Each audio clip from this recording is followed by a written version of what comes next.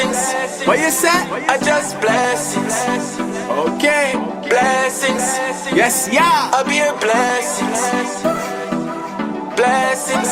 Over and over again. I just blessings upon blessings. Blessings. I'll be your blessing. Blessings upon blessings. Blessings. I'll be your blessing. Even when I'm stressing, I'll be your blessings. I'm taking every lesson as a blessing to increase my abaya. Me a blessing. I'll be your blessings. Every breath is a blessing. Blessings upon blessings. Blessings. I'll be your blessing. Blessings upon blessings. Blessings. I'll be your blessing. From I have mouth for talk, that's a blessing. I'm a foot for walk, another blessing. Me the outline with chalk, add up the blessings. And my heart no dark, cause of the blessing. Cause me know who bless me, and who not left me. When me wrong, me know who correct me. Through the valley of the shadow of death, yeah, take me. And then him bless me. Blessings upon blessings. Blessings. I'll be your blessing. Blessings upon blessings. Blessings. I'll be your blessing. Genesis 12 and 2. And I will make of thee a great nation, and I will bless thee and make thy name great, and thou shalt be a blessing. Blessings upon blessings. Blessings. I'll be your blessing. Blessings upon blessings. Blessings. I'll be your blessing.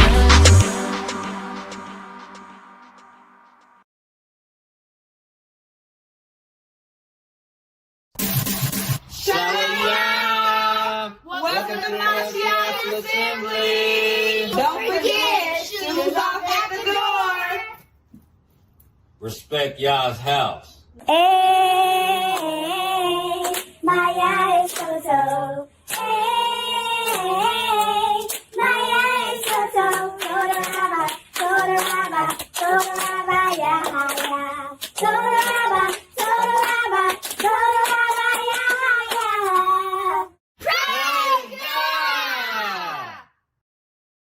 Yeah. Praise Yah.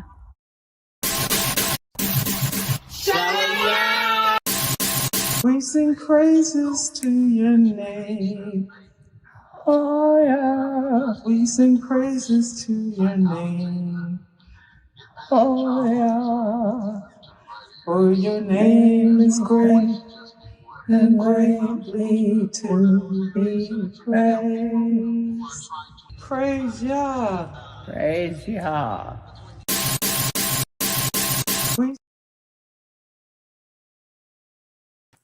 Peace and blessings, everyone. Peace and blessings, everyone. Hold on, let me come on the screen. How do I do it? Add. There I go. Peace and blessings. Let me turn my mic up. Pick my mic up a little bit. Let me move my chair over to the side. Let me make what that was, but we'll be all right. Now let me put my thumbnail on the screen. Share screen. Bang. Look like they shadow banning us already. We usually be about 80 people in here already. My goodness. Peace and blessings. All right. Blessings. All right. Tonight lesson is going to be a blessing. Even though they shadow ban us, we still going to bring this truth. I got some exclusives. You heard? Exclusives.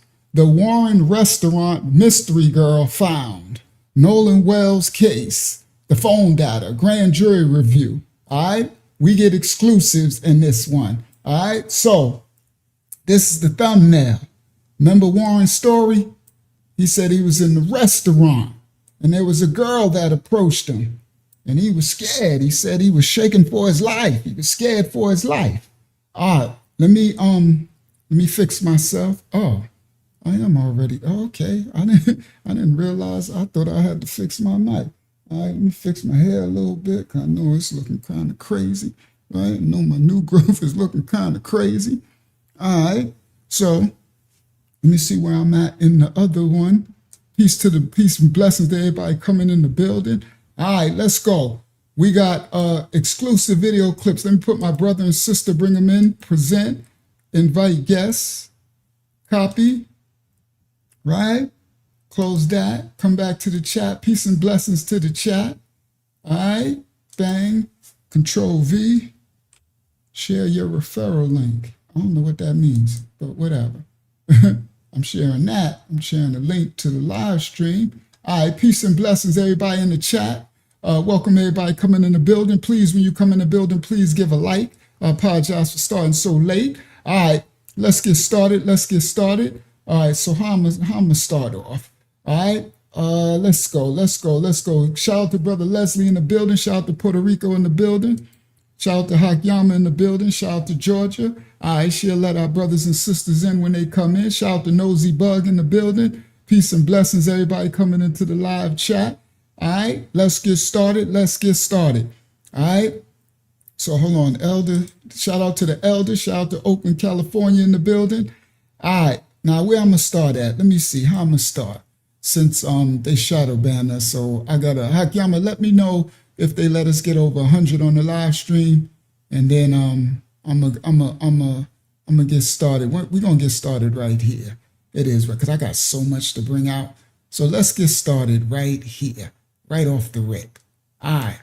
So copyright disclaimers are in effect. We don't own rights to the video. We're reacting to the video. We found her. You heard? Exclusives. All right. It's like, so the Nolan Wells case, there's a mystery girl, all right, that Warren was speaking about. All right. Copyright disclaimers are in effect. We don't own rights to the video, so I'll get to that when we get over 100 on the live stream, if they allow us to get over 100 on the live stream. As we can see, they really doing this dirty tonight. I'm like, wow, what kind of mess is this? They really pissed at me tonight. All right, let's go. Copyright disclaimers are in effect. Let's see what happens. Let's see if they, if they let us at least get 300 on the live stream. At least they can give us that. All right. So let's go. Copyright disclaimers are in effect. We don't own rights to the video. We reacted to the video. First clip of the night. Let's go. Stop share. Come to y'all. Share screen. Bang. Bang. Share. Copyright disclaimers are in effect. Let's go. Share. Oh, these little liars. I told y'all that Jax was the ringleader. I told y'all he sat in this interview and he was telling stories about shit that he wasn't even there to witness. So let's break down some of the stuff that I heard in this interview. Let's start with Warren's first phone call, because y'all will remember that Warren said that he was over at Ava's house for that 4th of July party when they all started realizing that Nolan was missing, and he called Miss Christine at 11 o'clock. One of the first things I told Miss Christine Wells in the first phone call that ever occurred with anything to do with Nolan Wells being gone, because I was the first person to call Miss Christine about anything. First phone call, anything to do with Nolan Wells, was me making a phone call to Christine Wells. And one of the first things I said to her, with multiple witnesses here, pull up the phone call if you want. She said, oh, well, Nolan's location is with y'all at, where the house we were at. And I was like, well, no, he left his phone with us. I told her this. And yesterday, the same time that this interview came out, Christine Wells said this. 360 says that he's on land, and he was like, well, no, I mean, we have his phone. So both versions of the story say that Warren didn't tell her about the phone until after she confronted him with the 360. Now, Warren tells Miss Christine that now what the panda lady's doing, the pink panther lady's doing, they did the boys did a part 3 on Officer Tater Tot show, And guess what? I got something exclusive. Yeah, I got something exclusive. I was hoping they let us through the shadow ban to show it, but it is what it is, right? I'm gonna still show it. I got something I ain't seen nobody put out yet. I ain't seen the Pink Panther lady. I ain't seen Kimbra. I ain't seen nobody covering the case show what I'm about to show tonight. So the House of the Most High, we got our own exclusive that I saw and detected what happened in this interview, the third interview of the boys speaking to Officer Tater Tot without the lawyer dude, right? The Billy Bad, Pinky in the Brain looking lawyer dude, right? So let's continue. All right, so she's bringing out some things that she discovered, some inconsistencies, some hoodwinks, some bamboozles in this case, and these boys is doing themselves a very big disservice. Okay, a very big disservice. Their lawyer is apparently really not that bright or something, or because they are letting these boys do these interviews and they are incriminating themselves insanely. Okay, they are telling inconsistencies and lies, right? Over and over again, and anybody will tell you that less is more. Right? Everything you can and say will be held against you in the court of law. So they should be being quiet. But the lawyers have let them go on there and let them just run their mouth. All right? So I don't know what they doing. They paid a lot of money too for these lawyers for them to just let them just go all out there and just say anything. And they looking real crazy because I'm gonna expose something tonight that most haven't seen. I haven't seen nobody yet bring it out yet. We're going to bring it out exclusive here tonight in the House of the Most High Ministries. All right, let's go. He knows somebody in the Coast Guard and that he's going to call them. With both versions of the... I told her this. And yesterday, the same time that this interview came out, Christine Wells said this. 360 says that he's on land, and he was like, well, no, I mean, well, we have his phone. So both versions of the story say that Warren didn't tell her about the phone until after she confronted him with the 360. Now, Warren tells Miss Christine that he knows somebody in the Coast Guard and that he's going to call them, which is very fucking different than calling the Coast Guard, which absolutely explains why the Coast Guard came out and said at first that they had not received a call from the kids that night. The Coast Guard's initial statement said they weren't. Hey, Mike, we will not leave them alone. Okay? And you want them to be innocent? Well, it'll be proven in a court of law. They don't look too innocent to me, Mike. They don't look too innocent to our sister here on the screen, Mike. They don't look too innocent to a lot of millions and millions of people around the world, right? But you just want them to be innocent, then keep on being innocent. Then you need to tell their lawyers, Mike, you need to call the boys and tell them stop being interviewed. Because every time you're being interviewed, you look more and more guilty, Mike. See, guys, Mike said, listen, those kids are innocent and y'all know it. Leave them alone, for God's sakes. Leave them alone. Those kids are innocent. Those kids are lying. I'm about to show you that they're lying over and over again. All right? And now if they would shut their mouth, then we wouldn't even know that they was lying. But unfortunately, their lawyers are not that bright, and their lawyers have got them keep running their mouth on social media and doing these interviews, and they're making themselves look more and more guilty. Do you understand? All right? Yes. When they're found innocent, by who? That depends on by who. You talking about the same court of law that you follow? The same ones that says it wasn't nothing to see here on 99% of the cases? Okay, sorry. No, there's a court of public opinion as well. You heard? So we are going to discern it for ourselves, Mike. All right? And I will apologize if it comes out. Listen to this one, Mike. Mike said, when they're found innocent, are you going to apologize? See how you just assume? You assume because you're an ASS, right? You're making an ASS out of yourself, Mike. What I'm saying is, because instead of you asking the question, are you going to apologize and let me answer? You said probably not. So that means you got an agenda. Okay. See, this is the problem with people that don't want to discern the facts of the case objectively and unbiasedly. You already got a bias. You already said, I didn't even get to answer you. So what I'm going to say, if you would allow me to answer you, Mike, I would say if these boys show, if the lawyers, if the sheriff, if the medical examiner, if the Mississippi DA, if anybody give us any evidence to show any type of innocence, then I will say, okay, well, we were wrong because, and I will actually say we were wrong because everything pointed out at a cover up. Okay. So when it first happened, the sheriff said there was nothing to see here. So you got all of these inconsistencies, and now these boys are up here telling all these different stories, right? And I'm about to expose one tonight, and I want to see what you're going to say, Mike, right? You know what you're going to say? It don't matter. They're still innocent. We get it, Mike, all right? Not for us, okay? Not for the discerning public, the discerning people, children of the Most High of every nation, kid your tongue of people. We want to see facts. We want to see evidence. All right. All we've been hearing is lies and what you call withholding of evidence. All right. So let's continue. We'll see, Mike. All right. Let's continue. Copyright disclaimers are in effect. Let's go. Over 100 on the live stream. Peace and blessings. Everybody coming in the building. Let's go. I got some exclusive I'm going to show tonight that nobody has shown on the internet yet. Exclusive from the boys. I'm going to see what Mike's going to say when he see this clip I'm about to show. So Hakyama, if they let us over 200, then I'm going to show that clip. All right. If not, I'll still show it a little later because I got a lot of stuff. So let me know if we get over 200, and I'm gonna go right into the exclusive clip, and then I'm gonna go into the girl, the restaurant girl. All right, let's go.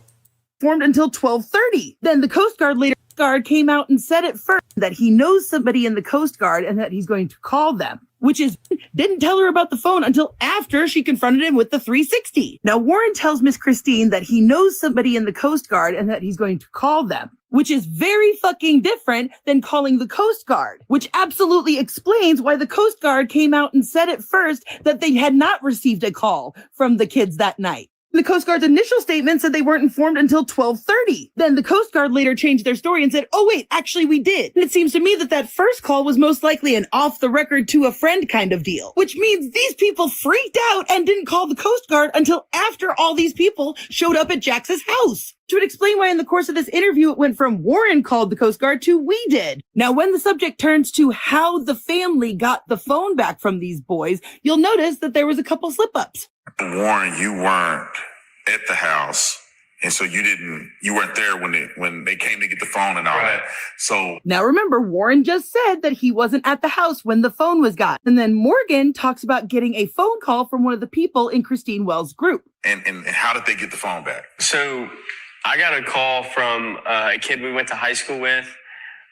He called me just asking me questions. He saw people posting on Snapchat, like the picture that was circulating. Except this picture wasn't posted until July 5th. Well, how could this picture have been circulating on Snapchat that night? But let's continue. And he called and he was asking questions. So she just caught him right there in a lie. Okay? See, Mike, where's Mike at?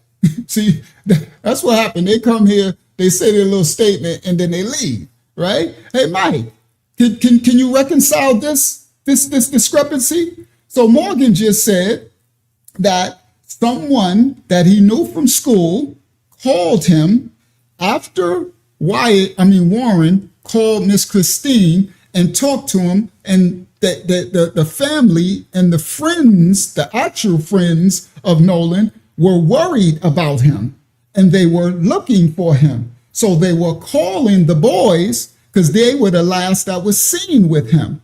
So they were calling the boys. So he said one of his high school friends, one of Nolan's actual friends, called him, Morgan said, and because he saw the picture posted.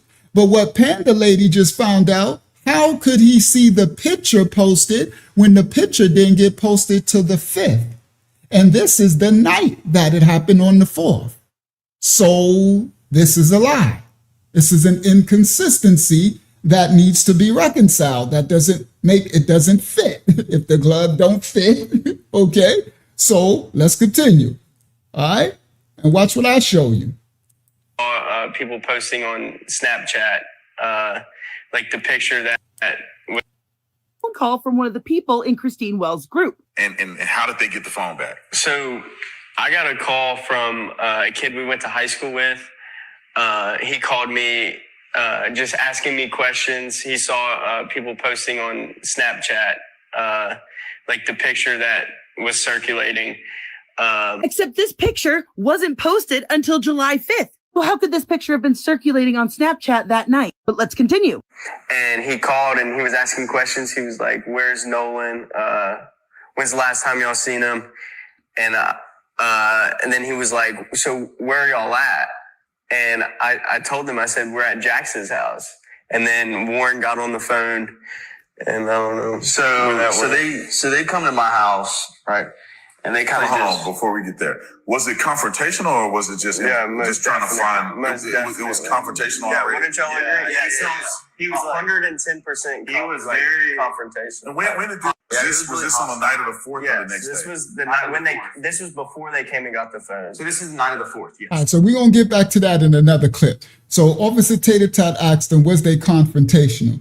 So Warren says they were very confrontational. Everybody, that's confrontational. But they're looking for their friend or their son or their family member, their loved one, who is missing, who was last seen with you guys. And you're saying they're acting confrontational because they're asking, where is he? Okay? And let's continue. Let's let her continue. Of course I would be upset. And now all of a sudden Warren is there? When very confrontational. And when did this was this on the night of the 4th or the next this day? was the night when this was before they came and got the phone. So this is the night of the 4th, yes. You guys are missing a part of the story. How did you get from Ava's house to Jax's house? Because Miss Christine is watching you guys on the Life 360. So suddenly she's seeing the phone leave one location and go to another. Of course I would be upset. And now all of a sudden Warren is there when the phone stuff starts happening? He's listening to the phone call? Now I need y'all to remember that Warren also said that the phone was in his truck on the first conversation, as we have from this report. Meaning if we were to believe Warren that he was not there when everybody showed up looking for the phone at some time in between 11 and 1 a.m., so then that would mean after they heard this angry phone call, Warren gets the phone out of his vehicle and puts it in Jack's house and then leaves. There's probably like 10, 15 people in my house I don't even know. And they're all up in our faces. Well, that can't happen. That can't be, Miss Panda, because the phone wasn't in Jack's house. The phone and the keys were at two separate locations.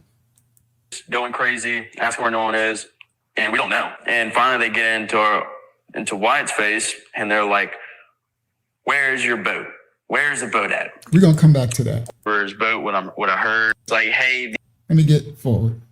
Instead of calling his parents, he calls 911 phone, and they saw it was heading to Wyatt's house. And even though someone else's phone, I don't know, heading over there, Wyatt for his address. So the house all to your fucking self that weekend. But then they ask Wyatt for his address. And started talking to them. Okay, so let me get this straight. Wyatt, Morgan, and Jax were all together. Warren was gone for some reason at this point. 10 to 15 people just barge into your house. Don't know why your grandparents weren't around. That might explain some things, huh? Guess y'all had the house all to your fucking self that weekend. But then they ask Wyatt for his address so that they can go look at the boat. Wyatt gives them the address. They start heading over there. Wyatt and Morgan get into a car and leave Jax's house. Somebody else that you were with that we aren't hearing about is tracking someone else's phone. I don't know if it was somebody who was with the group that they had access to, or if they were tracking Nolan's phone and they saw it was heading to Wyatt's house. And even though Wyatt gave them the address, and instead of calling his parents, he calls 911 and tells them, "My parents don't know anything about that's going on. Can you send police over there?" Now, mind you, it was about half an hour after being on the phone with Warren that Christine was able to actually call and report him missing. But she was having to go back and forth and go down to all these different agencies because nobody would fucking help her. And frankly, I want to know why all of this confrontation was left out of the fucking report. Like, if this family had to be removed from 2 different properties by the police, why is there no record of that? And in fact, it wasn't until after these confrontations that MDMR and Ocean Springs Police apparently had their little conversations about who was going to be taking over the case. Because remember, the Jackson County Sheriff Lieutenant told them that deputies had spoken with several friends that had traveled to the island on the vessel with Nolan, and that when they were left, he was in the company of an unknown female. So now, even though Warren had supposedly called the Coast Guard, all these family members are telling the police that the kid is missing. These are the people that last saw them. They're all like, we last saw him on the island. Still, the deputies said that they did not have reason to believe that there was any water-related exigencies or emergencies. Don't worry, y'all. I've got a lot fucking more to say about this stuff. So come back for part 2. I'm going to be immediately recording it because Warren fucked up pretty badly in this interview, and I'll show you why. Where we had left off, Warren had already called Miss Christine, and then they somehow ended up at Jax's grandparents' house. That's where they all stayed that weekend, and so that's why Nolan's keys were over there. They had to have been at the grandparents' house, who mysteriously never showed up during any of these confrontations. Somehow the phone had gone from the party that they were all at to Jax's place, and then Warren left after a phone call to Morgan. According to them, 10 to 15 people showed up and just walked into Jax's house and demanded the phone. Wyatt gave the address in which the boat was at. They all start migrating over there. Then Morgan and Wyatt and another friend are tracking their 360s and seeing that they're going over to Wyatt's house. Then they call 911 to tell them that the police are on the way to his house. Then they're searching the boat, and then they come back to Jax's house around 1 o'clock in the morning, according to him. Mind you, that's when they explain to the police about their friend being missing. And so then the report says at 1:38 in the morning, the Jackson County Sheriff's Office say that they spoke to several of the friends that were on the vessel with Nolan, saying that he was in the company of an unknown female. But Morgan, Jax, and Warren all claimed that they did not travel to the island on the same boat as Nolan. So who did they talk to? Because it sounds to me like they had told the police that they were on the same boat as him. Keeping in mind that this is what Warren told Miss Christine. Named Katie. And so then it turned into, Katie is also missing. No one can find her. And the explanation of no one knows this Katie, like we've never met her. And Tristan said this. I was talking on my other buddy's phone, talking to Warren. He was dialing Coast Guard because he hung up the phone and was like, hey, this is them, bye, and hung up the phone. And that was the last time I talked to him. Mind you, Tristan is friends with Katie. They are mutuals. I have confirmed this. So now that we've got that timeline fucking straight, let's back up to something that Warren said during this interview. But if you're motivated enough to do it, yeah. Like, I made a phone call to my mom, and I had to call her like 8 times before she picked up because either her service was bad because she was on the back side of the aisle on the south side, or my service was bad, and it was just hard to get through. Do y'all see that?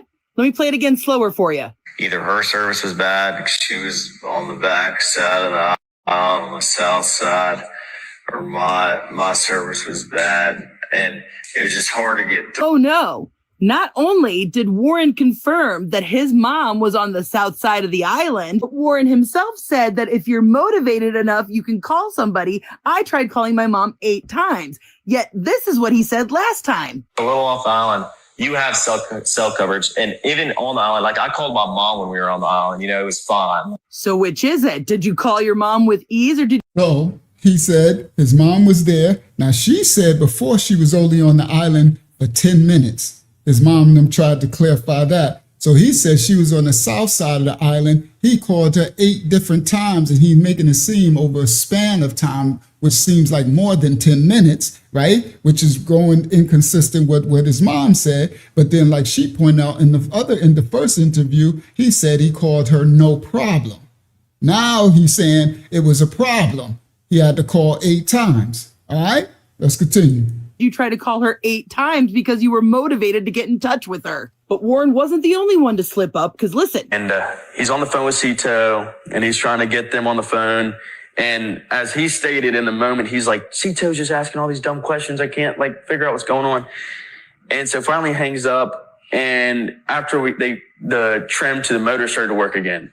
So they manually trim it down by the buttons on. Now, it's an interesting statement that Jax says Cito is asking all these stupid questions when they ask you, are you sinking? How much water is in the boat? Is anybody hurt in the boat? Is everybody breathing? What are your locations? So I didn't hear on the Cito call no stupid questions, right?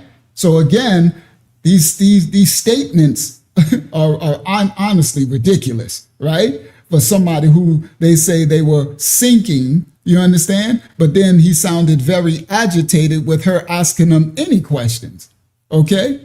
And let's continue. And then the granddad called before them and said, you know, granddad said they don't even need a tow. But asking all these dumb questions, I can't like figure out what's going on.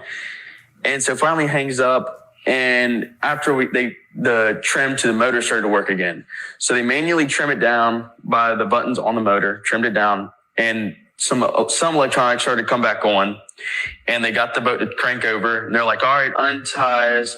So first off, Jax just proved that the boys put the phone on mute during the call with Cito, because I've listened to the entire 8-minute call, and at no point does they ever say anything about them asking all these stupid questions. Then he said after they hung up on the Cito, that's when it started working again, and they said, okay, untie us, implying that it had been tied up to the other boat the entire time. But we see in this video that they are hauling the line back in right here as he's on the phone.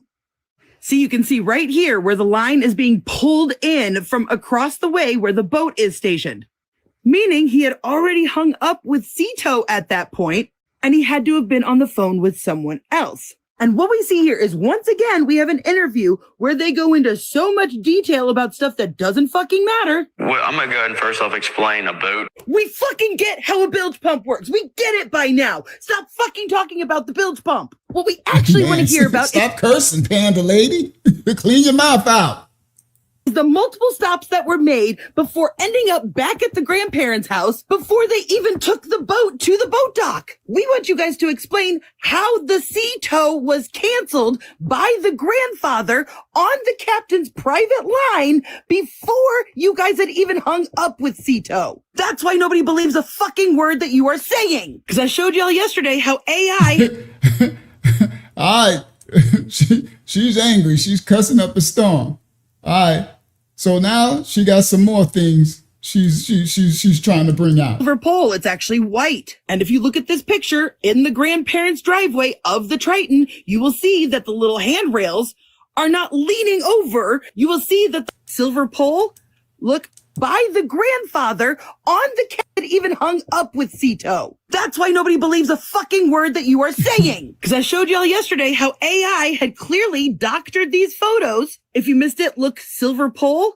Look, no silver pole. It's actually white. And if you look at this picture in the grandparents' driveway of the Triton, you will see that the little handrails are not leaning over. You will see that the rails are going straight up and down and not leaning, which is why I also suspect that the identity of whoever this is was intentionally covered up. Because first off, who wears this weird swimsuit thing? This is somebody who, if they were with them, would have stood out in a crowd. But this woman who's in a red striped swimsuit with a white baseball cap shows up in a lot of different pictures, just oh so obscured. Here she is again, handing out beers on Bart's boat. So I personally suspect that whoever that was in fact on the Triton, and they used AI to change her clothing and to obscure her identity. Because I think this was either Warren's mother or Wyatt's stepmother, which would explain the older female voice people who said they've heard on the Cito. Because otherwise, why would he need to call his mother 8 times? Unless, according to his own words, If you're motivated enough to do it, yeah. because remember, there is a 4th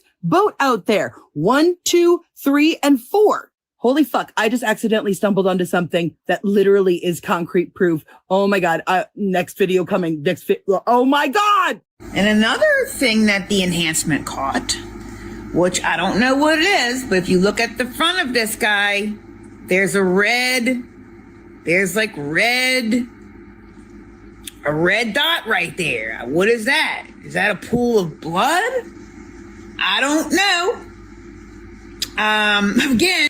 So Kimbra, she found a photo, right? I'm going to get to something I found in a minute. But Kimbra found a photo, and she's pointing out that there's a red dot on this boat right here. I think I made it bigger. Let me find my image. I know I screenshotted it and made it a little bigger so we could zoom in. I got to find mine. All right, there I go. Let me double click it. There we go. All right. So Kimbra found this, and she's like, hold on. What is this? Right? So let's stop share. Stop share. Share screen. Window. Bang. Share. So I screenshotted for y'all to make it a little bigger, right? So this red splat or whatever that is. So, you know, she's thinking, well, could that be blood or what is that? All right. So I don't even know which boat this is or nothing. But anyway, I just wanted to make it a little bigger for y'all to see it. Right. All right. So let's continue. Let me go close that. Then I can go share screen. Bang, share. Get back to her. They releasing all the camera photos from the disposable 1998 cameras. And we gotta fucking piece it together. We fucking go gadget eyes here. I just find that it's interesting that of all the things that it isolated, it captured that pool of red right there. So that's interesting. Mix it with water for me. 8 ounces to clean up. I didn't know I put that clip in there. Hold on, let me get past that clip. That's for another time. All right, let's continue. She got more clips. Like he's lost a lot of weight from this tragedy. So y'all hear them talking about this with Wyatt and with Warren. Now, they are saying that Warren looks like he's lost a lot of weight from this tragedy. And it's like, well, what do you expect? He just told you he can't go to restaurants anymore. I have to use that GoFundMe money for some Uber Eats, baby. Your restaurant days are over. She's foolish. So anyway, so some of y'all are looking at that, right? So I made that a little bigger for y'all, right? So, and we're going to get to exclusive, right? They really shadow banning us tonight like never before, like insanely. They don't like what I'm bringing out tonight. All right, so let me go to window, bang, share. All right, so this right here is Warren, right? So this is how he was looking before when this was first starting, right? You see his neck, see his face look full. And this how he looking now in the last interview, right? So he looked like he done lost about 30 pounds, okay? So some people are like, this is what stress would do to you. This is what guilt would do to you, or this is what, you know, we're not saying, we don't know if he guilty, innocent or nothing, but I know he lying like a lake of fire. I know I didn't get caught in about 4 or 5 lies. So that's a lot of weight gone. All right, so I zoomed it in for y'all, made it bigger so that y'all could see it at home clearer. All right. Yeah, it's even his nose then got skinnier, right? Yeah, he lost a lot of weight. All right, let's continue. Stop share, come back, share screen.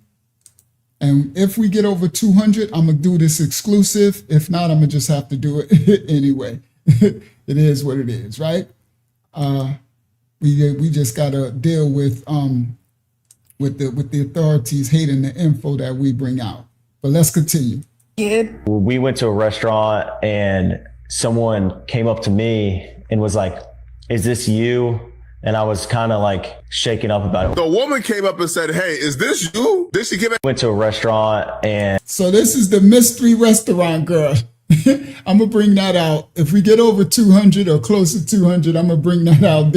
I'm gonna bring that out, the thumbnail clip. I'm just trying to save it for other people know we live. Please give a like to the live stream. I got something very exclusive coming that nobody's done on the internet. Got to do with this case that I seen, I witnessed, that I found out. All right, let's continue. And someone came up to me and was like, "Is this you?" And I was kind of like shaken up. So, Warren, you were shaken up because someone asked for an autograph. These poor kids. I mean, they're getting recognized in public. They can barely go to restaurants anymore. Terrible what y'all doing to these kids.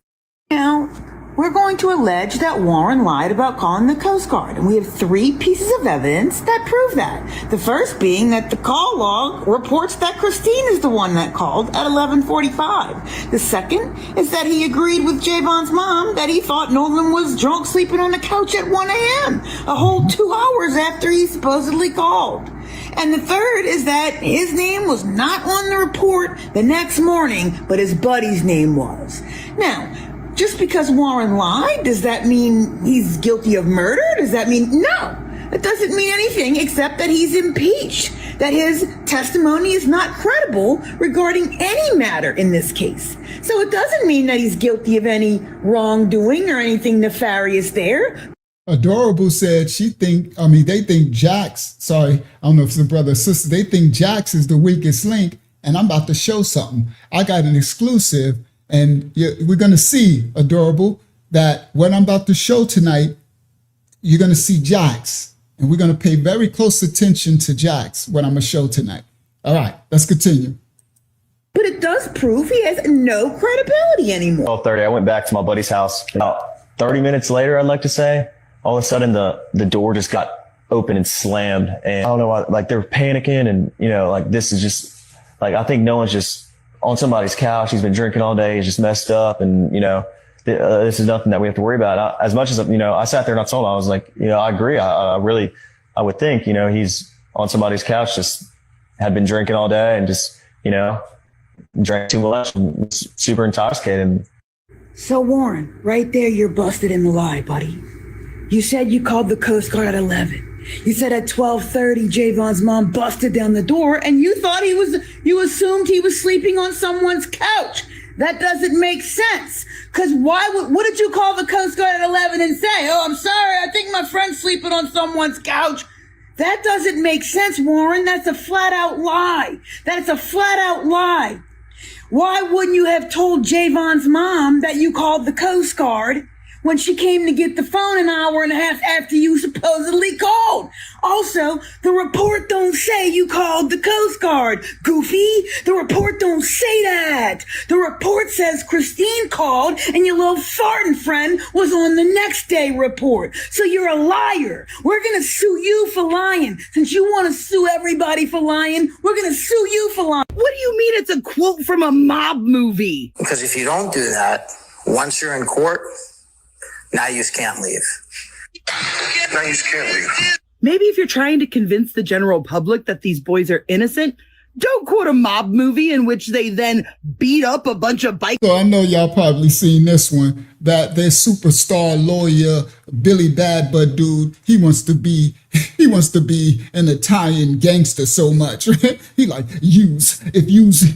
if we's catch yous won't be able to go away. He wants to be a gangster so much. Little Tink Tink, what's his name? Pinky in the Brain. He want to be so thugger so much. I'm like, boy, little Tink Tink just want to be a thug. Since you want to sue everybody. Trying to convince the general public that these boys are innocent, don't quote a mob movie in which they then beat up a bunch of bikers at a bar. And it seems quite obvious to me that this lawyer, instead of, presenting evidence that would help exonerate them in the public eye, like showing the actual security cam footage of when they came home or the text messages with Katie. No. Instead, we're going to keep it focused on race, which you can see by this clip. People are pushing the narrative of, oh, this is a race thing. Well, obviously it's not. I mean, this is like a brother to us. I mean, Nolan's no different than anyone else in our group. I also want to say, I think it's so criminal that they took something so anti-racist and flipped it into something super racist. Like they took, this is the definition of anti-racism. I mean, that we did not look at Nolan any different than I looked at him, or even you. Okay, first off, that even you was wild. It's quite clear from... Yeah, I swear. Racism is such a funny thing that Jax don't even realize that we looked at Nolan as no different from him, or even you. So you just said he's different. You just said him, and you, right? He said, or even you. Right? I'm like, but you just said you don't see him as no different. So why you get this, oh, even you, black man, even you, black face, black of the black? We don't see him no different. Wow, these kids just don't know. That's why somebody should have told them to be quiet and stop. Don't do no interviews, guys. All right. That sentence that Jax has never had an actual conversation about racism in his entire life. That even you was Racism. I mean, that we did not look at Nolan any different than I looked at him, or even you. Okay, first off, that even you was wild. It's quite clear from that sentence that Jax has never had an actual conversation about racism in his entire life. I was friends with a black person. That's the most anti-racist anybody's ever been. This situation was the most unracist thing that's ever existed. It's the media. They're the ones making this racist. No, you don't understand what that means. It means your story doesn't hold water, and when people called you out on it and called out the investigation on not even investigating, that is systematic racism. It's very, very clear to me that the lawyer is the one telling them to keep the focus on race. Because you can see the lawyer and the gears in his head turning and nodding and agreeing along with all of the racial stuff. And you can see him kind of being like, yeah, okay, that's what I'm saying. Yeah. So it's very clear that that was one of the bullet points that the lawyer told them to hit home over. And another one was the Coast Guard. Why would I call the Coast Guard if I knew he was dead? I called the Coast Guard right away. First off, you didn't. You waited till 11 o'clock. Second, it's not like the Coast Guard searched for him that night. Warren clung to that like it was a safety raft. I think from the beginning, I'm glad that I called the Coast Guard. It would have been completely different. I'm glad I called the Coast Guard. It's like, I'm sorry, Warren, but it's actually way more suspicious that you called the Coast Guard, because first, you didn't want to call the Coast Guard when you guys were sinking. And then for some reason, you assumed that Nolan was still out on the island at 11 o'clock at night. Why wouldn't you assume that he came back with the person he was supposed to come back? Duh. Why would you think anything is wrong when you left and he's supposed to be with the girl, right? Like you said on the other one. At 1 a.m., you think he's laid up sleeping. So then why would you call the Coast Guard at 11? Right? The math don't be nothing, bro. I swear. The math do not be nothing. Let's continue. And something happened to him in transit, because no reasonable person would think that he was still out on the island, in my opinion. So in Tatum's interview with Trayston said Wyatt's name, then he apologized like he wasn't supposed to say. And so I told Wyatt that, and oops, my bad. But I told him it's good. I told him that. Now, mind you, in Warren's interview with Tatum, he said Wyatt's name 20 times. I counted. He didn't say anybody else's name more than 10. Now, why was he so comfortable saying Wyatt's name that much? And then why would Trayston feel the need to apologize after saying it in his interview? And now, the interesting thing about that statement, when Trayston apologizing for saying Wyatt's name, you see that Officer Tater Tot was in on it. Then he apologized like he wasn't supposed to say. And so I told Wyatt that, and oops, my bad. But I told him it's good. See, he said, oops, my bad. He said, no, it's good. So you know that he wasn't supposed to say Wyatt's name, but Warren got free rank to just say Wyatt's name all the time. All right, interesting point. Now, mind you, in Warren's interview with Tatum, he said Wyatt's name 20 times. I counted. He didn't say anybody else's name more than 10. Now, why was he so comfortable saying Wyatt's name that much? And then why would Trayston feel the need to apologize after saying it in his interview? And with all of the editing that Tatum did for Warren's interview, why didn't he just do the same with Trayston's? But look, I said I would get to the CETO audio.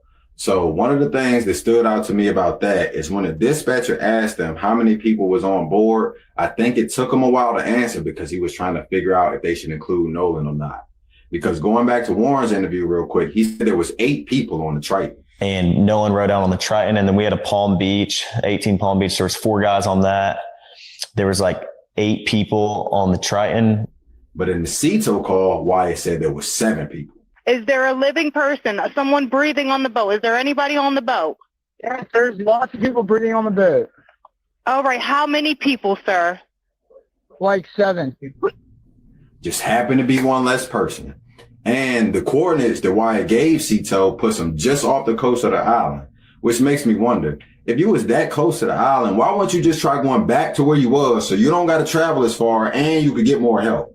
All right. So that point I'm going to bring up when I show this other clip, right?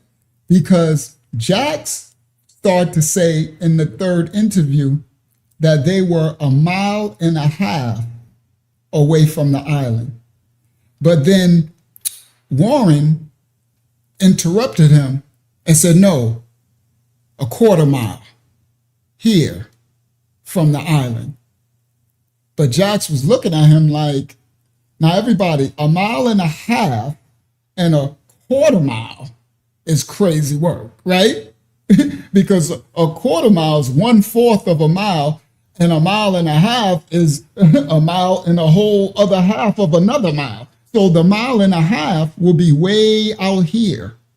You understand? If this is the 1/4 mile from the shore, then the 1.5 miles will be way up here, and that would be far where nobody can see what's happening on the boat. But Warren wanted to make it 1/4 mile, okay, off the shore, so that they can have the excuse that, oh, nobody could have did nothing to nobody on the boat because people on the shore could have seen it. All right, y'all see that anyway when I play that clip of them talking. All right, Close to the island, which makes me. How many people, sir? Like 7. Just happened to be one less person. And the coordinates that Wyatt gave Cito puts him just off the coast of the island, which makes me wonder, if you was that close to the island, why wouldn't you just try going back to where you was so you don't got to travel as far and you could get more help? And I'm also curious, exactly what time was the call to Cito made? And why did the full audio from the call take so long to be released? And why was different media outlets putting out different clips of it instead of the full thing? Officer Race Tatum just did this sequel interview with now 4 boys on it instead. And I don't know if this makes things much better. Oh, this is a bunch of white guys that killed a black guy. Nobody said you guys did anything. We're just saying that you lawyered up the day after all of this and you deleted all your social media accounts. That just seems sus. I think it's so criminal that they took something so anti-racist and flipped it into something super racist. No, we did not flip this into a racist thing. It's the way your entire town has handled this and treated the mother and the way the system has treated this, which makes it a racist thing. Why would we call Cito if we have a dead body on the boat? Why would we call the Coast Guard? Why would you cancel Cito and the Coast Guard is the real question. That clip of all of us on the boat, you know, as it's rolling, not rolling, but right there sitting in the water.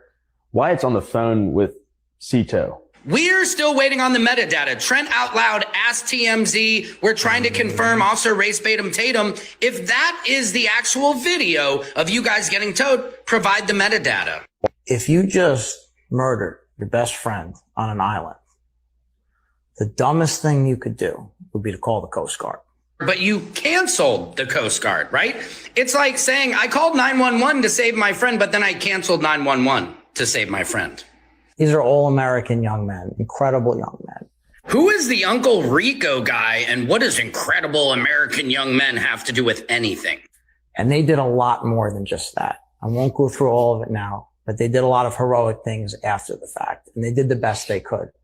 By heroic things, do you mean keeping the cell phone, the keys, and deleting all social media accounts and lawyering up? And they tried for their dear friend. All of their actions are the actions of innocent men, not guilty men. And out of all of this, I don't hear any of you saying, I hate how Nolan's mom has been treated. You only talk about how you guys have been treated. Also, look at all their body language. It is so off to me. Do you see how they're all staring at whoever's talking like, don't mess it up, don't mess it up, don't mess it up?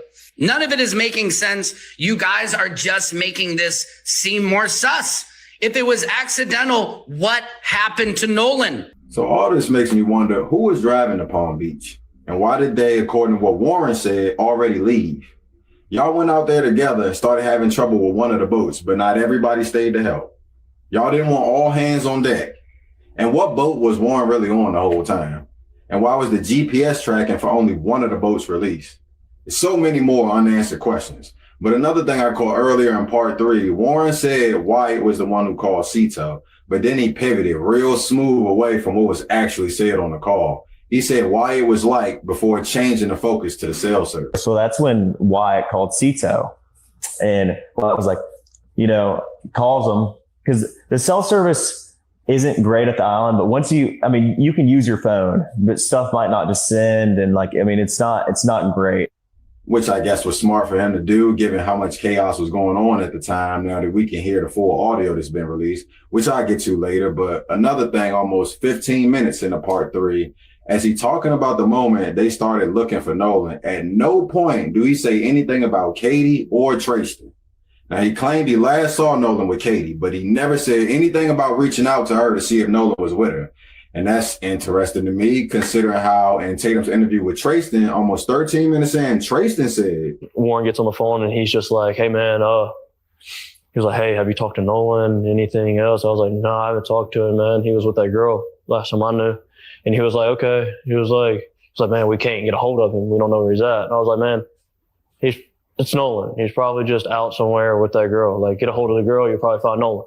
It's no big deal. But Warren chose not to do that for some reason. What he did do was ask what Nolan's Snapchat location said, which is also interesting to me, because why would you bother checking his location if you knew his phone was on Wyatt's boat and he didn't come back with y'all? Before I called Miss Christine, I asked, I was like, oh, well, where's his location at? Because Nolan had his Snapchat location on for me. And he said, Wyatt said it's, in my truck. Like, because everybody who left stuff on the boat, it was Wyatt's boat. So Wyatt put it in his truck, it's normal. Because Warren made it clear around 4:44 on part 4. Nolan left the phone on the boat. And when we ran in, Nolan didn't ask for his phone. Look, if you ain't got tired of listening to the lies, and if you can actually believe it, it's even more. And so in the first part of the interview Tatum did with Warren, there's an edit 4 minutes and 13 seconds in where Warren said Nolan was on a boat with him, but it was edited to sound like he said Nolan was on a boat with him last year. Most of everybody from Ocean Springs and the Gulf Coast go to Horn Island. And, we went last year. Nolan was on the boat with me last year. And he was... Now, I can't say for sure what was cut out, but I definitely caught that and the hard swallow right after. Pause. But then there was another edit, 5 minutes. I agree, Adorable. They need to keep talking because everything they say, they just incriminate. They just bringing out more evidence. 40 seconds in where Warren says Wyatt's name and he starts to say another person's name before it's cut out. My buddy Wyatt and I went and with my buddy, and we went, topped the boat off. And right after that, he said Wyatt has a smaller boat called the Palm Beach, and that he, Warren, drove the Palm Beach from Fort Bayou to the boat launch. Then Wyatt went and put his smaller boat in the water, which is the Palm Beach. He's an 18-foot Palm Beach. And I drove the boat from Fort Bayou boat launch to my buddy's grandparents' house. And that's where we all planned to meet up that day. So he's saying Wyatt had 2 boats out there and that he drove one of them to the boat launch. But he also said he actually rode to Horn Island on a 3rd boat called the Tide Line, which belonged to his buddy Bart. I went with my buddy Bart because we had a lot of friends from college coming down. And Bart, I called Bart that morning. I was like, hey, man, can you take your boat out? I'm about to get some exclusive. Right after this clip about to finish, I'm about to show some very exclusive. All right, over 200 on the live stream. Matter of fact, let's get to it right now. I'll come back to this. Let's get to it right now. Watch this right here. I caught this. All right. This is the interview, right? So we'll go back through this part later, right? So I'm going to fast forward the interview. All right. This is the part 3 interview. And I caught something I haven't seen no content creator or nobody bring out yet.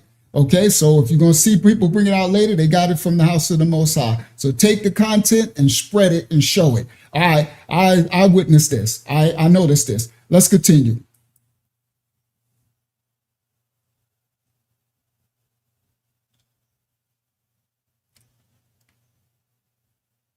You share screen? Oh, shoot. Share the screen instead. Thank you, Akiyama. All right, here we go. Like I said, lights up a room when he walks in it, but no, I'm not joking. Jokes. It's like an understatement. No jokes. He's great, dude. Most genuine guy I've ever met in my life. Nolan would always be at our houses, stay at our houses, and for his parents to come out and say, oh, well. All right. So during this interview, they said a lot, right? but I discovered something. Two distinct things that happened that lets you know that it's very paramount that, first of all, there is no what word I'm calling you, sadness in the interview, right? There's no tears, there's no weeping, there's no, right? But what I did catch is, let me catch, I think it's this one first. Let's catch the first. Let's go right to it. That's plain and simple. They went and searched Wyatt's boat. Yeah, they went and searched like 15. 15. All right, we're going to come back to that. I want to, where is it? I want to catch the first one. I know the second one is near the end. I want to get right to it because it's a 42-minute clip. And I want to show y'all. I want to bring it right out. I should have just grabbed it, but I thought we was going to watch this 42-minute of the whole thing until I get to it. But it's, hold on. I should be able to find it. Let's see. Where you at? The first one, where you at? There we go. All right, let's go. This is the first one I noticed. There's two different distinct things I noticed in this interview I haven't seen nobody bring out yet. Let's go. So, Nolan was like a... All right, here we go. So last question, is there anything you guys want to say to the audience regarding this interview that wasn't covered or something you just want to get off your chest? I mean, Nolan was like a brother to all of us. We loved him dearly. All right. So Officer Tatum asked him, last question, is there anything you want to say? And Morgan jumped in quick, like immediately, right? So I want y'all to notice something. So he said his statement and it was really brief, right? And then he was like, that's all I got, right? But after he says that, he looks to the left. He looks to his left, sorry guys, and he's looking for Warren. I'm about to show y'all something that I peeped, right? Because, I don't know, I got an analytical mind. So he's looking for eye contact with Warren, okay? Over Jax. Them two had some eye contact things that they was transferring between each other. So after Morgan made this statement about how, he missed or whatever he said about Nolan, he immediately smiles and turns to look at Warren to catch Warren's eye contact like a smirk smile. But Warren looks away and looks up. And so Morgan turns and makes a face like, oh, not yet. Like, oh, I shouldn't be doing this right here. Now, watch this. I'm pointing it out so when y'all see it, and then I slowed it up for you guys. All right, now here we go. This is the first one I caught. There's two pieces I caught. I started my story from the night before. Yeah, I started whenever we've been 5th of July, like I could say personally, I started my story from the night before. Yeah, I started whenever I got off work on Friday. I started my story from last 5th of July. Like she was like, all right, take me back to day one. And I was like, all right, we've been talking about this since the 5th of July last year. Like what we're going to do, like how we're going to make this better. How are we going to make this funner? Like, as far as the investigation is concerned, here we go. Did you guys give your phones over to investigators? No. Yes. We gave our phones over freewillingly. It was our choice. Just to give our phones over, let them look. Hold on. Did you guys? And I was like, all right. Investigation is just because Nolan or something you just want to get off your chest. Nolan was like a brother. You guys want to say to the audience regarding this interview that wasn't covered or something you just want to get off your chest? Nolan was like a brother to all of us. We loved him dearly. Nolan was like a brother to us. Nolan was like a brother. All right, now watch his face. We loved him dearly. He's going to, after he finished, we loved him dearly. I got nothing else to say. He turns, he tries to catch Warren's eye contact with a smile. But But Warren is not. There we go. That's full screen. I thought it was full screen before. Hold on. Let me make it. Yeah, hold on. Stop and make it full screen. Move out the way, bro. I don't want to do no picture in picture. There we go. So, yeah, Nolan was like a brother to us. We loved him dearly.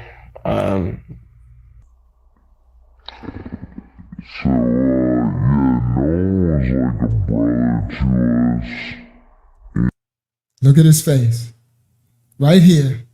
He said, Nolan was like a brother to us. We loved him dearly. That's all I got. He turns to the side and he tries to catch Warren's glance with a big smile.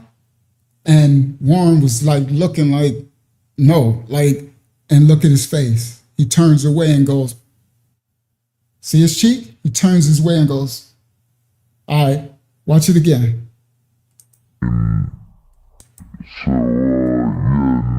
Dearly. Yeah, Nolan was like a brother to us. We loved him dearly.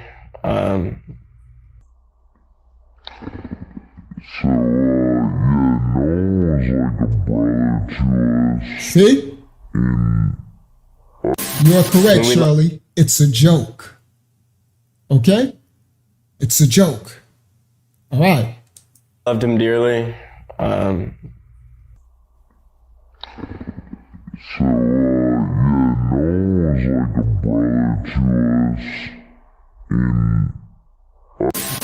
Nolan was like a brother to all of us. We loved him dearly. Yeah, Nolan was like a brother to us. And I can say without a doubt, nobody wants to know what happened to him more than we do.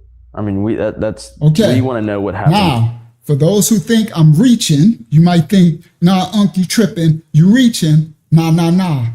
Part 2. It happens. Here we go. Let me go forward to it and watch this one. This one was the one where he caught his eye. This was the one that he tried to catch the first time. Right? Excuse me? Uh-huh. You want to take the comments off screen for a second? Oh, thank you. Thank you. The comments was blocked and stuff? Wow. Hold on, let me get to it. All right. Yeah, I'm glad you caught that. All right, scroll up. That's bad. Hold on, let me see what it was blocking. All right, hold on. Warren's face a little bit when he looked up. Okay, so yeah, I definitely got to see his face. All right, so let me, there we go. Turn it off. All right, come back to you guys. And then, here we go. Go back here. All right, got it, bro. You say you on the other go. one. Can you explain that? Now let me show this. You say you couldn't go. Can you explain that a little? So now they saying they couldn't go to the funeral, right? So Jax is like, man, it's messed up. We couldn't even go to our best friend's funeral, right? Because each of them say he was their best friend, right? But watch the reactions. More, were you told that you couldn't go, or was it something that you derived from the feedback that you've been getting from the family? What made you ultimately make the decision not to go to the funeral? So it was a little bit of both. It was one. Well, at first. Did y'all see it? It was quick. So Jax, he asked him, what made you think you couldn't go to the funeral? Jax said it was a little bit of both, but Morgan looks over at Wyatt, and now they both catch each other's eyes, and they both smile and smirk at one another. Like, this is a joke. Watch it. Pay attention. That you couldn't go, or was it something that you derived from the feedback that you've been getting from the family? What made you ultimately make the decision not to go to the funeral? So it was a little bit of both. It was one. Well, at first. Did y'all see them both? He looked, he caught Warren's eye. They both smiled at each other and smirked. like this. And then Morgan smiled and put his head down. Okay? Watch it again. I slow it up for y'all. We had our heads down. We're like, all right, we're going to go. The fact that we couldn't even go to our best friend's funeral because, one, we didn't want to take the attention away from him. I mean, that was his day. We didn't want to do that. And the fact that we couldn't even go to our best friend's funeral is horrible. That's something we got to live with. You know, the rest of our lives. So if you say you couldn't go, can you explain that a little more?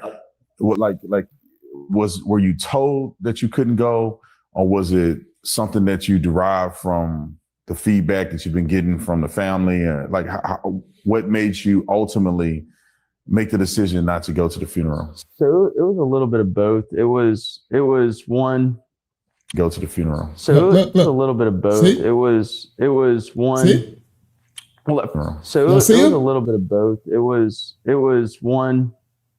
Well, at first we had, it was one. Well, at first we had, it was one. Well, at first we had, it was one. I got him. I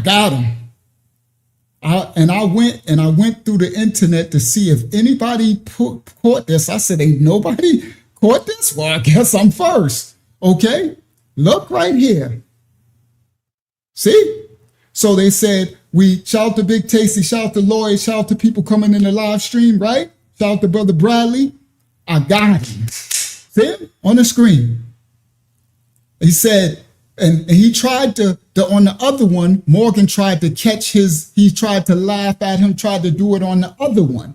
But why Warren wasn't looking, his head was down. So that's why Morgan smirked and put his head down. But this one, they caught the icon. Look, this is the joke. You see? All right? We couldn't go to the funeral. Like, you see? And that's when Morgan said, yeah, I missed him. Whatever, and then looked over at him. Wow, that's crazy. All right, let's continue. It was one. It was go, or was it something that you derived from the feedback that you've been getting from the family? What made you ultimately make the decision not to go to the funeral? So it was a little bit of both. It was one. Go to the funeral. So it was a little bit of both. It was one. So it was a little bit of both. It was one. Well, at first it was one. All right, now I'm what's the name? I did this, right? Over 300. Over 300. Welcome everybody in the live stream. This is a very exclusive right here that you find right here, ain't on nobody's channel yet. It should probably be out there tomorrow. People going to find it when they watch our live stream and they're going to take it. But you saw it first here tonight. I always try to give you something exclusive. Stop share. Let me come back. Watch this. And I got more exclusives. Share screen. Right?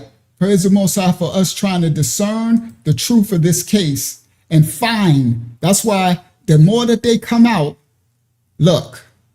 See, there you go. Look. Come on, y'all know I got you. Now let's look at Warren.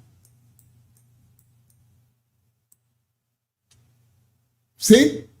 This is them talking about why it's such a tragedy. We couldn't go to his funeral. We couldn't go to this and this. We got him. Got him live. You heard? Now that I showed y'all that one, right? I slowed it up for y'all and everything. Now, let me go back to the other one. Now, the other one will hit different because now y'all got to see that one so clearly. And you can see the first one, right? That Warren tried to catch his eye the first time, but it didn't. Morgan tried to catch him the first time, but Warren wasn't paying attention. He wasn't looking. This is 3748. 3748. Right? I got more exclusives coming. Now, let me go back a little bit. Stop share. Let me come back to y'all. Share screen. Right? At least they let us get 300 on the live stream, Hakiyama. We had to fight for that 300. I'm like, come on, bro. Let us go. Let's go, YouTube. Let the children know we live. Come on. Please give a like to the live stream, guys, so they can find out we live. And come on in the bill. I got more exclusives coming, right? I got some straight exclusives coming. All right, we're going to get to the restaurant girl right after this in a second. All right, so here we go. So now that y'all seen that one, now let's go back to the first one, right? I should have time-stamped the first one. There you go. Hit. There you go. Watch it again.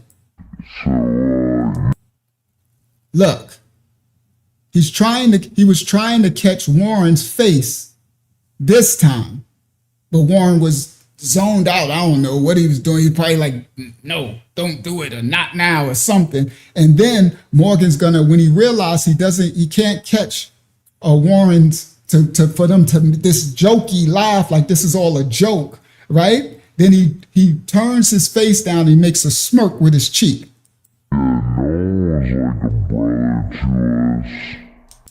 Right there. Come on. Come on. Y'all know we don't play in the house. You know we don't play in the house of the Most High, right? Come on. Screenshot. All right? Screenshot. Y'all know we don't play in the house of the Most High. Now this is the part that I was telling that other brother, said these guys are innocent. This ain't innocent activity. Okay? Innocent people who is missing their friend who just got alive a month ago. However, they're saying he's supposed to drown. Innocent people don't smirk and laugh, okay, against their friend, their loved one. That ain't innocent behavior. You understand? Hold on, let me grab it. That's not innocent behavior. You heard? This is wicked behavior, honestly. This is some sinister stuff. This that gangster stuff. This that gangster stuff where a person will unalive your family member, and then they'll come to the funeral. You know what I mean? And hug the mother and give flowers. This that sinister stuff, right? That's that next level dark stuff. I'm like, bro, this is real gangster. This is giving me, all right. So share screen. I think it's this one. Share. Nope, that's the first one. So it's the other one. Stop share. Come back. Share screen. Right? Window. It's this one. Share. No, why are they both the same? Did I do both the same? That one. That one. Yeah, they're both the same. Hold on. Let me grab the other one. I thought I grabbed it. Share screen. Screenshot. Where is it? Where did you go? There you go. Down there. Sorry, guys. Open up the same one. All right. Stop share. Right? Come back to y'all. Share screen. Window. Bang. This one. Share. Look at his face. Got him, Yaron. Got him, Sister Shirley. So this time, he went to smile, turn, and smile at Warren, but Warren wasn't looking when he first did it. And look at Warren's face. Warren's face like, ew. So Warren, when he first went to smile, Morgan, and look at Warren to get what they did on part 2, Warren looked away. His eyes looked away like, bro, not now. And he looked at him like, but I guess on the second one, they just, I don't know. I don't know what code this is or what cue it was, but he looking like, ooh. See his face? Oh, I shouldn't have did it right then. But then on the next one, he looked and they both did the smile and he looked away. So yeah, that's why I said for those who think I'm reaching and tripping, I ain't reaching and tripping nothing. I just have a Rolodex memory and I have an analytical mind and I can see things. You know what I'm saying? I just see things. I'm like, yo, what in the world? They over here smirking and making faces and laughing and gesturing. Okay, let's get back. Stop share. Share screen. Bang, share. Now, let me go back a little. Now watch him. We loved him dearly.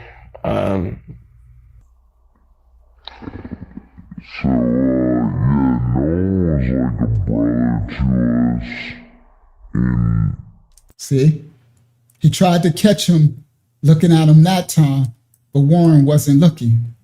And he's like, ooh, oh, right? But again, he made this little statement of how much he cares for Nolan, right? Hold on, let me go back a little bit more. I mean, Nolan was like a brother to all of us. I mean, we loved him dearly. That's all I got. Right? Now here you go. See, he's looking. Well, Warren's looking over into space. So, yeah, Nolan was like a brother to us. I mean, we loved him dearly. So that one wouldn't have meant as much if I didn't catch the other part. Part two. This one. I said, got him. Okay? I was like, I would have still showed it, but it wouldn't been as much until they confirmed it with this one. Make the decision not to go to the funeral. So it was a little bit of both. It was one. Go to the funeral. So it was a little bit of both. It was one. You see them? This is the most disgusting thing in the world, bro. But the trolls, y'all want to come here and talk about these boys is innocent. Innocent of what? Warren keeps saying, this is my best friend. This is my best friend. My best friend. Your best friend is going a month and this is what y'all doing? Laughing? When they're talking about you weren't allowed to go to the funeral? Yeah, it's a joke to them. Whole facts. It's a big joke. All right, let's get to the restaurant clip. The thumbnail. All right? Share this tab instead. Let's get to the restaurant, girl. All right? 300 here on the live stream. All right, share screen. Let me do this. Stop share. Share screen. Right? Window. Let's get to this part. We're going to get to this one. The thumbnail. We found her. The mystery restaurant girl. All right?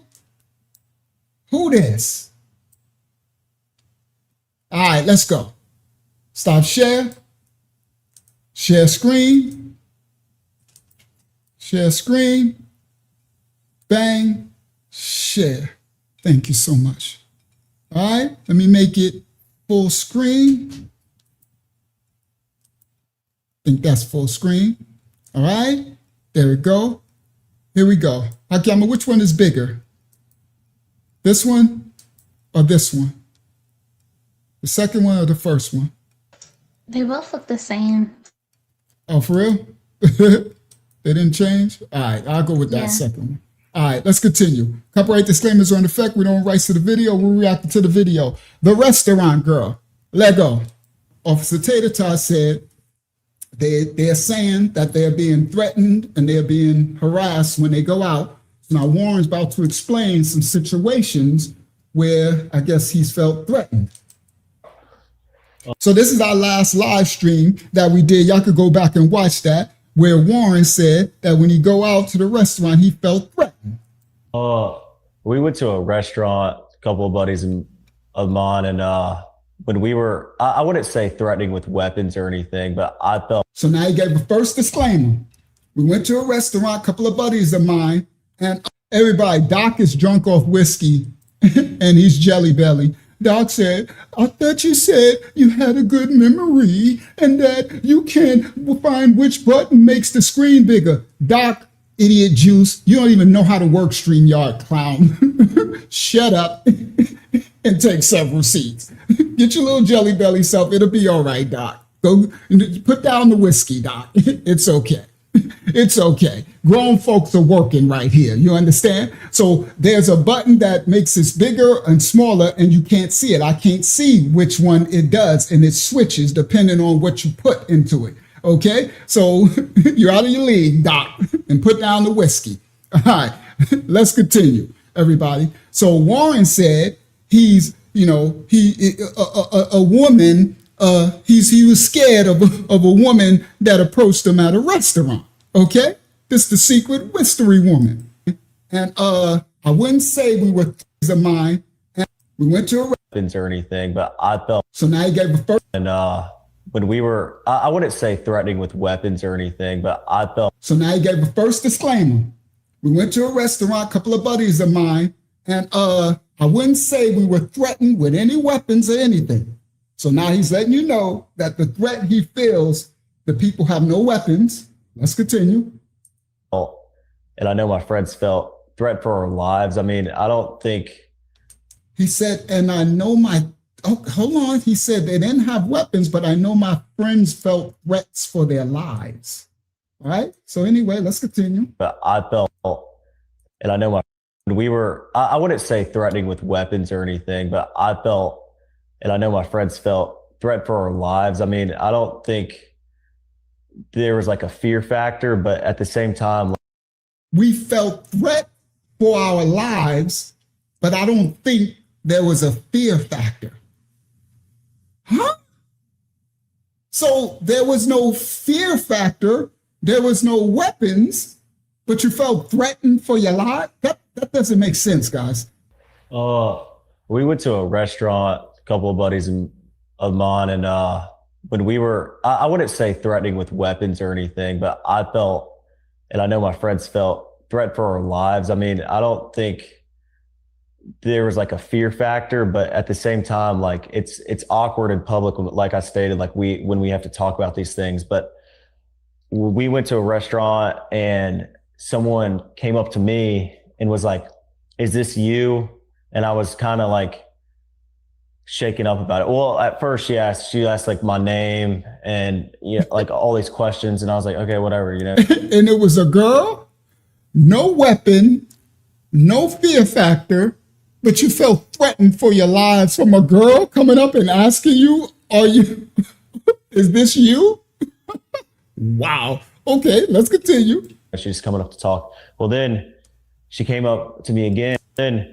She's coming up to talk. She asked like my name and like all these questions. And I was like, okay, whatever, she's coming up to talk. Well, then she came up to me again and showed me our first interview and was like, "Are you sure this isn't you?" And I was like, well, yeah, that's me, like obviously. And she kind of just, I looked at my buddy and I was like, yeah, we're leaving, like close everything out, like we're going. And like these people and these people are dangerous and this and that. And it's like, okay, was this, when he said the girl came up to him, was she a white girl or was she a black girl? Was she a Hispanic girl? Was she Asian? Was she fallen angel? Was she an alien? Right? Was she reptilian? Did she shapeshift? Like you need a little more details, bro. Was she not your cup of tea? Did she not float your boat, Warren? All right. Or was she blackity black? Was she a sister? Did she have gold teeth and a yellow and purple and green weave? Did she have a couple of gold fronts in the mouth and was like, "Yo, homie, is this you?" You fucking with a New York bitch. Cuckoo! Yeah!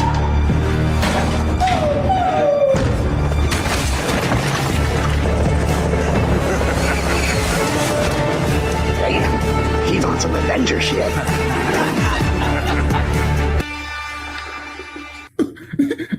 Did she come up with some black Air Force Ones on? Right? You heard? With the multicolored weave and the gold fronts. Did she have tattoos on her face? Did she have a teardrop on her eye? Right? And she came up and said, "Yo, homie, is this you?" Right? Now, then I can see, right? That's why we need details. You give me that, I can ride with you on. I could be like, okay, yeah, I would have been scared too, right? I would have been like, look around. No, motherfucker, I'm black. All caps. No cap, but caps.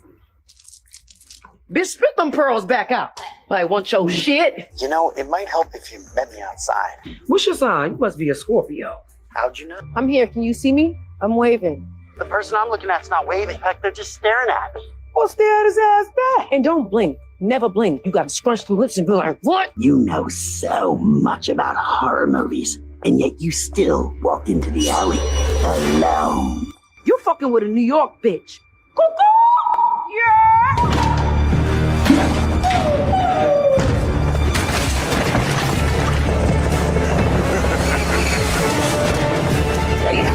He's on some Avenger shit.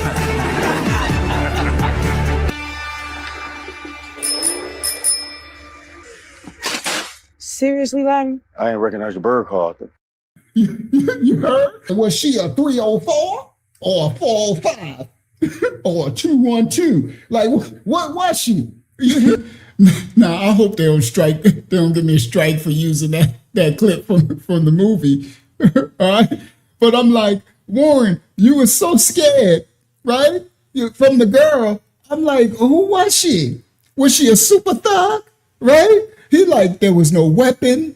There was no fear factor. But I was scared for my life. And all she did was ask him, was you the dude? Sound like she was trying to kick it or something, right? So I'm like, okay, well, she must have looked like she must have been the super thug from the clip. Okay? So that the details matter, guys. You understand? Oh, well, she's a pretty little thing. Was she a pretty little thing, soft spoken? Excuse me. Is this you? Right? We need to know, okay? That's the details of everything. The devil's in the details. We went to a restaurant and someone came up to me and was like, is this you? And I was kind of like shaken up about it. Well, at first she asked like my name and like all these questions. And I was like, okay, whatever, she's just coming up to talk. Copyright disclaimers. We don't own rights to the video. We reacted to that video. Hopefully they don't strike me for showing the movie. So everybody, I tried to go out and find, like, who is this mystery girl? Because I'm thinking she had to be black, right? Because when they was talking about the mystery girl in the restaurant, they kept saying these people, right? So when people talk that cold and they say these people, they talking about us blackity blacks, right? Shout out to my righteous white brothers and sisters, my righteous Hispanic, my righteous children of the Most High who not on no racism, bigotry, and prejudice, right? And anybody that is, I don't care if you black, bigoted, prejudiced, or racist or whatever, or white. Miss me with the blacks can't be racist and it's about power. Who cares? I know what I'm talking about, right? I don't care whatever the color of skin you is, nation you is, if you're bigoted against a group of people collectively for just because you're jelly belly, then you're a whole devil and you need to repent, right? You need to kick rocks, right? Shout out to the righteous remnant that ain't jelly belly against nobody, that stands 10 toes down on their own merit, right? I don't got to be jealous of another people's culture or something. I can celebrate what you do, celebrate what I do, and let's keep it moving. You understand? Right? But you get these jelly bellies, right, that sit up here and once they start saying this, you people, them people, right? I'm like, oh, that's code word for blackity black. You heard? And everybody in the world got a code word for the black Americans. Nobody like us. But everybody copying everything we do worldwide. But don't nobody like us. That's a crazy work right there. But anyway, so when they say this, them people, that's why I'm like, okay, could you please tell us what color this woman was? Because what made you so scared? That's why I said, was she a 304? Was she a big, was she a thug? So that's why I put the clip for the movie. Like, what would make you so scared of a sister just talking to you, shaking in your boots, scared for your life? You understand? Nah. So I tried to go down the rabbit hole to find, right? And the best I could come up with was the girl from the clip, okay? But so I know you're like, well, then who is the one in the thumbnail? Well, everybody, I got you. This is the girl in the thumbnail. I came up with somebody. I had to come up with something, right? Here we go. Copyright disclaimers. This the girl in the thumbnail. Just coming up to talk. Now, as you can see in this video, it is a sorority. I think it's Kappa Kappa, no black people, Kappa Psi. There's these white chicks. They're in a sorority, and they're doing, it's a bunch of girls doing the routine. It's very black, the routine is. Very black. The music's very black. Man, somebody get the rough cop. Man, somebody get some help. Pull up on the block. Listen, I understand That's the music of our time. I totally get it. I totally get it. But you don't even have any black members. Not even Latin, not even light-skinned black people. You don't even have albinos in there. It's a very, very white sorority. But the music is very black. It's very amazing how a lot of white people will be like, especially in these little clubs, but they'll be playing the blackest music. You go to like a private golf club where they have any blacks, but they're playing Motown all day, you know? I know, right? They be playing Otis Redding. It's the craziest work. Shout out to my righteous white brothers and sisters who won't get down with this foolishness, right? And we're going to hear from some white brothers and sisters in a second. It's about to get funky now. We about to turn it up a notch, all right? We about to turn this live stream up 2 notches, all right? Y'all give a like in the building. Let's go. Shout out to my righteous white brothers and sisters who expose all this stupidness as well, right? But the crazy work is, guys, they be just as, these races, they be racist all outdoors. No blacks allowed, but you'll go in there and they'll be playing Otis Redding, sitting by the dock of the bay, right? You catch them, they be whistling, they be over there whistling and sitting by the dock of the bay. Right? Boy, y'all love some. I swear, it's the most astounding thing to ever experience. It's like, how could people hate you so much, but just want to be everything that you are? It's insane. It's insanity. It's just you just gotta marvel at it, honestly. So the so-called blacks, a lot of us, we just witness it, and it's just our reality. But it's crazy work, right? Now, shout out to our righteous white brothers and sisters who enjoy the culture, right? And they be like, sitting by the dock of the bay, Unc. I'm like, by the dock of the bay, right? They be like, come on, Unc, right? We could celebrate the culture. Us black Americans, us blackity blacks, we receive everybody. You understand? We agree. We like, okay, you wanna enjoy our dance move, our culture, our music, our everything, our food. We welcome you. You can get a pass to the cookout. You understand? We good people. We really are. Now we got our crash outs, we got our iggas, but every nation got their iggas. You understand? We don't like the iggas of our nation, and we got to try to get them in control. But it's crazy work when these people hate you so much. Now, a lot of the hate and envy, it really stems from this, okay? So this is the thumbnail, right? And this is the sister in the thumbnail right there. I got her right in the front, okay?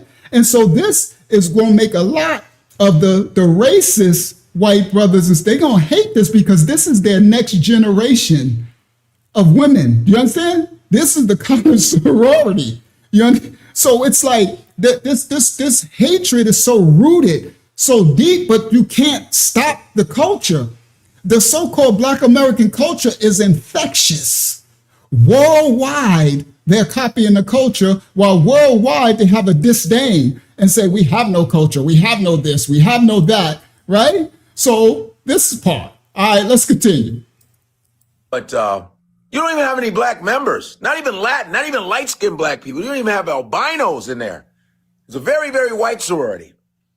But the music is very black. It's very amazing how a lot of white people will be like, especially in these little clubs, but they'll be playing the Now black. that's Godfrey. He cosplaying too. So Godfrey, you lost your cookout. Yeah, you did. But I'll use your clip any day, anytime. But yeah. Godfrey done lost his barbecue pass.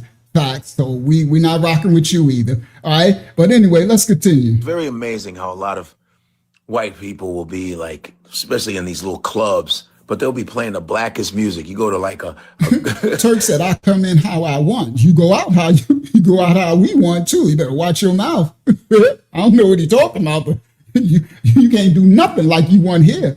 You heard? That part, Turk, straighten up. All right, I get some act right. All right, you ain't just on any YouTube channel. All right, let's continue. Welcome to the house of the Most High, Turk. All right, peace and blessings. You can't receive that, then kick rocks. a private golf club where they have any black. Hopefully I'm not wrong. Moderators, am I reading that out of context? Did I grab that out of context? No, you're good. Okay, all right, that's what I thought. All right, let's continue. Playing Motown all day, like that, or some of these restaurants, the blackest music. You go to like in there. It's a very, very white sorority. But the music is very black. It's very amazing how a lot of white people will be like, especially in these little clubs, but they'll be playing the blackest music. You go to like a a private golf club where they have any blacks, but they're playing Motown all day, you know, like that. Or some of these restaurants that don't really have a lot of black people, that they're playing that jazz all day, you know. Hakama, what is what's the name? What's the question? Somebody said, can you answer the question, please? What's his question? We have two. No, the one that just said, can you answer this dude? Where is it? I can't find Henry Manuel. Give me Henry's question. All right, give me a second, please. Say, can you please give an answer? An answer to what? And we'll do the other questions in a second. But he asks please. So anyone who says, we oblige. Go He ahead. says, well, now tell me, who gave YT people the right to use black music in commercials today? Oh, well, the white people own the black music. Remember, they buy the record labels. They buy, and you know which YT people do it. It's not real people who own, they take over rock and roll, R&B, jazz, hip hop. They come in, and honestly, those are the vultures. They'll come in once we create something. They come in and they buy out the company, and then they take it over, and they make the people. They take the money from our people, right? And then they contaminate the culture, what we created, and they turn it to devil worship. So the last thing they did it to was hip hop, which my generation created in the 70s, right? So they always do that. So now they own the labels. So they own the rights and the commercial, you know what I mean? So this is just the systemic, more of the systemic destruction, more systemic slavery plays, right? It's called financial slavery, right? Institutional slavery. You know what I mean? Take the shackles off your hands and feet, but put it on your culture. You know what I'm saying? Put it on your mind and your living, your way of being, all right? So it's just the systemic continuation, right? But all right, Do you want the comments on screen? Did I want it on the screen? No, it's okay. I already answered it. You could have put it up if you wanted to. All right, now let's continue this. And I'm going somewhere. It's about to get good. We about to get funky right now. All right, so let's continue. You go to like a private golf club where they have any blacks, but they're playing Motown all day, you know, like that. Or some of these Hey restaurants. Zane, Medic. I guess he said Medic is a fake hillbilly. That means he must be right. He a hater. So Zane, Medic be playing. He be sitting up there playing all type of Temptations, right? Ain't too proud to beg, and right? It's like they be secretly hating, but at home, right? They wife like, now doggone well at home. You be singing Michael Jackson. He be at home talking about some beat it. He be at home with a white glove and a zipper coat. Like, boy, stop it, knock it off. Y'all so these racists are so fake. I don't care what color you is. Racists, y'all so weak. You understand? It's a weakness, right? It's that they're so envious and hate, they're hateful because it's like envious, jealousy. You know what I mean? And it's no real reason to have that because, you got some good in you. If you become righteous and work on culture and stuff, you got something you can do. I'm quite sure you can do something creatively. There's some type of gift the Most High gave you. Unless you just a serpent seed, then you're just going to hate anyway. But all right, let's continue. Watch this. This about to get funky. Let's get there now. Because guess what, everybody? They got this thing that they want to do. Jake Lang, he want to do, he's doing the Igga March. They want to say the N-word. Yo, this people crazy, bro. I swear, it's like they just want, the racists are nuts. They just really, it's really embarrassing at this point. It's like, bro, get a life. Okay, so watch this. And this is why they're so mad, because look at all their future, their future wives, right? Look at them. They rocking out now. They didn't learn how to dance. Now, y'all remember a couple, years ago from my generation, 20, 30 years ago, they really couldn't dance. They was doing this dance. I can't even do it. The white dance. I can't even, the Carlton. They was doing the Carlton. I can't even do it. I wish I knew how to do it, right? But they got it now, right? They be whipping and nay. They be doing everything. They be studying. They be practicing, right? Go ahead. them girls out there, them girls out there dancing their butt off, right? So let's continue. White people will be like, especially in these little clubs, but they'll be playing the blackest music. You go to like a a private golf club where they have any blacks, but they're playing Motown all day, you know, like that. Or some of these restaurants that don't really have a lot of black people, they're playing that jazz all day, you know. You know, they don't need black people around, but if you come with a beat, we want it. That's right. I love the troll. It's great. I love trolling because I love it because it's funny to me, you know? And I even put in the comments my emoji. I went like this. And I also sent a boo. Yeah, I had to. It was just annoying. Sometimes that's where you need to be careful. That's where Nolan needed to be careful. You understand? Because Nolan was, you know, he was smashing all this, you know, going to the schools. And some of them could be jealous. You know what I mean? All nations of people don't like people messing with their nations of people, right?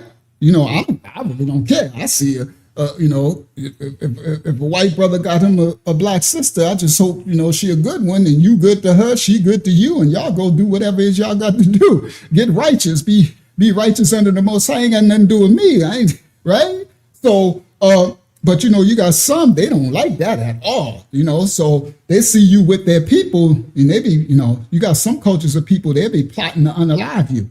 So that's why the so-called Black Americans with this Nolan case, we ain't just taking what people saying. When I just showed you Morgan and Wyatt just smiling and laughing and then talking about that's their best friend and stuff, I'm like, nah, there ain't no best friend energy that you giving off. But let's continue.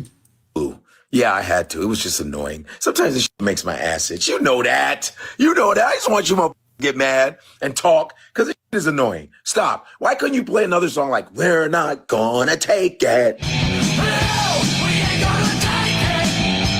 Kappa 5!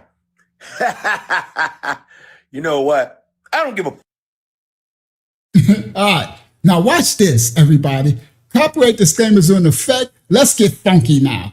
Because, you know, we got the racists here. Let's give them something to hate. Okay? Let's get to it. Let's get to the realness behind the Nolan Wells case, behind the Carmelo Anthony case, behind the serpent seed trying to make the people of America divide and hate one another. Us righteous children of the Most High, we ain't falling for it. You know what I'm saying?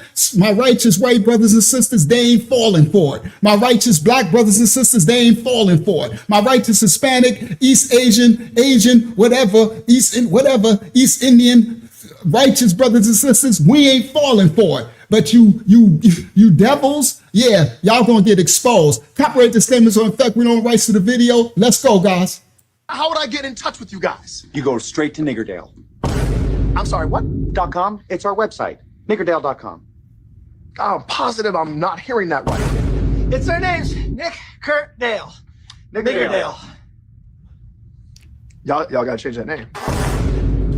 Now that clip is everything for me. Hold on, I gotta play that one more time. How would I get in touch with you guys? You go straight to Niggerdale. I'm sorry, what? .com? It's our website, niggerdale.com. I'm positive I'm not hearing that right.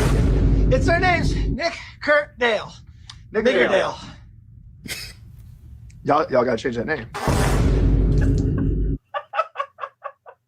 first one, he didn't say that. African-American rappers saying N-word this and N-word that, but a Caucasian can't. So say it. Say what? Say the word you want to say. I'm not saying that I want to say it. I'm just saying that I can't. Sure you can. Say it. Say it right now. That look he gave him, Delroy Lindo, that look, that's that old slave look. Shout out to, who is that? D-Man. Thank you so much. Haki, I'm going to put that on the screen. Thank you, D-Man, for your donation. I humbly receive. Thank you so much. I humbly receive. Right? That's that old, I need to understand, that's that look from the soul. Okay? Delroy Lindo gave him that. That's that look. You see that look right there? That's that old slavery look. You know what I'm saying? We still got the trauma from our ancestors and stuff, right? And some of us, see, Delroy's a little older like me. We come from the days where it was a lot more racist in the 70s and 60s. It was different from what it is now. Now it's coming back to it, right? They hanging people left and right now, right? So here you go. They want to say the N-word. Yeah. They're saying that we are being discriminatory. They should have the right to call us niggas. So say it with your chest. Don't say it in the closet. Don't say it in the, you know what I mean? Don't say it when I want you to say it with your chest. Say it everywhere you go. Okay? Let's continue. That first one, he didn't say that. African American rappers saying N-word this and N-word that, but a Caucasian can't. So say it. Say what? Say the word you want to say. I'm not saying that I want to say it. I'm just saying that I can't. Sure you can. Say it. Say it right now. I will say it with you. I got a new name for Mello, okay? Because he was such this little boy y'all was trying to portray. How about Watermelon Felon? How's that one strike you? He has such great hits as that. This recent hit is, man, he's going out of his way, and honestly, I think this is a cry for help. But his recent hit is to have an N-word march. That's correct. So to all my brothers and sisters, righteous brothers and sisters of every nation, kindred, and tongue, the Jake Lang clown, crash out clown troll, he right now is on August 27, he's having the IGA march. Okay? This is the whole thing. I know some of y'all like, huh? Some of y'all might have heard it, but I'm about to show y'all something, right? That y'all probably ain't seen, right? But let's continue, and we're going to get back to the Nolan Wells stuff. We're going, right? So, watch this. Stop share, right? Share screen. The trolls bounce on hot camera. They came in. Yeah, you're going to get the smoke here. So, everybody, this where we at. This where we at. He's having the IGA march. August 22nd at Minneapolis City Hall. Freedom of speech. Okay? And what they're fighting for is the right to call us iggers. Boy, boy, slap my mama. You know, see, us so-called blacks, we can laugh at stuff. It don't mean we taking it lightly, right? Oh, don't get it twisted. The one who get all emotionally charged and triggered, right, and all that, they really ain't the ones that you need to worry about. It's the ones that could smile and give you a little chuckle and a laugh because we're in control of the emotions. We're calculating your devil devices. You see? Oh, I can laugh at the devil at the same time that I'm working on his annihilation, the devil, the spirit. This is called spiritual warfare. You understand? So this fool wants to have, now he done just got out, right? Now y'all know they bailed him out, right? So, they got these, this thing, the serpent seed is ramping up this prejudice racial divide in this end time. You understand? As they work towards the 2030 agenda, and I'm going to show you what they're working towards, right? It's about to get funky from here on. This lesson about to get crazy work. Turn up time, Hakyama. Get your turnips. Turn up time, all right? Now, this dark serpent seed wants to play the dumb masses against one another while they prepare to conquer us all, enslave us all in their 2030 agenda. You see? So they play the ignorant of the masses, the sheeple. You understand? Right? So this fool, now, of course, they fund him. Now he's out. He wants to do an IGA march. Right? So you got them complaining because they want to say the word IGA. It just drives them crazy. I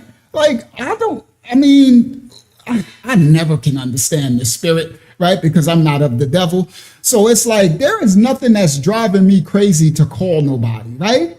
I don't want to call no Hispanic, no slur word where it's just, I gotta say the word. I don't want to call no white brother or sister a slur word where I'm like, it's just not fair. It's just not fair. I just gotta call you the word. It's like, man, bro, this must be really taxing on your life and your soul. Right? It must be a very despicable bane of existence to live your life with someone else, what you could taking space in your mind, right? Someone else, it's like 24/7. It's just all you think about. It's horrible. It gotta be torture. It gotta be torturous to not. All right. So anyway, let me get back. I just wanted to show y'all the flyer. This is a real thing, right? He's gonna have an Igga march. He wants to go out and to give him the right to say the word Igga. Wow. All right, stop share. Watch this. Share screen. It's about to get crazy now. Right? At least they let us get 300, Akiyama. They ain't let us get 4 and 5, but at least they let us get the 3. Thank the Most High. All right, praise Mo. It was rough around there. I'm like, damn, is they even gonna let us get 300 on the live? They pissed off at us tonight because we exposing it tonight like we always do, but let's go. Let me just be clear. I'm censoring the word. In his post, he doesn't censor it. I believe it's in Minneapolis, if I'm not mistaken. I could be wrong. Right. So the flyer just showed you it had it crossed out, but on his post, Jake Lane's, it ain't crossed out. Okay? And he got all these supporters to do this march. But that's what he's going to have. And you'll never guess who one of the invited speakers are. Maybe you will. One of the invited speakers is Shiloh Hendricks. That's correct. You know, the trailer trash, okay, single mother who called a little black child, a little black autistic child at that, the N-word, and was found guilty and is now doing community service and whatnot and possibly facing up to 20 years if she fails to do her service, to do her time. That's who is going to speak here. You call him a child? The you talking Did you about? call the child the word? Business. It is my own business. You call him a Okay, why don't you have the balls to say it right now again? You Okay. So that's who Jake Lang invited as a special guest speaker at the Igga March. I swear you can't make this up. I swear I know all the Malayoks, the angels, and the Shamayam. Everybody's just like, this is insane. What is happening, Father? Right? Worse than the days of Noah. You understand? It's like, what you can't, it's like it's like we're being punked, right? Everybody in the world, we're being punked. It's like, nah, this can't be serious. Y'all playing, right? Y'all playing. Okay?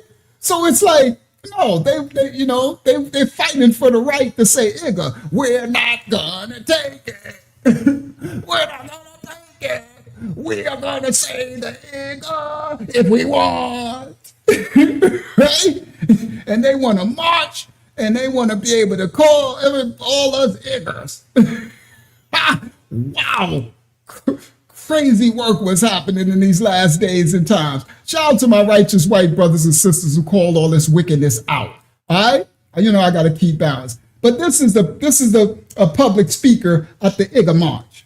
If she fails to do her service, to do her time, that's who is going to speak here. You call him a child? The you talking Did you about? call the child the word? Business. It is my own business. You call him a Okay, why don't you have the balls to say it right now again? You Okay. All right, that's what you say. You don't go digging through people's you dumb. Nobody digging into your A little kid just did, you dumbass. That little kid, you call him a Yeah. The little child? What if he acts like one? He's gonna. Are you about to hit him? You chase him here? He took my son's stuff. So that gives you the right to call a child 5-year-old and the N-word. If that's what he's gonna act. That's like. what you're gonna call him. That's what he's gonna act like. You know that's a hate speech, and you can be recorded for that. I don't give a Huh. Okay, we'll see about that. What the internet has to say about you. God help us. She claims that other child took her son's belongings. That's what kicked this off. The guy who recorded the video is familiar with the other child. When he brings his children there, that child and his siblings are often there and play together. The kid she's going after has autism. He doesn't behave in a neurotypical way. And Shout out to my righteous white brothers and sisters that be exposing this stuff. So she's going after a 5-year-old autistic child who, I guess she's saying, but the other person said he didn't do it, went into her diaper bag, her baby bag. An autistic child, 5 years old, a baby. Okay? Attacking, calling the Igga. Yeah, she would have put a rope around his leg and put him in there and made him gator bait too. You heard? That part. Shout out to our righteous white brother who calling this mess out. But this is the speaker that Jake Lane got, she gonna speak at the Igor the Igor March. It's crazy work, bro. He's a child, and his siblings are often there and play together. God help us. She claims that other child took her son's belongings. That's what kicked this off.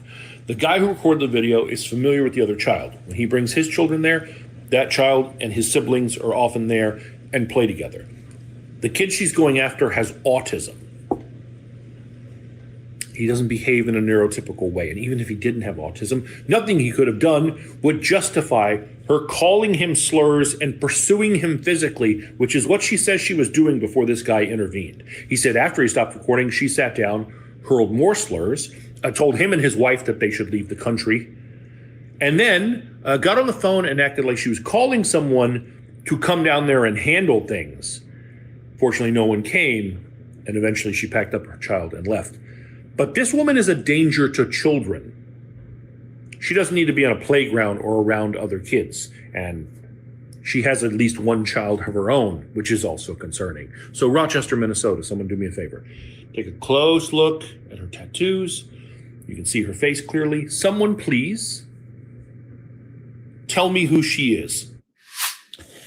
Okay, so she's a danger to children. She shouldn't be allowed. So here go your little tink tinks. Shout out to my righteous white brothers and sisters. This is the disgrace. Like, we got a disgrace in the so-called black community, and we rebuke them. This is the disgrace of the so-called white community, right? They're very weak in spirit, right? So listen to what he says, right? You know, they have millions of views, but everybody got the right? You got a right to be weak. You got a right to be jealous, jelly belly, envious, or whatever. But we got a right to see who you are too and call it out. But let's continue. But at playgrounds, this is okay. So she's a danger. Someone do me a favor. Take a close look at her tattoo. Someone please tell me who she is. Okay, so she's a danger to children. She shouldn't be allowed at playgrounds. This is the most devastating attack on cancel culture that we have seen, possibly ever. Shiloh Hendricks has, without really trying, effectively ended cancel culture. As Mark Dice said in his video about the incident, Shiloh is the final boss of cancel culture. So they done made this girl a martyr. She's the final boss of cancel culture because she went out there and called a 5-year-old child an igger and stood on it. And this is what they're proud of. This is why I said they're so pathetic. This is so pathetically weak. You understand? I could see if she, if you want to be racist and she went out there and she did a one-on-one with a 304, right? With a Keisha from the hood, right? With the gold fronts and all that, right? With a teardrop. And she went one-on-one and whooped her out. Then I could see them like, yeah, we're not going to take it. Shout out to Shiloh. She put it on that Igor girl, right? This woman went out there and attacked a 5-year-old baby. And they talking about she is the new, that's the best you got? Well, now that I think about it, because, these devils think differently. Now I can see the train of thought. And we going somewhere. I got some exclusive coming. I can see the train of thought because you would want someone that has no remorse even for a child. You see? That's pure wickedness. So yeah, that makes sense now. I can see that. Because she, what the Bible says, they will have no care for the old head, the gray head, or the youth, or the young. The serpent seed, okay? The seed of the serpent, that part. So, right, shout out to my righteous white brothers and sisters who call out these serpents. You understand? So now that makes sense. Now I'm thinking about it. Why they would make her their role model because she attacked a 5-year-old child. And to them, yeah, that's how much more wicked. Bible says, woe to those who do the least unto these, though to those who do to the baby. So if they, you know what they after, that's what they always been after. They've been after harming the babies. He ended cancel culture. As Mark Dice said in his video about the incident, Shiloh is the final boss of cancel culture, or maybe rather the final boss that cancel culture has to fight. And I think that's right. And this is the part that many conservatives seem to be missing. All they see is that this woman said something bad and is now getting rewarded for it. The whole thing is so unsavory that they can't help but recoil. And now, for all the people who want to tell you, well, Lucas, racism is a thing of the past. You guys just make it an issue. You guys see race in everything. What they have managed to do is flip the script. That's what they've managed to do. They've managed to make you think that racism is imaginary, but anti-white racism, that's a real thing. You have to understand, DEI, that's anti-white racism. That's a real thing. All these black scholarships, that's anti-white racism. That's a real thing. And I want you to understand the lineage of evil. The crazy work with that is they want to make you think racism don't exist. Racism ain't a thing, but we need the right to call you iggers. We marching for the right to call you iggers, but racism don't exist.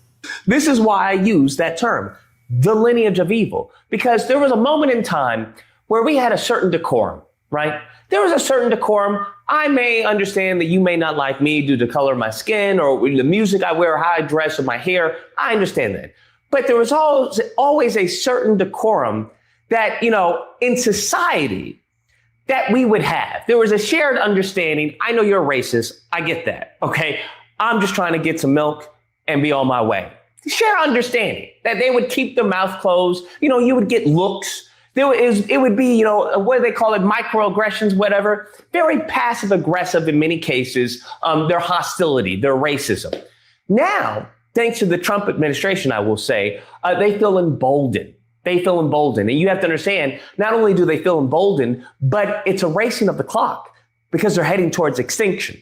So what we're seeing now is really, a scared animal, put in a corner. And now they're trying to lash out. Damn. That's what's literally happening. Well, I got this exclusive clip right now happening.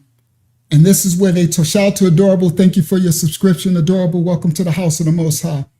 This is happening now. So while they're telling you ain't no racism in Mississippi, shout out to my white brothers and sisters that call this mess out. I'm going to always say it because I'm not going to let the serpent seed, the 1% devils, reptilians, manipulate all of us to hate even the righteous children of every nation, kindred, and tongue. We have to call it out, all right? So I'm going to always give those disclaimers because if we don't, then you can curse someone else who's actually not wicked, not of the spirit of the serpent, okay? Now, they're trying to make you say that there is no racism, right? But look at this clip right here, all right? Watch this. That's what's literally happening.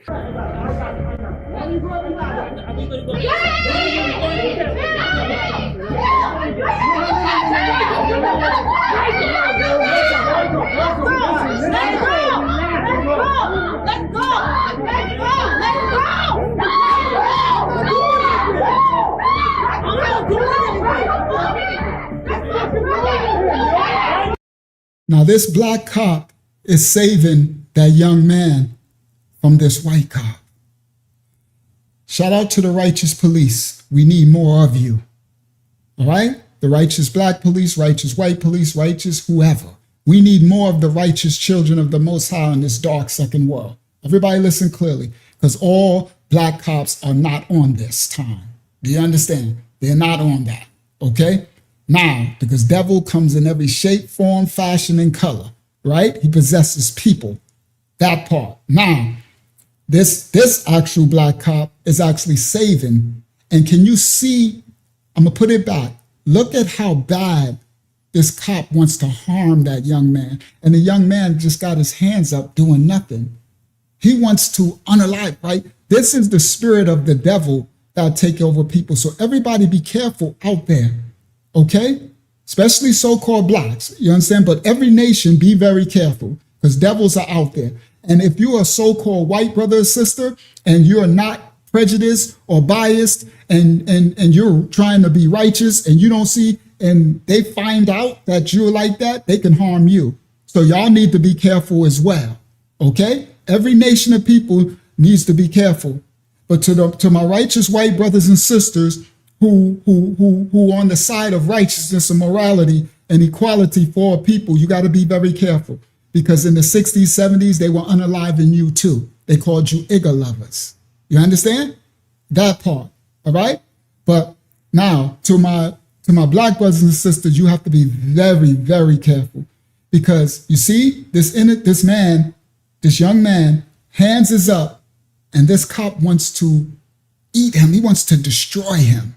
And if it wasn't for that black cop, this could have went really left field. Happening.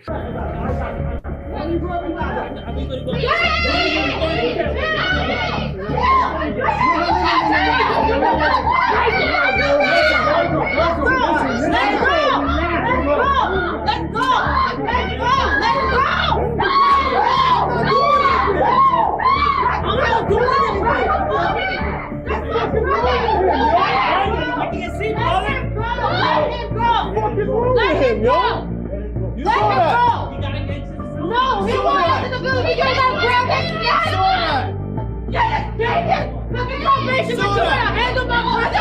Everybody saw that. Yes, because you and it's on camera. No, back up. It's on camera.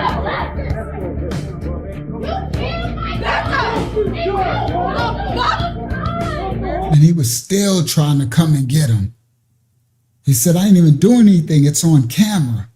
And that's the police. It looked like they're in a court building. So if this cop can have this much venom to want to whatever, he would have. And it's in front of all these people in a public court hallway. Imagine what he'll do to someone at night, pulled over on the street when nobody's around.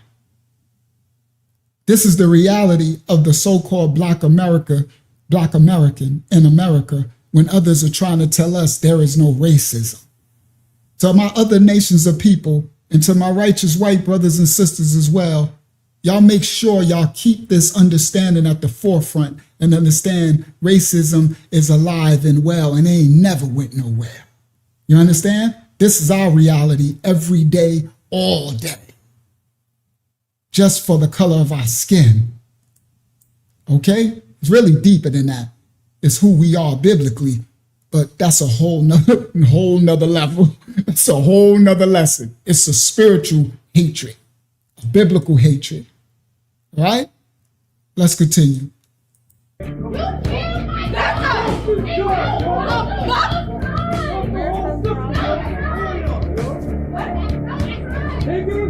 In the black community, it's a lot of shit we joke about. But then there's some shit that we never joke about. And jogging with somebody in the forest and having them turn around and look at you and say, this is where I was gonna kill you, is not the type of shit we do. This black woman is on a hen's date with a white male. They're running on a trail in a forest, woods, somewhere secluded. He's in front of her. He turns around and says to her, this is where I was gonna kill you at. And she says, that's a joke. She posted it, but you don't believe me, right? Look at this shit. Listen to what he said. Nah. So I edited it so y'all could hear it. I turned it up and everything so you can hear it clearly. So this black girl's on the date, right? But people, you can't warn people, right? And he wants to say, this is where I was gonna unalive you at. But he found out she was recording. Let's continue. This shit. Listen to what he said. Nah.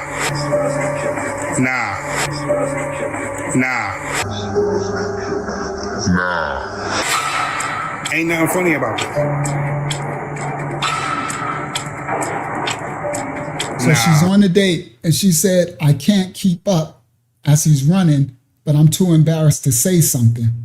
1 mile in, I asked for a break.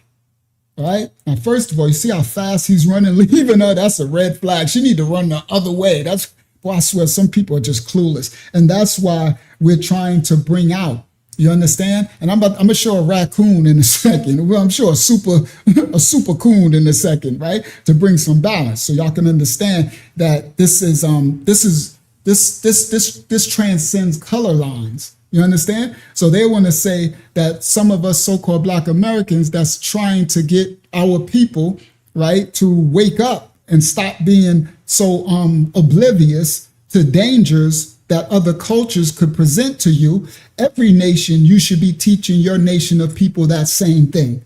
But don't get mad at us because we're trying to wake our people up and saying, listen, stop putting yourself in these situations. You're coming up missing, hanging from trees and stuff like that and all that. And they're going to write and say it was no foul play. You just unalived yourself. You hung yourself up 100 feet in the air from the tree. You understand? So anyway, let's continue. So this crazy girl then took her butt on a date. This is where I was going to kill you at. And she said, on a first date with somebody she don't know and running, jogging in the woods. That's a joke. She posted it, but you don't believe me, right? Look at this shit. Listen to what he said. Nah.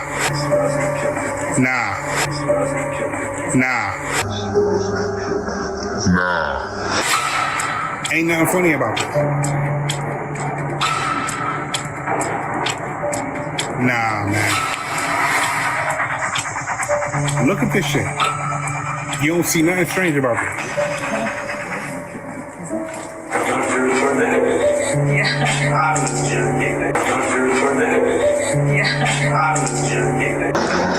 So after he said, this is where I was going to unalive you at, then he said, oh my goodness, you're recording this? She said, yeah. He said, I was just joking. Yeah. Well, you ain't joking to me. So y'all need to be very careful out there. Everybody be careful. All right? Because white sisters, y'all end up missing too. You understand? Even white brothers, you end up missing. Right? You got to discern and test all spirits. The Bible says, test all spirits to see if they are that of the Most High or that of the devil, of Hasatan. Test all spirits, spiritual warfare. All right?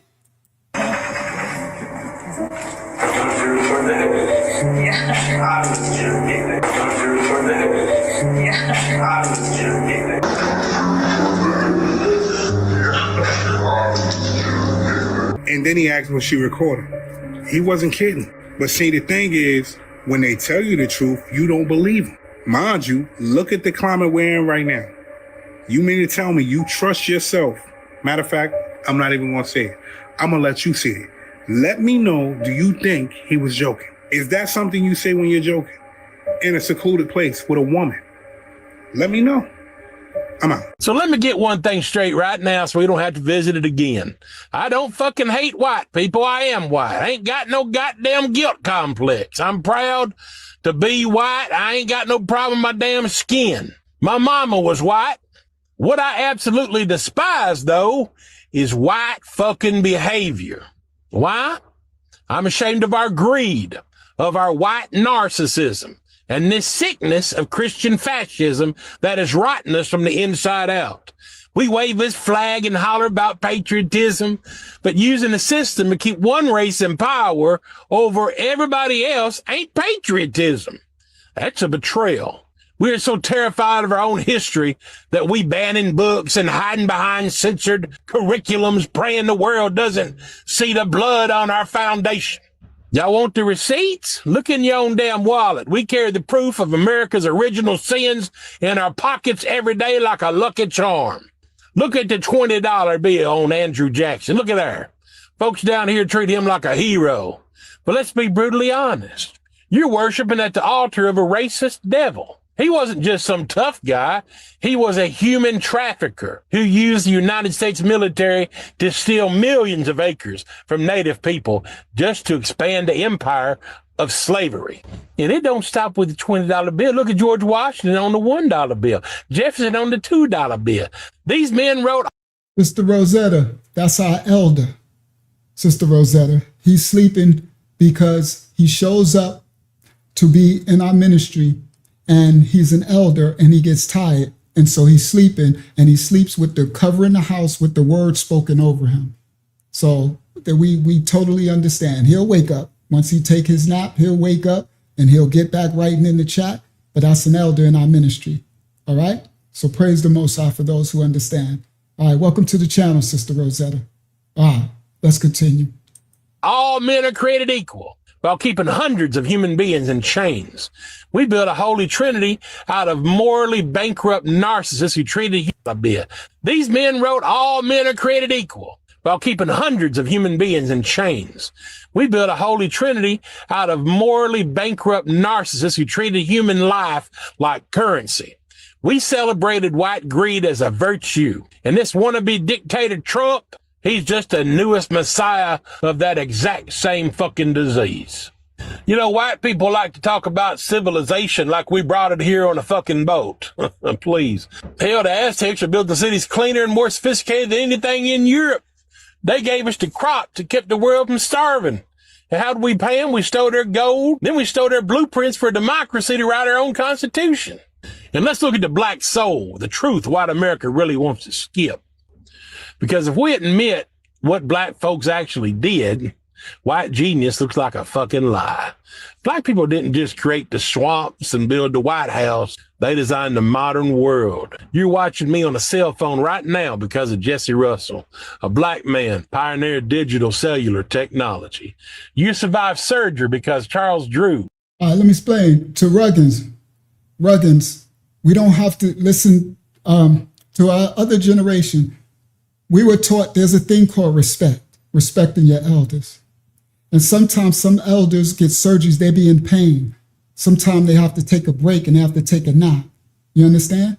So if I'm in ministry in church or something, in assembly, and my elder, my grandfather, my grandmother is with me, my great grand, and they're in there, I'm not going to tell them, wake up and pay attention.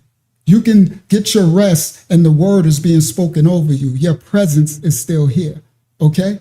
So we're not going to tell him to wake up and pay attention. There's a replay, Brother Ruggins.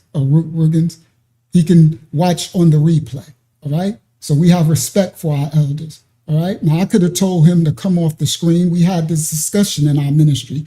All right? But I told him, if you don't want to come off the screen, don't come off the screen. You stay in the house and let the word be spoken over you. And if someone got a problem with it, then don't look at it. It is what it is. But we have a lot of respect in this ministry, okay?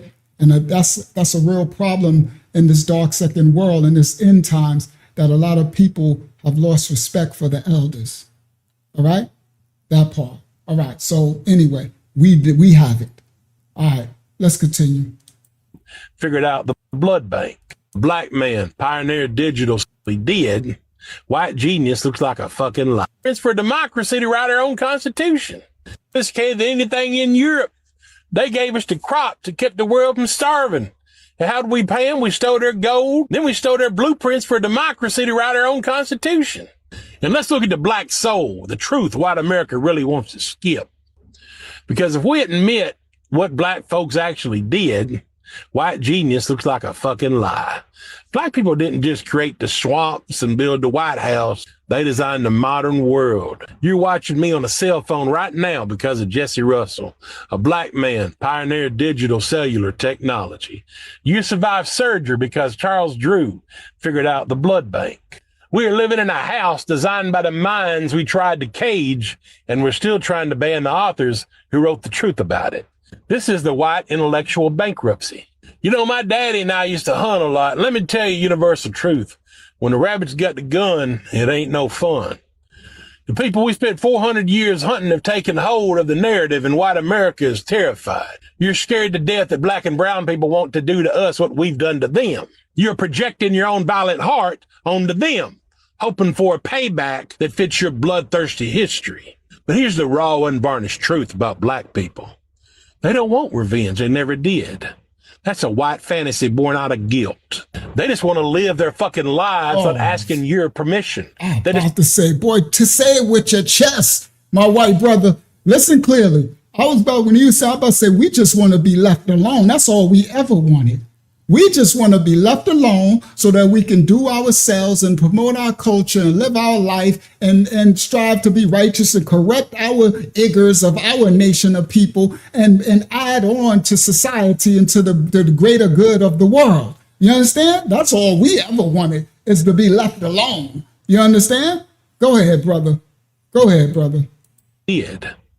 In your own violent heart onto them, hoping for a payback that fits your bloodthirsty history. But here's the raw, unvarnished truth about black people. They don't want revenge. They never did. That's a white fantasy born out of guilt. They just want to live their fucking lives without asking your permission. They just want what's fair. Basically, they want to just be left the fuck alone. We're so scared of a monster we created in our own heads that we weaponize the system against them. And white women, you've played the innocent victim for 4 fucking centuries, but your fake tears have been death warrants for entire communities, from Tulsa to Emmett Till. And I don't give a fuck if that hurts you, and I don't give a fuck if I'm a man telling you, because I'm coming down on our white men too. You are the weapon that makes the system work. You don't believe me? Look up fucking Tulsa. Look up fucking Rosewood. White women tears created that shit. So white America, we've tried everything else. We tried hate. We tried fear. We tried dominating everyone who doesn't look like us, and it's failed us. Isolation is death. When you cut off the flow of diversity, you aren't just starving your neighbors. You are tying a tourniquet around the veins of our democracy. Fact. America is diversity. Our strength wasn't in our walls. It was in our ability to fuse different minds into something unstoppable. Love is the most powerful, untapped, revolutionary resource in our entire fucking universe. It is the only thing that can turn a broken system into a sanctuary. I do this work because I love my people enough to tell them the fucking truth. Look in the fucking comments. Tell them if you see any fucking white people. They all run from you, little fucking cockroaches. We have to bury the fucking lie. We have to reclaim our humanity as white people. This Freedom 250 hat, stick it up your fucking ass, because America ain't never been fucking free. I know. I just don't like the cusses. I rebuke all the cusses, right? I apologize. I can't take them all out because everybody's cussing. From the abundance of the mouth speaks, but I can eat the fruit and spit out the pits, right? Listen to the message. All right? Because as the great Fannie Lou Hamer said, nobody's free. That includes you, white America, until everybody's free. Let that penetrate your little fucking minds. The dawn is coming, and the choice is yours. How do you view Black Americans? Okay, when it comes to us and Black Americans, we are just 2 different groups. We are strictly from South Africa, like from Africa, the roots of Africa. And I feel like they are sort of like diluted in a way, polluted in a way. You can even hear from the English accents, like the way we... Shout out to my righteous African brothers and sisters, the children of Ham. All right? We got the remnant of every nation, kindred, tongue that's righteous, so we don't broad stroke nobody. All right? So, again, I'll always bring balance in all of our teachings and lessons to make y'all understand this ain't just a white-black thing. Do you understand? So you hear this African sister saying we are polluted, Black Americans, right? So you better understand that this universal hate against the Black Americans is a biblical thing. You understand? All right, the spiritual thing. We are strictly from South Africa, like from Africa, the roots of Africa. And I feel like they are sort of like diluted in a way, polluted in a way. You can even hear from the English accents, like the way we speak, the way we talk, the way we do things. Like we are not the same. She said it, family, not me. We are polluted. Woo! So you got a lot of these Pan-Africanists running around America talking about we're all one, we all Black. If you go to Africa, they view us as just another Black person. No, they don't. They view themselves as the real Africans, and we're diluted. Shout out to my righteous African brothers and sisters who don't believe in this bigotry, prejudice, or racism. We're different. Everyone's trying to act like they're Black nowadays. What's up, y'all? Everyone. Now Southside community, the roots, young culture. That's how we connect to Mother Nature. Now Southside community, Hold on. I told you it's turn up time, Hakyama. Turn up. You heard? Welcome to the house of the Most High. For anybody who just found us tonight, the new people, welcome to the house of the Most High. And I'm going to get to I got more stuff. We're going to get back to the Nolan stuff, but I got also what they're doing, the serpent seed, the agenda. You understand? So everybody, they want to hate the Black American while everybody is cosplaying the Black American worldwide. Listen to what our white brother said. Everyone's trying to act like they're Black nowadays. What's up, y'all? Everyone. Now Southside community, EDF roots, young culture. That's how we connect to Mother Nature. Now Southside community, EDF roots, young culture. That's how we connect to Mother Nature.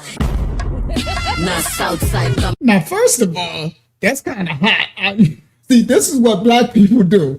We can appreciate, you can, you know, if you take our culture and you do, if it's fire, it's fire. We don't hate. Shout out to Brother Henry. But it's welcome back, Brother Henry. But it's disgusting when you take the culture and then you want to discriminate and hate on the culture while mimicking the culture. That's the part we don't like. We welcome everybody to the culture. You understand? So that's kind of hot. If you ask me, it's on fire. Her flow, the beat. I'm like, yo, Saudi, that's kind of lit right there, right?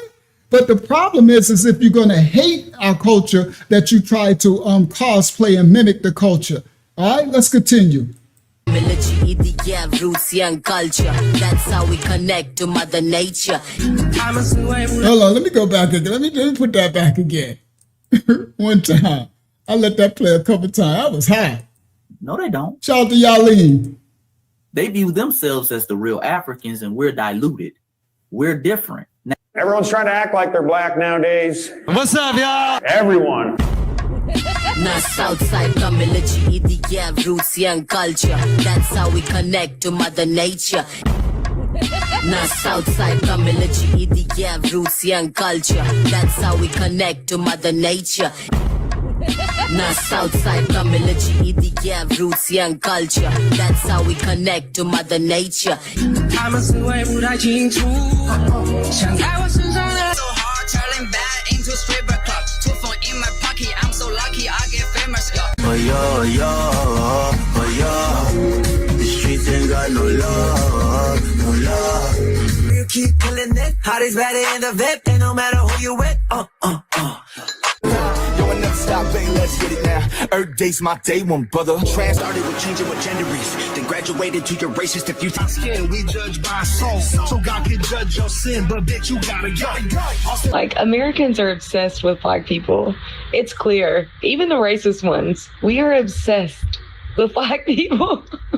First of all, anybody tell me, I couldn't tell really clearly. Does she got gold fronts in her mouth?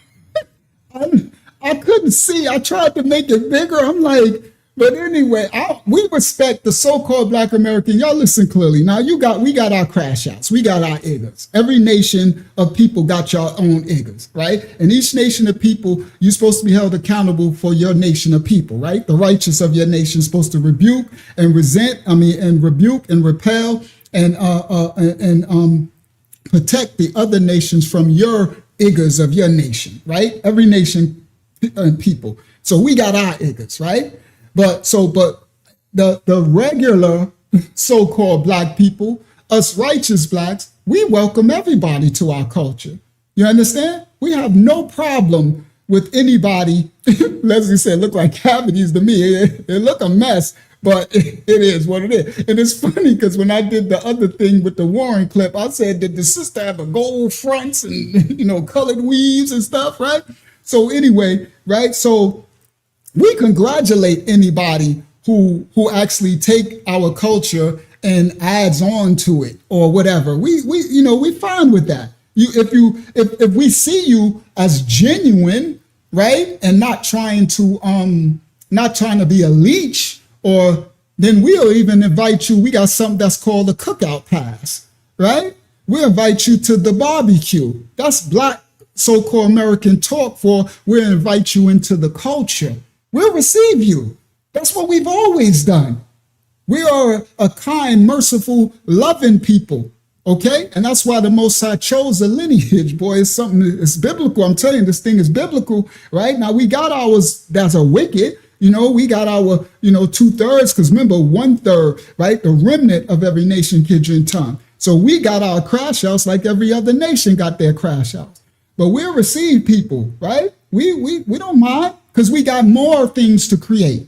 The reason why we're so, well, it's not why, it's just in our nature that we're so, freely to share our everything, our culture and stuff, is because we are The Most High placed into us a high level of his creativity, his image. So in his image and our imagination, we create from the Shamayam, we create things from the heavens, and we have an abundance of it. So it's like we're not a stingy, hoarding people as a culture. I ain't talking about the outliers of the crash house, the devils, right? The iggas of our culture. I'm talking about the general of the so-called Black culture, Black American, I can only speak for, right? So we welcome, right, people to partake in our culture because we're going to keep creating more. We are very creative. It doesn't stop. It's an infinite funnel that flows through us. It's not even that hard. We just come up with stuff. You understand? All right, praise the Most High for those who celebrate that in our culture, in us. And we'll welcome you. We'll celebrate your gifts and talents of any other culture. But most people steal the culture while they secretly, that's a wicked sin, that's iniquity, secret sin.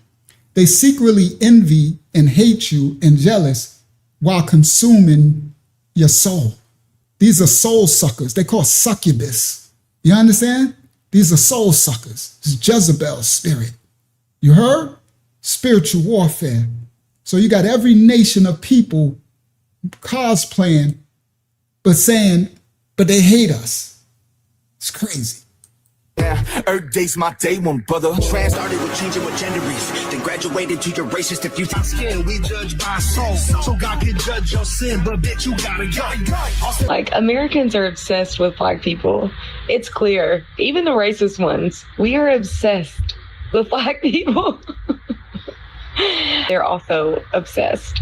Everyone's trying to act like they're black nowadays. What's up, y'all? Everyone. When a girl dates a black guy, I lose 100% interest in her. Now, this might sound racist, but it's not racist. It's not racist because you can tell, bro. Like, let's not fucking kid ourselves. Let's not play the race card and say, like, oh, you're just because of this. Not because of that. If somebody genuinely likes somebody because they're black, cool. Or somebody likes interracial, whatever. It's fine. But let's not kid ourselves. You can tell when somebody's dating someone else because of their attributes, because of their performance capabilities and stuff like that. So when I see a girl that I can tell is just dating a black guy just for his gifts and his talents, you know, I'm turned off by that because it tells me that you can't control yourself enough to where you just want to have a good time. And it's just a turn off to me. It's like for girls, if you see that I am sleeping with a girl just because she has a big ass, that should be a turn off because like this guy only thinks with his dick, with his head down there, not the one up here. So it's the same way for me. You know, I'm not that kind of person. I don't truly give a shit if a girl has a fat ass or not, or, you know, I'm actually a face person. I don't give a fuck about anything else. Like, I'm not too sexual, you know, I'm not that person. I think my.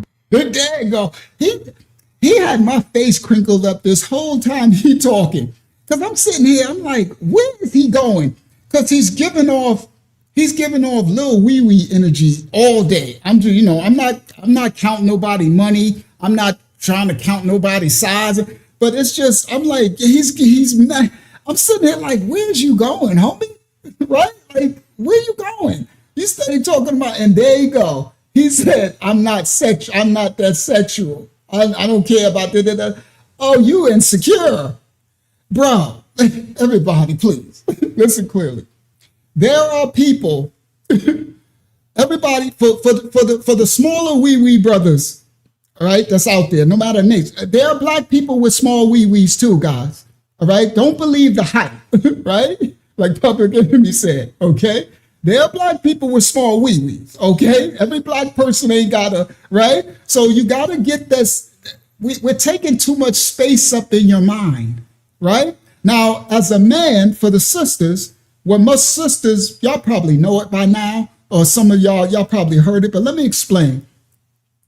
Every man, we have this, I wish the Most High just made us all the same size. I even wish the Most High made us all, you know, everybody look what you call beautiful. But the Most High know better than me, right? That's why I'm not the Most High. That's our Father. So I take several seats when it comes to that. But my Father knows my thoughts. I don't hide nothing from my Father. You understand? I'm a righteous man. I got a relationship with my Father. So I let him know. If it was up to me, I would have made everything equal. But I know you know better than me, right? So that's why I bow down. You understand? That's the way, that's the continence I take with my father. I have a relationship. I ain't scared of him. I have yara, reverence and respect for him. You understand? So anyway, but that's my father. I could talk to my father. I don't have to be scared. You understand? So he knows how I think. He like, yeah, Unc, if it was up to Unc, everybody would be, we wouldn't have all this mess, right? So a thing that men have, and it's just a man thing, and most men, can I say every man? No, because it can be outliers. But let's do a generality. Most men will agree to this. Sisters, listen up. Y'all probably heard this before anyway. Most men, it doesn't matter our size. It doesn't matter what we got downstairs, nothing. When we get with a woman, every man's thought is, we don't know if the one before us was bigger than us, the ex. You see what I mean? It ain't until we do the act. Now, I'm not telling you to do that act. I'm telling you to sustain, abstain until marriage, until the two of you become one. And I don't mean marry under the beast, married under the Most High. But anyway, I don't want to get away from my topic. Most of us, this is what we do. We don't know until after we have the first encounter of that act with the woman. And if that's when we know, if it works, if it fits or not, you know what I mean? If we can make her reach that point, or especially if she's especially when it's going down, that's when we like, yeah, feel like we like King Kong, right?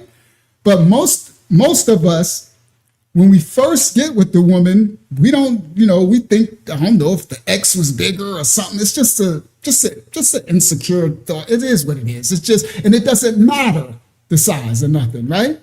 Now, I'm saying this because for some of the men and some of the other cultures, right, who might culturally, I don't know, think that all blacks, we just got a tree trunk down the street between our legs and stuff, right? You don't have to be jealous and envious, okay? Because everything works on an individual basis in all people. You understand? All sisters don't even want a big, crazy ding-a-ling. I'm just being honest. I'm an adult, right? We're adults. We can have adult conversation. A lot of the sisters like, bro, all that too big stuff, they not with all that, okay? And there's plenty of sisters that are small, okay? Women, okay? So if you have a decent size that you probably ran into in your sin, smashing other sisters who couldn't even handle all of you, right? So again, for the smaller dudes, there are sisters out there that got smaller. They want small, right? There's something to fit. So you don't got to be envious and jealous, okay? And, so that's what he's giving off. He's giving off. That's why I'm listening. I'm like, where's you going with this? Because he's trying to make, it's not racist. It's not this. It's not that. But then you go on to say you with a black dude because of his gifts and his things and I'm not sexual and you listen, bro, if you can't put it down, don't put that on me, okay? Because you got people that can have a decent size that can't put it down. That's called minute men. You know what I mean? You can have a dude with a wee-wee down the street. And as soon as he put it in, he just, right, if he can't perform, that's a performance thing. And then you have different sexual energies, like higher libidos, higher sex drive. Some men have more testosterone. It ain't something to humiliate or degrade another man because he doesn't have a high libido. You just need to make sure that the woman that you court to marriage has a lower libido as well, right? That's the thing. You don't gotta be jealous. You don't gotta be insecure. Security, it's a disgusting trait, and sisters don't like or respect that. They won't respect it, right? If you got a little wee-wee, then you like, listen, the little wee-wee club, right? You like, I'm gonna work on putting it down, right? I don't know. Figure out in your mind how to work that little thing or something, right? Be proud of it. I mean, anything you got to be proud of what you got. Everybody don't everybody don't got everything they want, right? You got some sisters wish they had a big butt. Some sisters wish they had bigger boobs. Some people wish they had this, right? You got some sisters that got smelly coochies that it's genetic. It ain't even it's not them that they're not washing, right? So it's like you have to and so there was the shout out to my righteous white brothers and sisters that don't partake in this, but the white culture in America, they had an envy over the black man's libido, right? So that's why back in the 50s and 60s and back in early 1900s, when they made The Birth of a Nation, they would portray the black man as like a roving gorilla looking to smash anything, like a sex creature, right? And it's like, so these things are passed down, okay? So, he's like, so all of this, and then he did it online. I'm like, bro, that's a bad look, bro. The sisters ain't gonna like that. I'm sorry. So, yeah, I hope you are getting your money together, because you're gonna be paying for a sister. You definitely ain't gonna have a mind, body, and spirit. You understand? A sister, they like confidence, honestly. I ain't talking about crash out sisters, all right? And when I say sisters, I'm talking about women, all right? And I'm talking about my sisters too, the black sisters, but I'm talking about women in general. They like confidence, honestly. They don't like someone who's envious of another, because sisters have a, what do they call that? That trait in your spirit. It's the survival instinct. It's the instinct to procure the greatest chance of procreation. It's genetic, right? Because the Most High created us to procreate.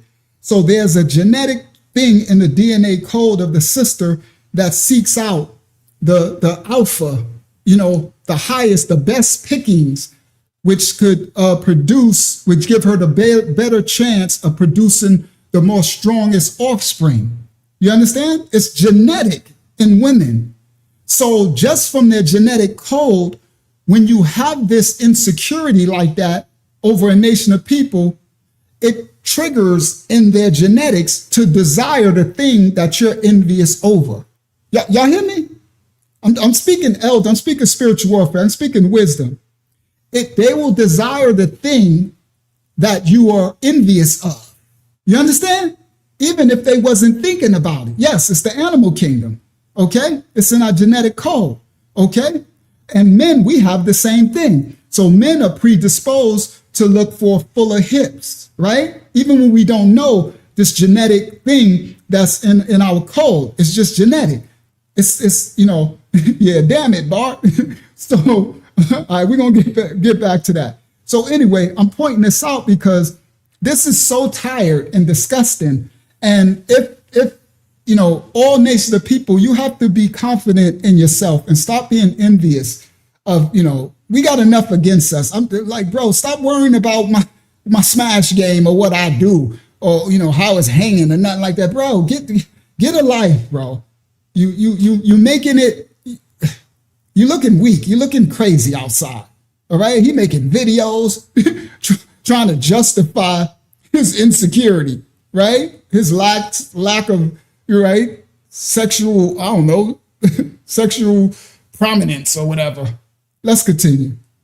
Person. I don't truly give a shit if a girl has a fat ass or not, or, I'm actually a face person. I don't give a fuck about anything else. Like, I'm not. Yes, you do. And y'all know, guys, when people say, I don't really care about this and I don't really, yeah, you do. Why you bringing it up? You care about everything you're talking about because you wouldn't be talking about it. You be somewhere working with your girl out on a date. You be somewhere smashing or doing something, but you over here talking about it. All right? It's crazy work. All right. Shout out to A. Sandoval. All right. I got the Wolf's question. We're going to get to the questions in a second. Let me get through this. So it's the same way for me.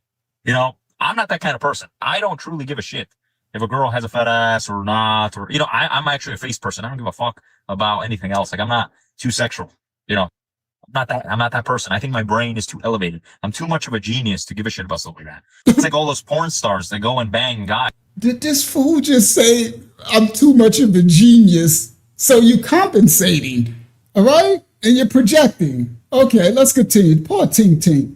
Somebody get that boy needs some coaching. He needs some man coaching.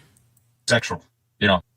If a girl has a fat ass or not, or, you know, I'm actually a face person. I don't give a fuck about anything else. Like, I'm not too sexual. Audie said he is on red flag. I know, he just cemented himself. I'm like, bro, you're just killing yourself. You shoot yourself right in the foot, right? Every sister is like, okay, note to self, red flag, right? They're like, only sister's going to be with you is that they're going to be looking for the money, Mr. Genius, man. All right, but let's continue. You know, I'm not that, I don't give a fuck about anything else. Like, I'm not too sexual, you know. I'm not that person. I think my brain is too elevated. I'm too much of a genius to give a shit about stuff like that. It's like all those porn stars that go and bang guys, and now they want all those porn sites to wipe the internet so that their future kids don't see that shit. It's not going to happen. You made a choice, and now you have to abide to the consequences. So if you go around doing that, don't think your dad doesn't know why you slept with a black guy or a 6'7" dude, 6'7", or why your mom doesn't realize that, or why your future kids won't realize that, or why an employer, you know. See how they keep putting it on us? Why our name in why are we in everybody's mouth? I'm like, the amount of space we take up in people's head is just nuts.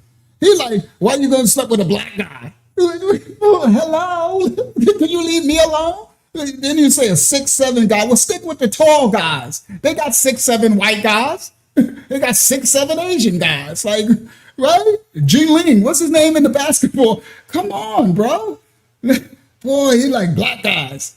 Let's continue. Or a 6'7" dude, 6'7" porn stars that go and bang guys, and now they want all those porn sites to wipe the internet so that their future kids don't see that shit. It's not going to happen. You made a choice, and now you have to abide to the consequences. So if you go around doing that, don't think your dad doesn't know why you slept with a black guy or a 6'7" dude, 6'7", or why your mom doesn't realize that, or why your future kids won't realize that, or why an employer, you know, whatever. Man, somebody get the rough cop. Man, somebody get some help. Pull up on the block. You can tell. You see what I just did? See what I did right there? What I did right there, that's why he's so insecure, right? And this brother, if you want these girls, you understand, see, you sat with a black guy. Oh, I'm sorry, but those are your future everything. Those are the college graduates. And you see them? They over there nay-naying and whipping, and they over there soldier boy, right? They over there putting it down while you over here complaining about come on, guys. Come on, Tink Tink. It'll be all right, bro. Stop giving it so much energy. Folk, I thought you was a genius. Come on, it don't look too smart to me. That's why the Bible says, calling themselves wise, they become fools, right? It's like you calling yourself a genius, but if you don't seem wise enough to know what you're doing to yourself, okay? So that's why I put the clip in there. I'm like, because I know what this is about. Or why an employer, you know, whatever.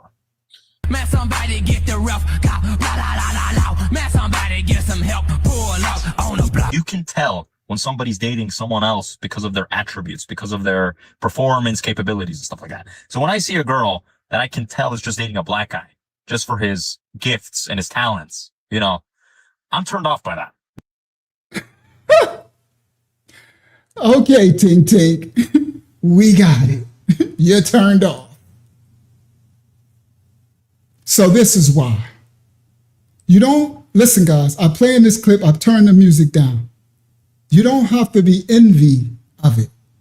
Black culture, every nation of people on earth will gravitate to black culture, even if they don't like us.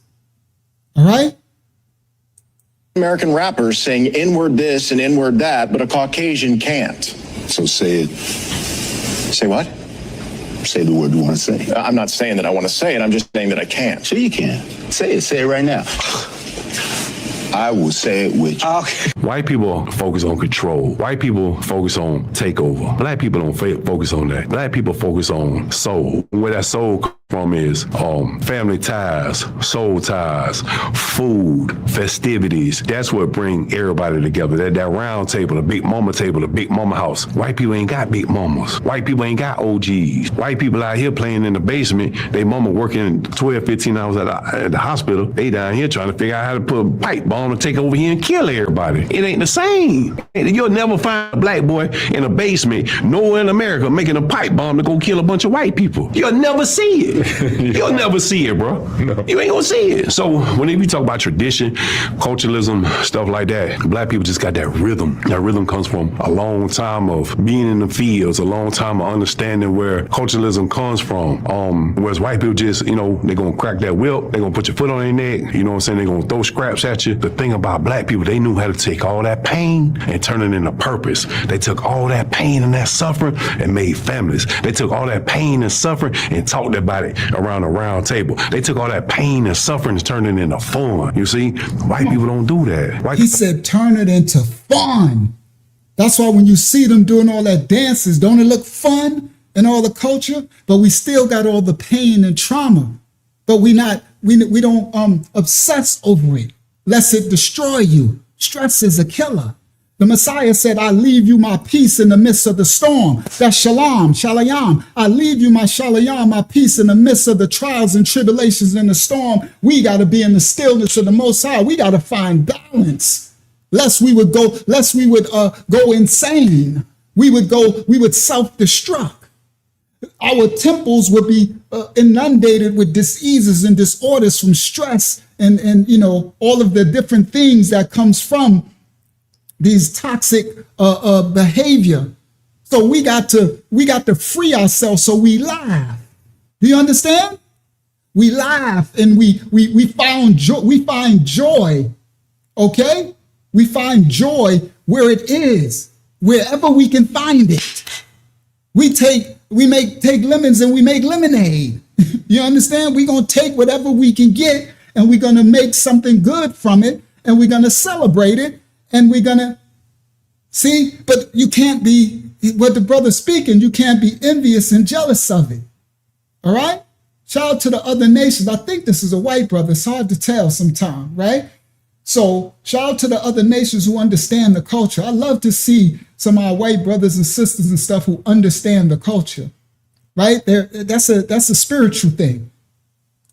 On their neck, you know what I'm saying? They're gonna throw scraps at you. It's a long time of understanding where they're gonna put your foot on their neck, you know what I'm saying? They're gonna throw scraps at you. The thing about black people, they knew how to take all that pain and turn it into purpose. They took all that pain and that suffering and made families. They took all that pain and suffering and talked about it around a round table. They took all that pain and suffering and turned it into fun. You see, white people don't do that. White people are about control and takeover. So I just think the difference, that's the difference. You studied your history and you did not take over this country by singing "We Shall Overcome." You did not gain control of the world like you have it now by dealing fairly with a man and keeping your word. You're treaty breakers, you're liars, you're thieves, you rape entire continents and races of people. Then you wonder why these very people don't have any confidence or trust in you. Your religion means nothing. Your law is a farce and we see it every day. You demonstrated it in Alabama. And I can say you, because you're part of the whole system, you profit from it. In fact, you make your living from it. You couldn't walk around and talk to people, stand up in your pulpit on Sunday and preach nice little songs and say, now we're going to give thanks to the Lord for he is good and old Jesus be among us. As far as we're concerned, your Jesus is contaminated, just like everything else you tried to force upon us is contaminated. So you can have him. And here's what I'll say. I wish you would follow Jesus like we followed him.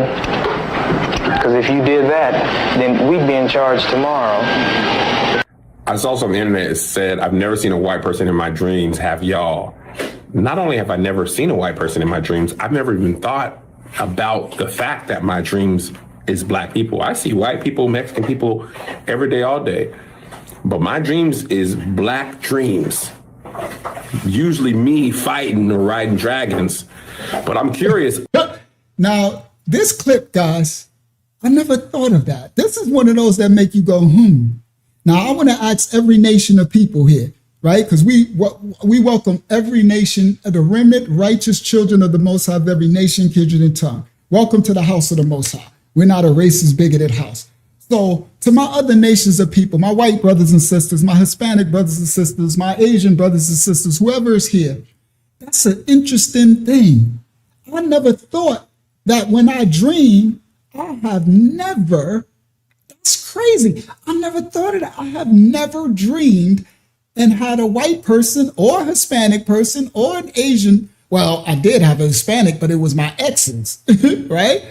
Not like just some rando Hispanic, right? Because, you dream of the people in your life, right? So some of my exes, my baby mom is Hispanic, right? So, people invade your dreams, and all that, right? I just wake up, rebuke it, send it back to the dream realm, you know what I mean? So, but that's crazy. That's interesting. So I need to my other nation of people, when you dream, do you dream have you ever dreamt of a black person in your dream? To my white brothers and sisters, that wasn't an ex, somebody you dated or something? That's interesting. I said, that's a crazy thought. I've never dreamed. That's crazy. That part, I'm sorry. I know y'all like, you're giving it too much energy, but I love to be stumped. I love to learn, right? I love learning, right? I'm a cerebral person, right? And so it fascinates me when there's something that I'm like, wow, I have never in my life just dreamed. And so with that, do you think racists dream about, like racist white people dream about black people, right? So I had this thing, right? I had this thing, the screenshot that I was going to share, because some people take up a lot of space in people's mind. So it's like, if something takes up so much space in your mind, I wonder if it goes into the dream realm. That's very interesting. I'm like, that's interesting. So I wonder if every nation of people really only dream about their own nation, right? Barring someone that you might have been in a relationship entering your dream. But that's very interesting. So, so praise the Most High. So I want to see if some of y'all, I want to see, have y'all ever dreamed? That's interesting. But anyway, let's continue. I'm giving it too much thought. Other cultures chime in. Mexican people. Do y'all see only Mexican people in your dreams? That was my thing. So I had I grabbed this screenshot from a long time ago when I was doing the clip when it was a Karen.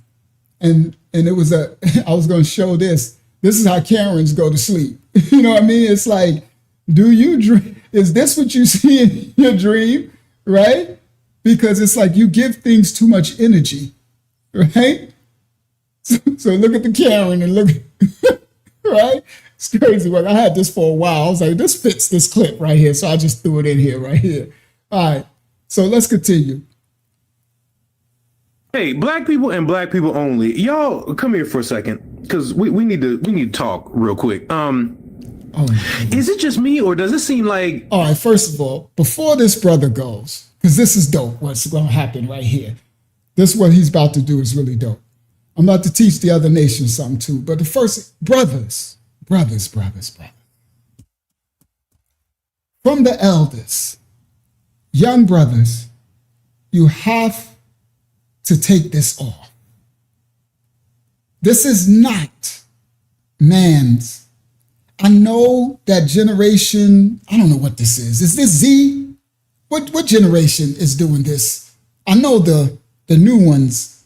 So it's Z. This is Z. I know that y'all think y'all can do the merces. I know y'all think y'all can do the yoga, the little tight pants, right? All that stuff is Baphomet. It's gay as all out there. It's rainbow. I'm sorry. The bonnets are women's wear. So I wish I could just smack these dudes up in their head. Like, stop it. The elders, come on. We need the elders to stop, guys. You can't. This is no. All right? Men don't wear bonnets. I'm sorry. You can't make it cool. You can't make it culture. You can't. Take it off. That's women's wear. The Bible says the man shall not wear that that pertains to a woman. Okay? Take it off. And then they got the younger generation sisters thinking it's cute. No, that's just the same old serpent doing Baphometic culture things, non-male and female. Okay? No, take it off. We got to reach the youth. We held the candles. Take it off. I wish they didn't shadow ban us and I was able to reach millions. I would tell them, take it off. There's nothing manly about it. All right. So anyway, let's continue, right? Yeah, they painting fingernails, wearing pocketbooks, somebody has some merce, bonnets. What? Come on, bro. Shiny lips and stuff. Now, ain't nothing wrong with a little chapstick, making sure your stuff ain't all chapped enough. But all that, come on, bro. You're non-binary. That part. All right, let's continue. Dreams? All right, so now I like what the brother's doing. Now watch what the brother's doing. Black people and black people only. Y'all come here for a second, because we need to talk real quick. Is it just me, or does it seem like they trying to?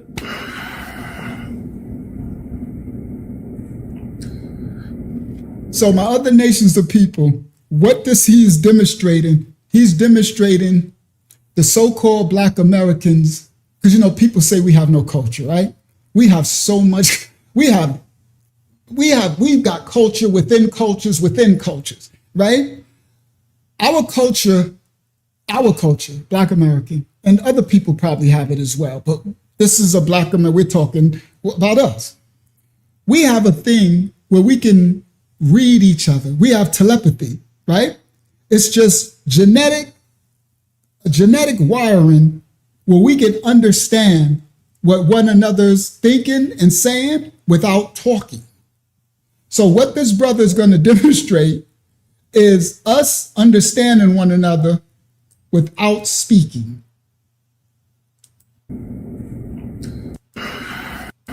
Watch this. Y'all come here for a second, because we need to talk real quick. Is it just me, or does it seem like they trying to?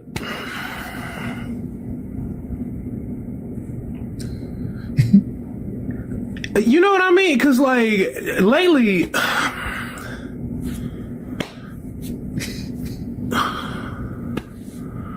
And I mean, stuff like that be happening all the time, but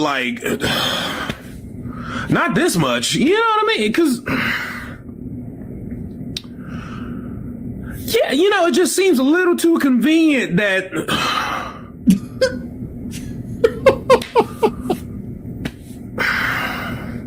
But we agree that we not. No, we not. Right? Yeah, I agree. Because if we do, they just going. Uh-huh. You know what I'm saying? Mm-hmm. So let's take it back. 2022. Hold on. I love that. I swear we be so uncold, bro. We can speak and we don't even got to even know each other. And it happens wherever, all of us throughout, no matter where you at. You know what I mean? I could be in New York, and you could be from Indiana, you could be from California, you could be from New Orleans, you could be from Georgia, whatever, and we got this code, and it's like we literally know what each other. It's like, I'm like, I got you, bro. You heard everything you said, I follow. And it's so crazy because that's how a lot of our ancestors survived during slavery and Jim Crow and stuff like that, right? They had to spiritually speak to one another, right? But let's continue. Thank you, Laria, for this other clip that's about to play. Right? Yeah, I understood everything that he didn't say, right? Come on. But we agree. Yeah, it just seems a little too convenient that.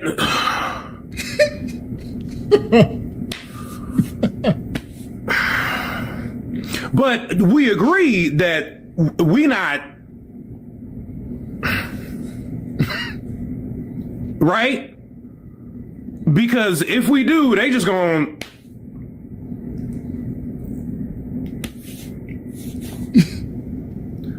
You know what I'm saying? So let's take it back. 2022. I was doing hosting Password. Brilliantly hosted. And Password. oh my gosh, thank you. So good. And we had you on. Yep. You're playing the game. Then Yep. I got a chance to play. And I got a chance to Absolutely. play with you. Yep. They give me the word Titanic. They do. And I They do. prompt you with Rose.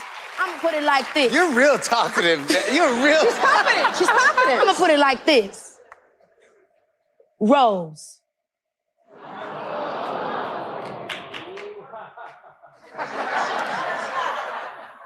Rose. Oh, see, I don't want to get it wrong, but I think it's Rose. Oh my gosh, ladies. You see the white girl? The white girl is realizing they're talking without speaking. Right?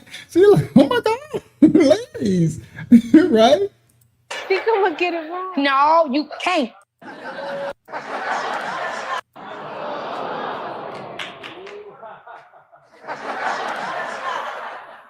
Rose.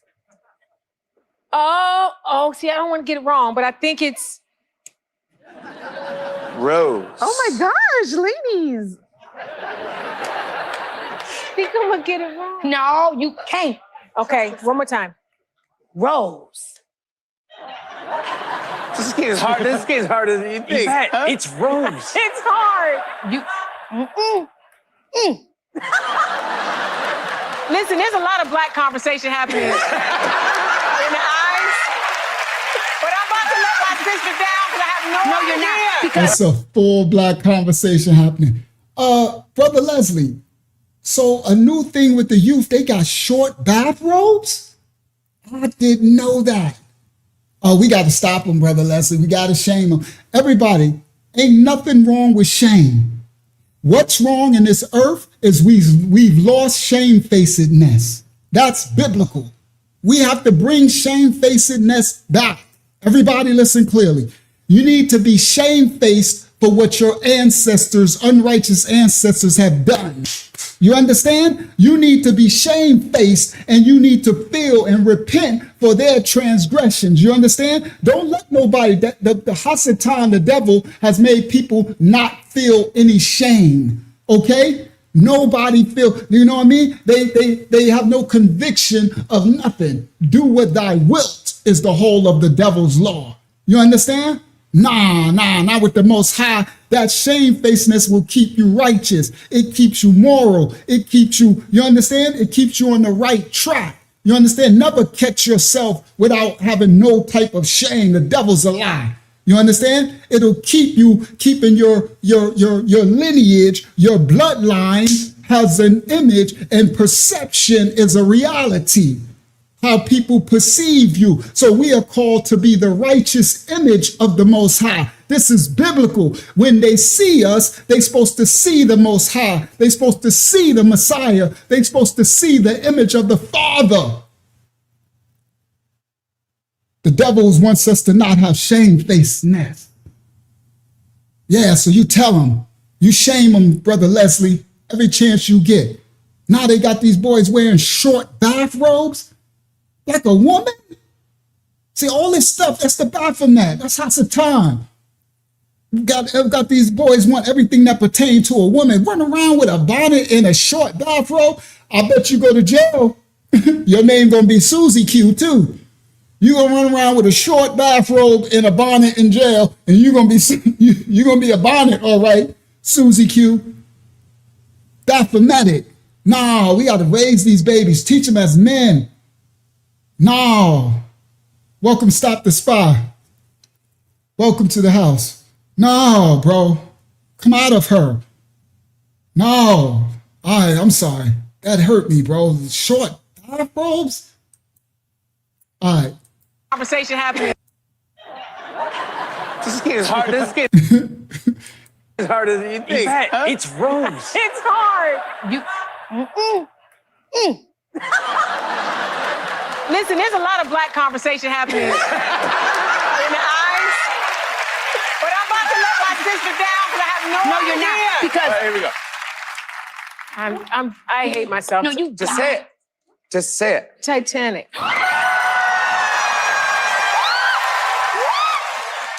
I mean, we became telepathic in that moment. No, it's we like telepathic anyway, but this is the thing. This is what I'm glad we're having this conversation because I want people to know. I knew it was Titanic the first time you said it. no.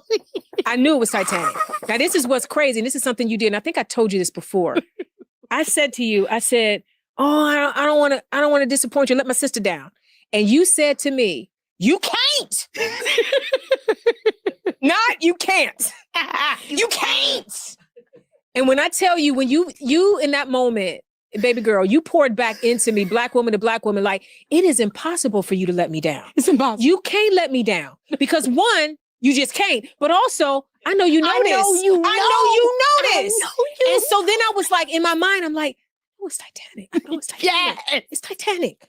And then so when I said it with resignation, like, I hate myself, Titanic. And it went off. I was like, that was me. Like, I knew it because I knew it.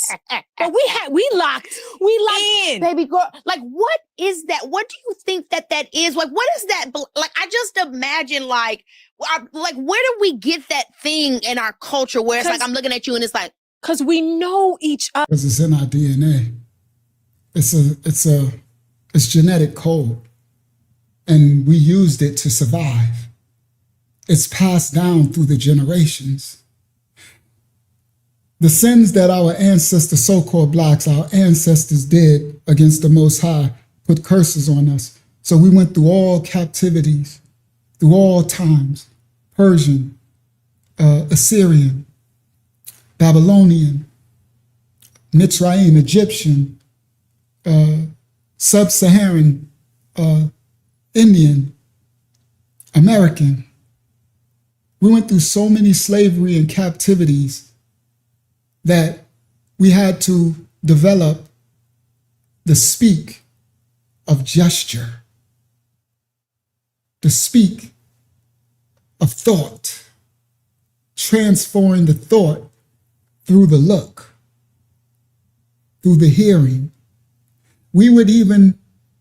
Our ancestors would go so far that without even seeing or hearing, we could be on code one and transfer the thought. That's when you're really in your spirit, man.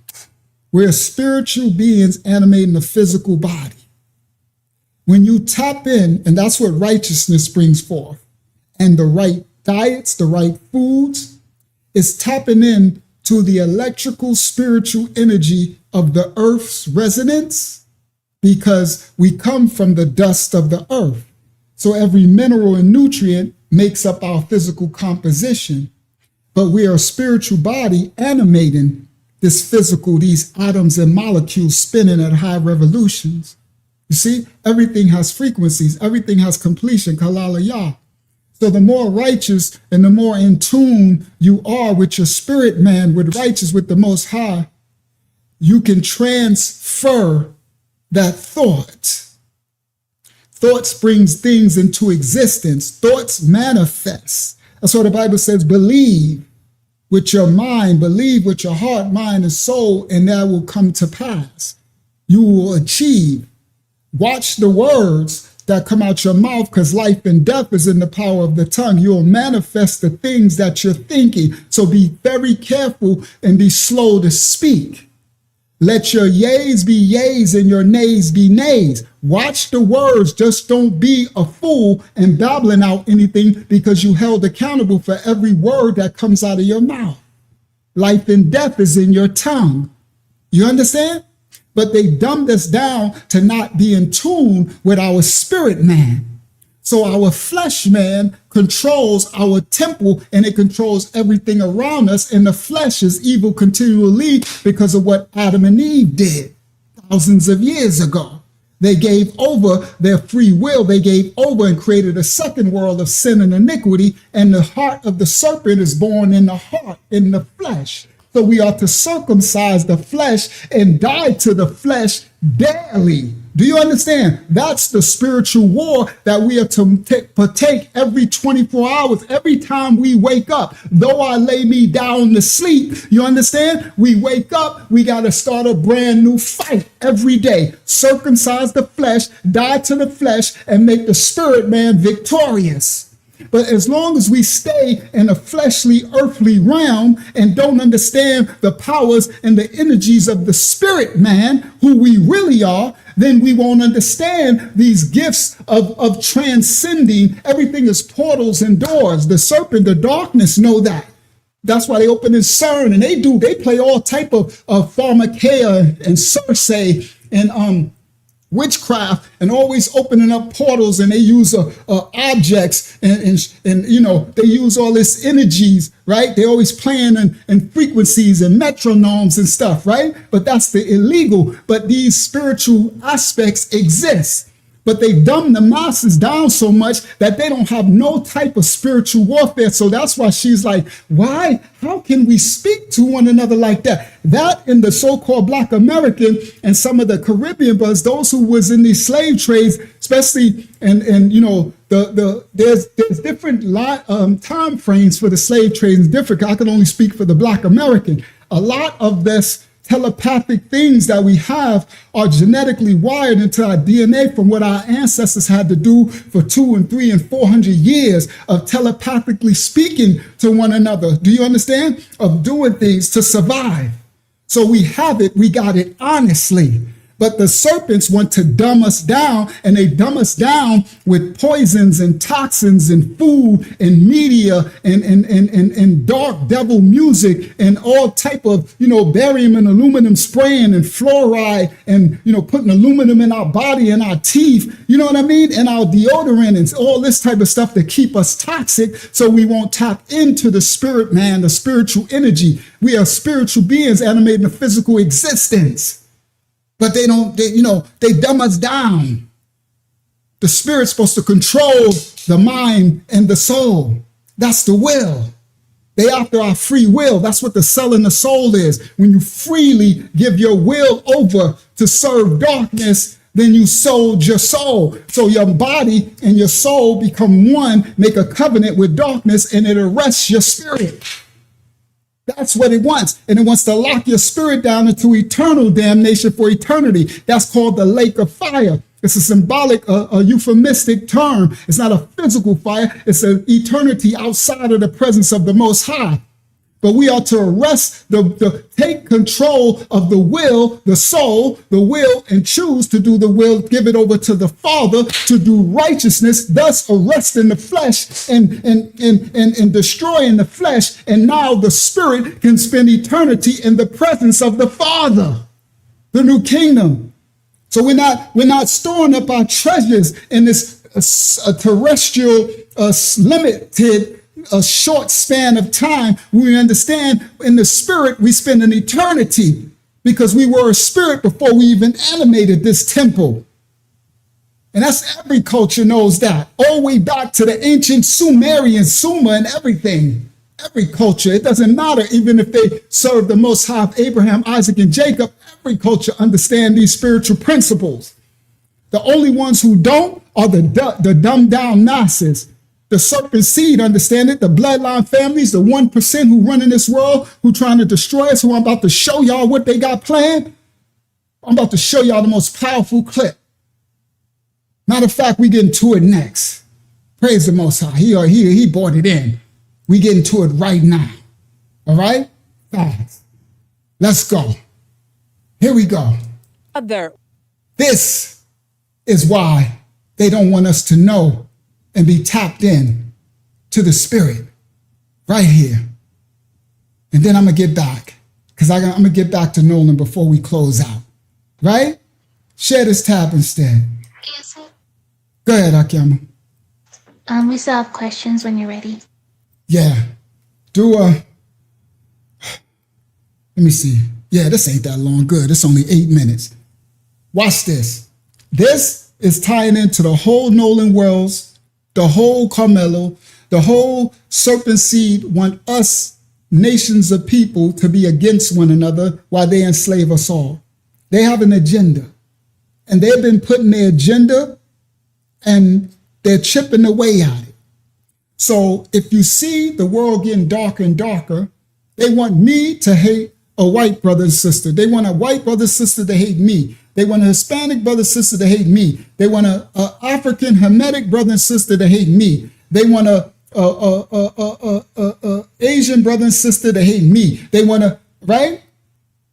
They want all of them, everybody, to hate one group of people, the so-called black, right? And then divide yourself in a hierarchy amongst each other while they plan on enslaving us all. This is their agenda, and this is what they got planned for us. Copyright disclaimers are in effect. This is why this channel, no matter what title we use, always come back. We live every Monday and Friday, 9:30 p.m. Eastern Standard Time. This is what they got planned for all of us. The devil's a lie. I'm going to rebuke it. I'm going to teach y'all. We're going to expose it all every time. This is why they started racial wars and want to divide and conquer us all. This is what they have planned. Copyright disclaimers are in effect. We don't own rights to the video. We're reacting to the video. Let's go. Have you ever wondered why every major government, global organization, and financial institution keeps pointing toward the same year? 2030? They never explain why. 2030. We got basically 3 years left. Because it'll be January, it'll be 2027 in a hot second. Time, the Most High sped up time. It's going to go faster. 2030. I'm going to be preparing y'all. I'm going to be doing everything. And I'm going to get through the shadow band a little later. Mark my words later. Y'all going to be like, Dad, you were saying that we was going to be reaching hundreds of thousands. Yes, we still reach about 100,000. You know what I mean? Even though they shadow ban us now, we get about 200,000 a month or whatever, right? But we'll be doing that in one, we'll be doing millions a month. Because the righteous word got to reach the children, because everything is ramping up in the end time. And these devils, the serpents, that's trying to play us all against one another, they got a number, 2030. Let go. Financial institution keeps pointing toward the same year. They are the 1% serpent seed who control the economy and the world masses. They are not fully human. They have a blood lineage that goes all the way back to Cain, to the fallen angel, the Anunnaki. They come from every nation, kindred, and tongue. They're not just white. They're all nations, but they have a blood lineage. A lot of the presidents of America come from that lineage. A lot of the powers that run the nations and the countries come from this lineage. That's the they. All right, let's continue. Organization and they used to call them Illuminati. They used to call them the man. They used to call them the powers that be. They used to call them, you know what I mean? Now they call them the dark, some of the deep state, but they use the deep state. But these are the powers that be. All right, now let's continue. This is what they got planned for us. Your government, global organization. Have you ever wondered why every major government, global organization, and financial institution keeps pointing toward the same year? 2030? They never explain why, never explain what happens after, and never tell you what they're quietly preparing the world for. But tonight, you will. This is the story of Agenda 2030. Not the polished version they show the public, but the version buried beneath committees, closed-door meetings, and quiet policy shifts happening all around us. A global transformation disguised as progress. A digital reset that will reshape every part of human life. And a deadline that they're racing toward faster than anyone realizes. Because if... So, they've been preparing for this 2030. We only got 3 more years now, all right? And this is why you see all of the racism ramping up, all of the divide ramping up, because it's aligned with their agenda. The world is going to change forever. It won't start with a vote. It won't start with a war. And it won't start with a disaster. It starts with a plan. A plan written years ago, locked behind language designed to sound harmless, and now being executed piece by piece country by country, without most people ever noticing. Tonight, we're exposing the real meaning behind Agenda 2030 and the global digital reset no one was ever meant to fully understand. Let's begin. To understand why the year 2030 matters, you have to understand one thing. When Hey, Akiyama, what is Rosetta talking about? He said, why react to that? How this is disgusting. I'm leaving.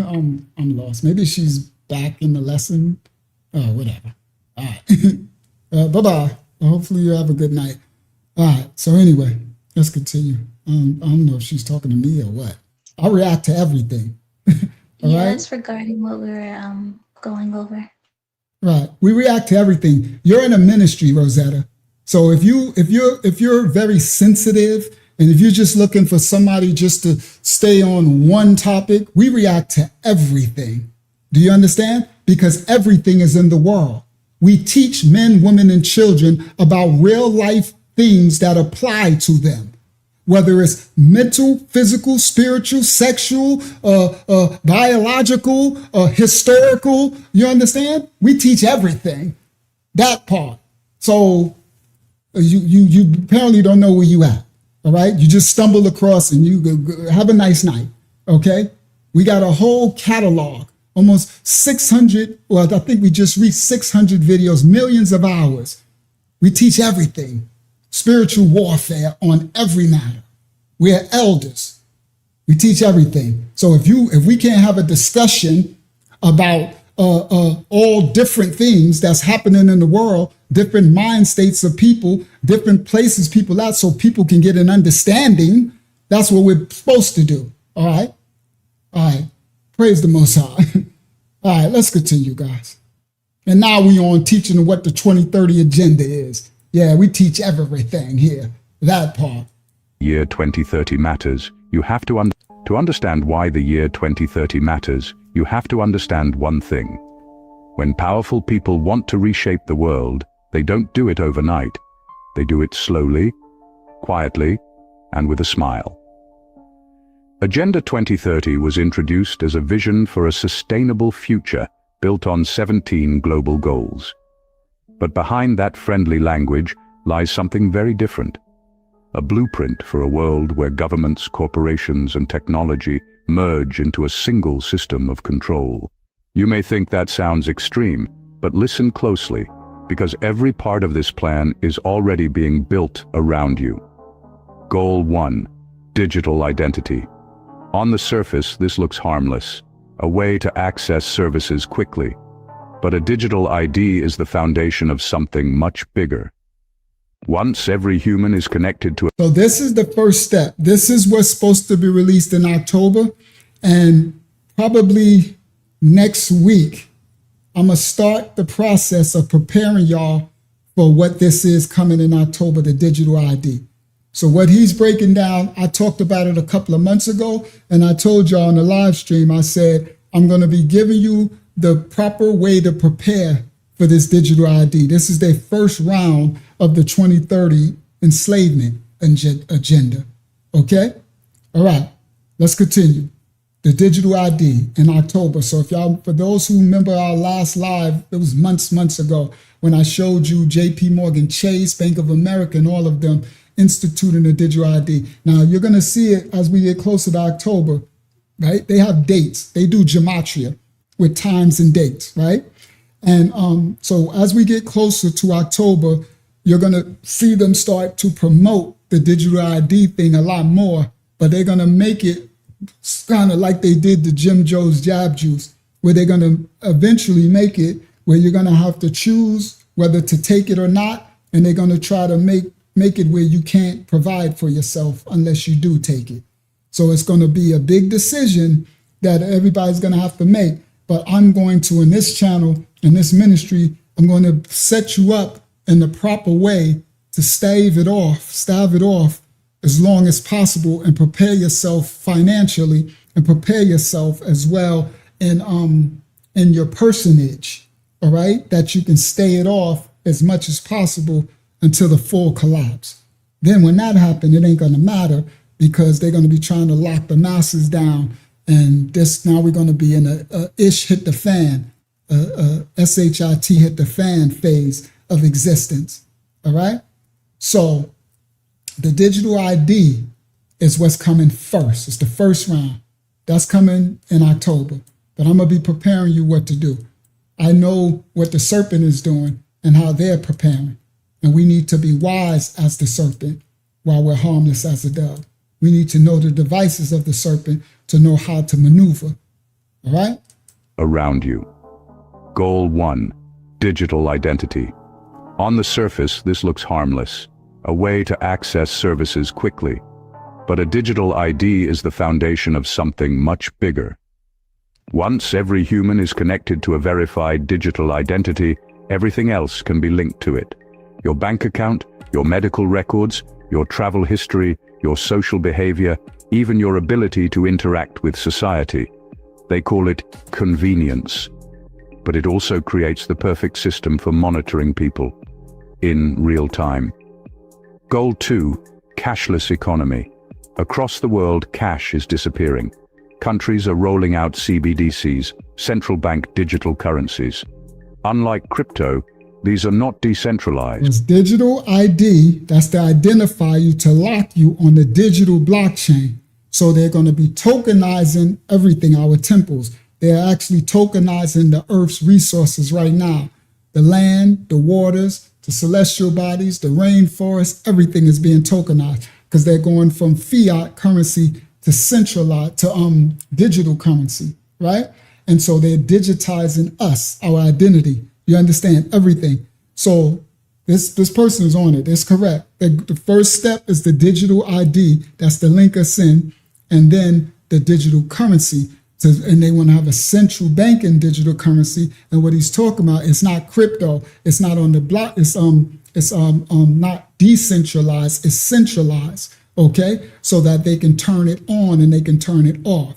All right, let's continue. These are programmable. These are not unlike crypto, these are not decentralized. These are programmable, trackable, and controllable. A currency that can be turned on or off, restricted, limited, or redesigned based on your behavior. They say it's for safety, they say it's for efficiency. But ask yourself, who controls programmable money? Not you. Goal 3, smart cities. Every major city is pushing toward this idea. Sensors, cameras, AI monitoring, predictive policing, energy restrictions, and digital zoning. Imagine a city where every move is tracked, every purchase, every step, every interaction. Again, they call it innovation. But innovation for who? For you or for them? As you'll soon see, all of these systems connect. And when they do, you get something that looks less like a free society and more like a digital cage. But we're only at the beginning of the 2030 blueprint. Because while the public is distracted, the real transformation is happening underneath. Global food systems are being centralized. Energy. Come on. Why we are being distracted? And what are we being distracted from? News events. You see? They want to, so they're going to continue to push and program people to do wicked, evil things against one another. They're going to continue to ride the narrative, never let a good crisis go to waste. They're going to continue to push the Hegelian dialectic, right? And while having us fight and argue and struggle, they're raising the price of everything while pricing us out of survival as they go from fiat, physical, to digital. They're doing it right in our face. And most people, why you think they now we on the Nolan Wells narrative.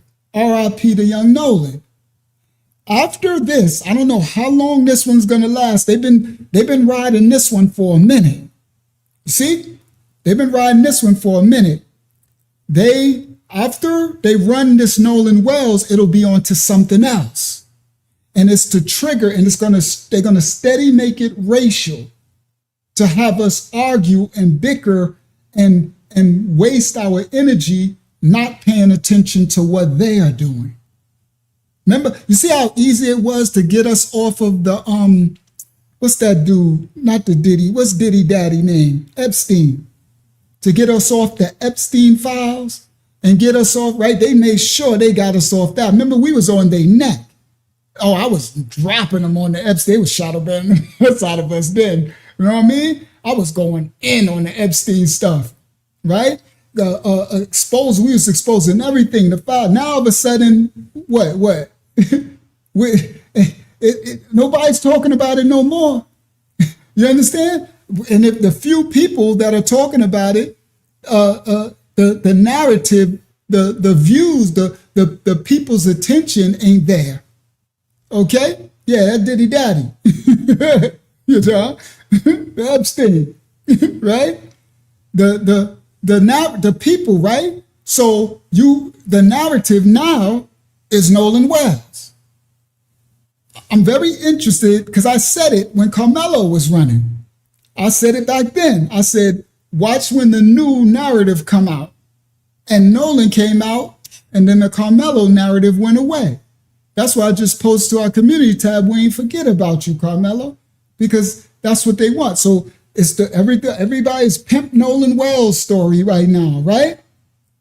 And then, but it's crazy because if you don't get into that lane, then you won't have nobody's attention. They will make sure you don't make it into the algorithm at all.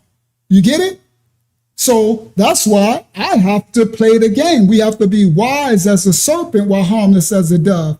I'm bringing, I'm bringing information and I'm bringing value to the case because I'm interested in it and I have the gift of discernment so I can bring and I can make it entertaining. But I wish I can just go back and just put anything up and they don't shadow ban. So it's again where the narrative is, right? So what do? If this is what I got to do to reach the Most High's children, then I'll use that. But in the meantime, if that's what can get them, then I'm going to do what? What are we teaching right now? 2030 agenda. You see what I mean? We teaching we got thousands of people who found us because I listened when the Most High said you need to pivot now. They're pivoting. The Bible says be wise as the serpent. So the Most High said pivot. And I'm like, I don't do popular news. And, we've been teaching, if you look at our catalog, we've been teaching this for years. Good stuff. But he said, no, you gotta grab the stories because the serpent is using the stories to to push them in the 2030 agenda. And you gotta reach them where they are because most of the masses, they won't understand the hands of the puppet master. They will just see everything on the face value of the everyday fleshly thing. They won't see the spiritual component of the serpents that are running and playing the masses against each other. And I said, okay. So I listened. And if we fast forward now, from the time I listened, we then got about almost 4,000 new people was able to find us. You see? And what? We teach. So I don't just do a Nolan Wells story and then we sign off. That's pimping. We still teach. You heard? Spiritual warfare. All right. So this is what they're doing, right? While they keep the public distracted. The 2030 blueprint. Because while the public is distracted, the real transformation is happening underneath. Global food systems are being centralized. Energy grids are being restructured to allow remote shutoff. Private land ownership is becoming harder and harder. And the phrase, "You will own nothing and be happy," wasn't a joke. It was a preview. Governments around the world are buying up farmland. Corporations are buying water rights. and small businesses are being replaced by global digital marketplaces. The goal? A world where independence becomes impossible and reliance becomes mandatory. But here's where it gets even more unsettling. Behind every 2030 initiative, there's a new player, a silent partner. Artificial intelligence. AI is becoming the engine behind global governance, making decisions, filtering information, automating enforcement, and building a world where human judgment becomes optional. And that is not an accident. Agenda 2030 isn't just a plan for a sustainable world. It's a plan for a digital world, one where AI becomes the brain, and digital systems become the nervous system. Let's go deeper. Why 2030? Why this decade? Because the world is reaching a technological tipping point. By 2030, experts expect universal digital IDs, near total surveillance in major cities, fully programmable money, smart home and smart grid, integration, AI-run government systems, biometric security everywhere, and the merging of financial, medical, and personal data into one system. A unified global database, controlled by unelected bodies, that decides who you are and what you're allowed to do. One identity, one system, one world, by design. But the most chilling part of Agenda 2030 is not the technology, it's the psychology. If you want to reset the world, you don't need guns, you don't need armies, you don't need violence, you only need control over information, control over currency, and control over access. And slowly, piece by piece, they're taking it. Some countries are already linking digital IDs to bank accounts. Others require biometric verification for travel. Several cities are testing social credit scoring, and many governments are quietly preparing to phase out physical money entirely. People think this is random. It's not. It's coordinated. But here's the part almost nobody knows. The 2030 plan wasn't created to fix the world. It was created to rebuild it into a fully digital ecosystem, a world where privacy no longer exists, a world where freedom becomes conditional, and a Come on, Sister Angela, and he's coming too. world where compliance is no longer requested, but required. Because when everything becomes digital... Yep, Oroki, but the truth, it doesn't matter. If it's the truth, it's the truth. So I can script, Oroki, I can script something up and I can have AI read it to you. It don't mean it ain't the truth. You see what I mean? Yeah, absolutely. But we got to discern the truth from a lie. It doesn't matter how it's going to be presented. There's going to come a time where that's the only thing that's going to be presented. So we got to discern that as well. Let's continue. Everything becomes controllable. Your identity, your money, your movement, everything is no longer requested, but required. Well, you're going to be left behind, Oroki. Maybe this is where we're going to agree to disagree on a lot of stuff. But if you don't give no minute to nothing AI says, then you're going to be one of them that's left behind. And unfortunately, it is what it is. You can not listen. You can, everybody going to do what they want. But for those who don't understand AI and do not implement it in some way, then you're going to be destroyed for that lack of knowledge. Because there's going to come a time where you're going to be the one that's going to have to take the beast. You're going to have to receive it because you won't be able to produce anything because of not understanding the devices of the serpent. All right? I give AI to stuff. Well, there you go. So, all right. So then this ain't AI slop. So, all right, let me not. I don't know why I'm even giving you this energy right now. Sometimes people just speak just to speak. It's okay. I understand. All right. So, yes, AI. Now, again, is AI Oroki? Think about this. Is AI the beast or is it the spirit that you use it? Is a gun a killer or is it the spirit of who used the gun? Is money evil? Right? You have people said money was the devil. No, these are tools. So AI is a spirit. And if you are in the wrong spirit, if you're unrighteous, then you're going to get what you call on. But AI won't be able to harm the righteous. You understand? It's any spirit like any other spirit, devil. There's a completion, a kalalaya of any spirit.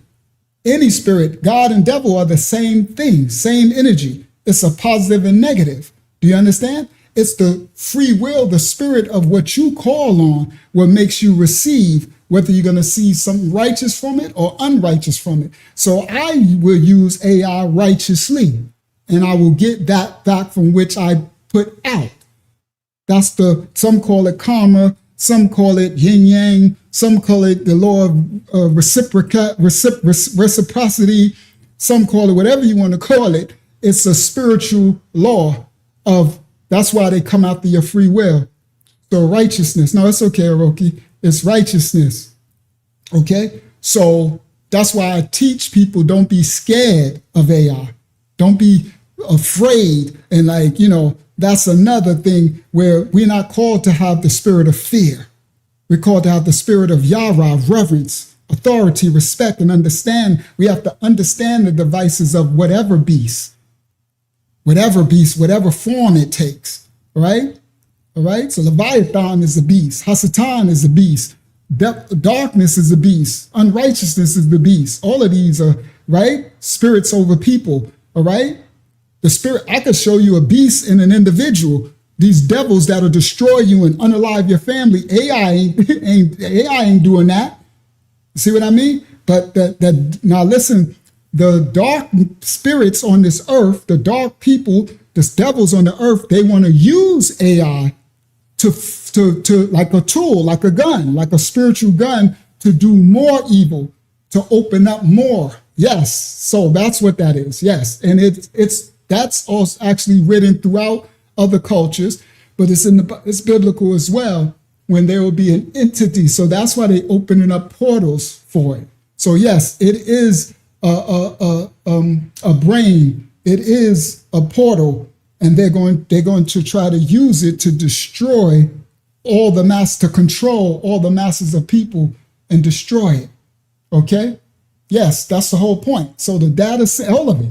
So again, the 2030 agenda, it encompasses all of it, right? The data centers, the banking currency, the digital ID, the infrastructure, the cities, the smart cities, all of it. It's a whole agenda. That's the whole point of what we're teaching. But anyway, let me continue. Longer requested, but required. A world where compliance is no longer become a world where privacy, no digital ecosystem. A world where privacy no longer exists. A world where freedom becomes conditional.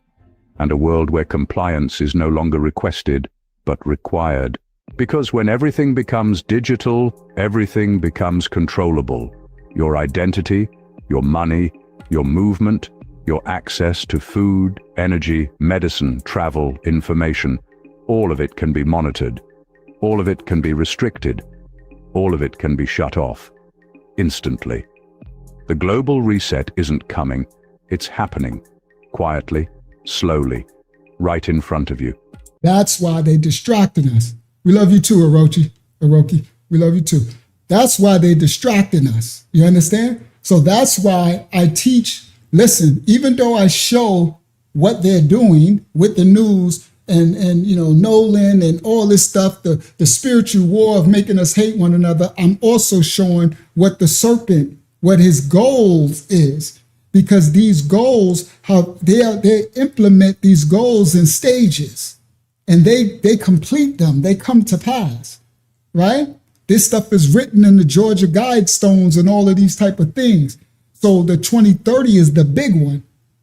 They got one by 2033. There will be, that's where they're supposed to say everything. All of this will be totally implemented.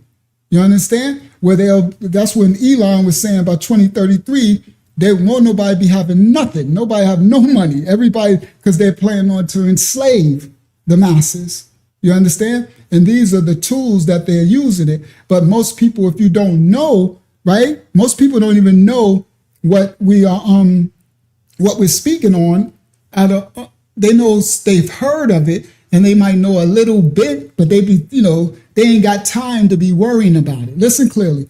They're too, they're busy, stressed out with their job. Or remember, they all in the Nolan Wells. They got us all in our feelings, right? Emotionally, they, got this one trying to do, Jake Lang trying to do the IGA march, right? So that's going to trigger the blacks, and this one want to say this, and the Africans say black people are some of the, shout out to my righteous ones, but you know what I'm saying. All these different narratives where I showed the clip where the Africans said black people are contaminated and we black Americans, and this one, right? The Haitians say this, and the Jamaicans say this, and the Africans say this, and the black, right? So they got, and then the whites say this, and everybody's against one another while their agenda is going forward. It's crazy. It's actually darkly brilliant. You understand? To keep everybody distracted while they go forward. And also another one, Aroki, keep people scared of the AI mechanism instead of using it for righteous sake. And understand that you're going to have to learn the devices of the serpent. You're going to have to use the devices to survive. Just like you're going to have to use a gun to survive. You will. You're going to have to use, because when this world goes really dark and people are running around starving and rioting, and you're going to have things to protect yourself. See? So you have to have the wisdom to understand what the serpent is doing. You understand? So that's what we do and teach here, to understand, because people don't even know that the Messiah says, sell your cloak and get a sword. Sell 2 of your cloaks and get 2 swords. I'm paraphrasing. So there are things that we're going to need to be able to protect ourselves for what's coming. Woe to those who don't prepare. You understand? That's why those individuals who build in like ish hit the fan type of stuff, now you can prepare all you want physically. You need to prepare spiritually and mentally as well, right? Don't forget that part. But those who don't even prepare physically, when that famine comes, you'll be destroyed. Okay? You won't survive the famine. What's coming? It's coming. You can't stop it. It's written. It's prophetic. Everything is written out, bro. So there's things that we have to do. So we have to understand the devices of the serpent so we can move accordingly. We can prepare accordingly. That's why I'm going to prepare y'all for October for the first phase, the digital ID. You see? And that's why I'm going to make sure that I can get further through the shadow band as much as I can. I have to play this game with the beast. Be in the world, but not of the world. We are using the beast system to reach one another. I wouldn't know my brother Salty Tate. I wouldn't know brother Oroki. I wouldn't know Sister A. Sandoval. I wouldn't have met brother Henry Manuel. I wouldn't meet none of y'all if we didn't use this beast system. This platform we on is the beast too. You got to understand. So it ain't no just AI, the beast. We using the beast. The beast is everything, right? The beast is the one that's putting the poison in the water, unaliving, spraying the air, charging us money for water that the Most High gave us for free. Yeah, the beast is the one telling us we can't plant trees and fruits all up so we can feed ourselves. All of these is the beast. Okay? This is the beast system. So the beast is going to continue to make more, and the beast is the devil, it's darkness, it's unrighteousness. Okay? It's going to continue to find more ways to enslave and destroy the masses. It consumes itself. It's a serpent eating its tail. You understand? So, praise the Most High. What was Saudi's question, Hakiyama?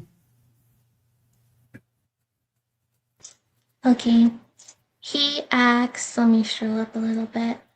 Unc, I've got a question. Can you break down 2 Corinthians 6 and 7? This part of the armor spoken of in Ephesians, question mark? Oh, yeah. It reads like truth. So I'm gonna have to grab the script and put it on the screen. So I'm gonna get to it, Salvi. So you hang in there. I'm gonna get to it before we close out. So let me get through this, and I'm gonna get to that. I'll grab it, put it on the screen, and we'll break that down. The armor. We just broke that down too on I think on our Tuesday Bible study. All right. So this is part of the armor without even looking at it. What I'm doing right now, Saudi, is giving you part of the armor, right? This is the mental part. So this would be part of the helmet, right? To cover the head, right? So remember, this the armor, the spiritual armor, that's the spiritual warfare. You understand? So I'm giving you the part in your mental now to prepare you. That's the helmet. And I'm also giving you the sword. I'm giving you the spiritual warfare, the thing to fight with. You understand? I'm trying to instill in you the faith, the breastplate, the armor, to believe and understand that the prophecies, to understand that greater is he that's within you, the righteousness, so that you won't have the fear, right? And become a victim to it. So yeah, I'm kind of doing it without even reading the scriptures. But that's what this is. So this channel, our ministry, is all Ephesians. It's all the spiritual warfare. That's all we teach. So that's why even when I do the Nolan Wells case and everything, we constantly just teaching spiritual warfare. So that's why with the other sister, she left now. She said she gone, I guess, whatever that is. I don't know what it is. You know, people find us from nothing and talk about, I guess when I was talking about where that man was, you know, jealous over his phallic and stuff like that. I'm talking the spiritual warfare over people, to teaching people what's how people envy you, and people can secretly envy you, and teaching the warfare to come out of that mind frame. And then I got to teach the masses of men and women real life applications. You see? Now, we have real ministry here. We don't just, you know what I mean? We don't just teach that Julio stuff. You know what I mean? Somebody said we out, I think it was A. Sandoval said, we outside. You heard? Because the Messiah was outside. That's the part. We ain't talking that Jesus stuff from the Romans made Bible. The Hebrew Messiah, he was outside. That part. Okay? All right. Let's continue. Look at the patterns, the tightening regulations, slowly, Shalom, right in Lazia. front of you. I forgot about Look at the Facebook patterns, over there. the tightening regulations, the new digital requirements, the changes in language, the sudden push for centralized power. None of this is random.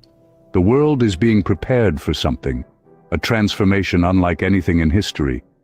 And by the time 2030 arrives, the old world will be gone, replaced by something new, something efficient, something safe. But safe for who? That is the question they hope you never ask. Because once the 2030 system is complete, there is no going back, no opting out, no living off-grid, no disappearing, no resistance without... There will be a revolt. There will always be a revolt. That's where, from the root word revolution. There will be those who come out. So there will be an off-grid. There will be a pushback. The masses will take it. But the Most High's children are already preparing. That's why I'm going to be, and I'm probably one of the only few that be doing it. I've been doing it. I've been preparing people for the 2030. I'm probably the only ones that's doing these topics and stuff that's going to be preparing people for the digital ID in October. Most people don't even know it's coming. You understand? So, like I said, maybe this lesson, because I got to hurry up, because we almost at the end, we're going to be at the end of the August in a minute. So, and it's going to take y'all about a month or two to prepare for what's coming in October, because there's things you have to do. So he's wrong about that. That he's right about you can't stop what they're planning, but there will be a fight back, and there will be an off-grid. There will be those who reject the system. There is an opting out. All right? Facts. Because once the 2030 system is complete, there is no going back, no opting out, no living off-grid, no disappearing. Yes, this October. So the digital ID at Jess will be released this October. It's the start. So coming next week and I'm going to start to prepare y'all in the lessons. I'll be putting it in it, things that you're to do to be able to reject it, because it's the first round. But if you don't know, you won't know. It's like not understanding the tax laws or the laws of something that they're about to implement, and you don't understand the loopholes. Everything in this dark second world is about loopholes. You understand? But you can't understand or find a loophole all the way around something if you don't know the structure of what they're planning. So praise the Most High. He had me study to show myself approved, and he reveals, and I got understanding so I can teach y'all and get y'all structured. I got to do it myself so that you won't be caught up in the phases that as they start to enslave, because that's what it is, the start of the enslavement of the masses. They're going to be destroyed for that lack of knowledge. That's what, yep, in the UK. It started in China too. It started in Australia too. It started in, right? That's why they was taking the guns. That's why these places don't own guns. Australia, United Kingdom, right? That's why America is the last stand. They know that. That's why back years ago when everybody was telling y'all flee and run from America and run to Africa, and I kept telling everybody stop with that foolishness, right? America is the last stand. We behind enemy lines. They know that. So the last one of the Americas, we ain't never putting down our guns and stuff, right? We ain't going quietly. They had all these other nations put down their guns. That's why Spain, that's why all these nations they're destroying them, they're consuming them, right? So when America fall, that's the end. That's the head of the daughter of Babylon. So shout out to the Jeffries family. So that's why the Most High always going to prepare your children, right? Woe to those who don't prepare. So I will be instructing how to get through each phase of what they're doing, because the goal is to survive and sustain without taking their system, taking the things that they're going to implement. Because once you do, then you locked in, you're done. They can cut you off and everything. But there's going to come a time where you're going to be cut off, because it's either. So that's why whoever made this thing, you're wrong about that. There is an opting out, right? Because the children of the Most High, we're going to say no to the beast. No. Facts. And you got to be willing to die for righteousness. If you're not, then go ahead and go along with the beast. You're going to die later anyway. It's crazy work, because the beast is a liar and there's no truth in him. You understand? So he's going to consume you anyway, right? So you're going to die later, but you're going to be, I'm dying in righteousness and truth and spirit, if the Most High wants me to, if he allows it. But there's things spiritually, prophetically, that's going to happen to the righteous children of the Most High. He's going to cover us and prepare. We got Malaic angels that's going to come and help us. Be careful who you entertain, because you might be entertaining angels unawares. They're angels here fighting, doing things. That's why we got to be careful. Just like they got fallen angels. They opening portals with CERN. Do y'all not know they shut down CERN until when? Listen, guys. See, this is the part people don't understand. They just said they shut down CERN. They didn't shut down. They switched to phase whatever with CERN. And they said until when? 2030. See, everything is lined. So they could accomplish what they want to accomplish with that phase of the hydrogen collider. And now they switched it off. They're telling you it's off. It ain't off. It just switched, probably open up some other dimension, because they opening up down stuff in the marine kingdom and the waters and down in the earth where the fallen angels is chained and stuff. All this stuff. That's why people who don't understand, I understand you not believing in the Bible and the book. That's religion. But if you don't believe in the prophecies that's written in the Habariyah manuscript, then you're just foolish. You're just a lack of knowledge, because each culture had manuscripts.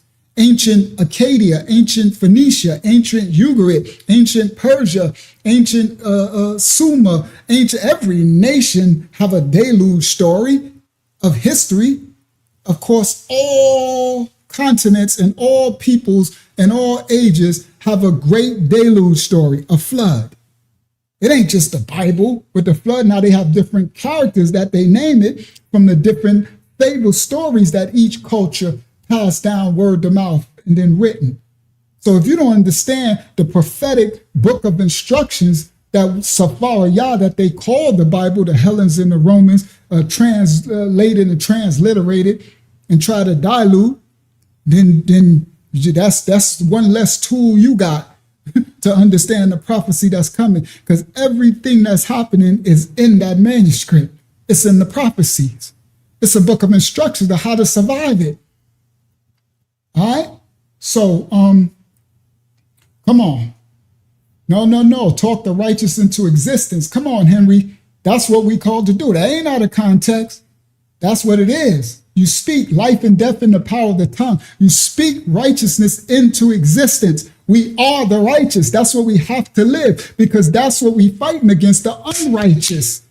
That's all it is. It's just two sides. It's a completion. Either one side, it's 360, right? One side is good, the other side is bad. One side is light, the other side is dark. One side righteous, the other side unrighteous. One side truth, the other side a lie. One side wicked, the other side holy. One side, it's always a completion. And it's what you stand in with your free will. Come on, Brother Henry. You stand in righteousness and you summon righteousness. You understand? That's why righteousness is your covering. The righteous, the name of the Most High is a strong tower. The righteous run into it and are safe. All through the Bible, it's righteousness, right? We have to seek ye first the kingdom and his righteousness, and all things will be added unto you. That part. And you have to believe, right? And that's where having the faith comes in. That faith is a hard one, because you got to believe in something that you can't prove, but that's the spiritual thing. You hold on in the spirit. You speak it with conviction and understand that I believe this righteousness will cover me, and then I am covered in righteousness. You can't destroy the thing that a person believes in. You can't destroy my belief. You might have my flesh. You can do everything, but you can't do nothing to my spirit, because I'm in control of my spirit. I'm going to die righteous. I'm going to die righteous. I guarantee you 110. I'm going to die righteous in spirit and in truth. You could starve me. You could do whatever. I already had it done. So this, what they're preparing, will come to pass, because it's already written. All of this stuff is already prophecy. That's why once you understand that, then you understand our ancestors even knew this thousands of years ago. They used to, everything that we're doing now, they did 10 times, sometime even more.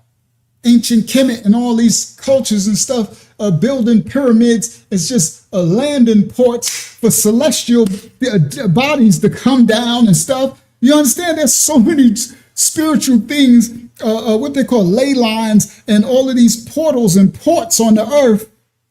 So we got to understand who and whose we are and stand in righteousness, and ain't nothing. And the Most High is always going to prepare. Why you think I'm doing these teachings, right?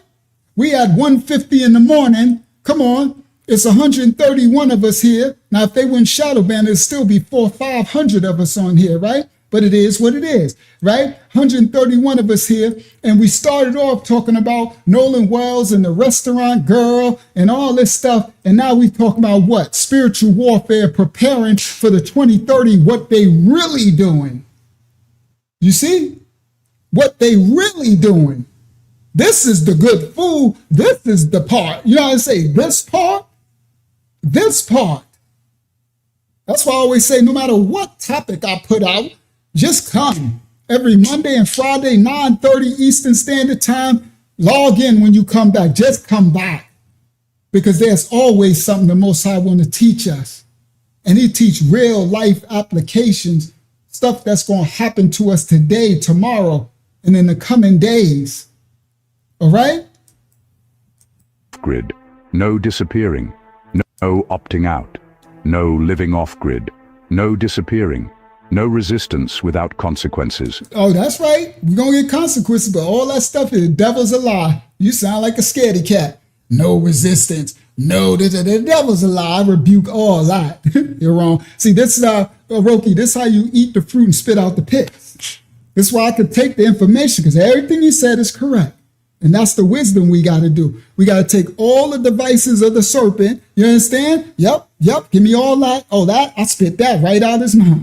You could take that right back with you. Because somebody told you wrong. Whoever made this video, AI do, you got the correct information, but this part is a lie for the lake of fire. You talk about no resistance, no off the grid, the devil's a lie. Somebody didn't tell you, I got some Maliaks that's going to come and guide and protect us. There's coverings that the Most High do to his children. You heard? Let's go. Without consequences. That's what a digital world consequences. That's what a digital world allows. Total control, total oversight, total dependence. Unless we see it coming.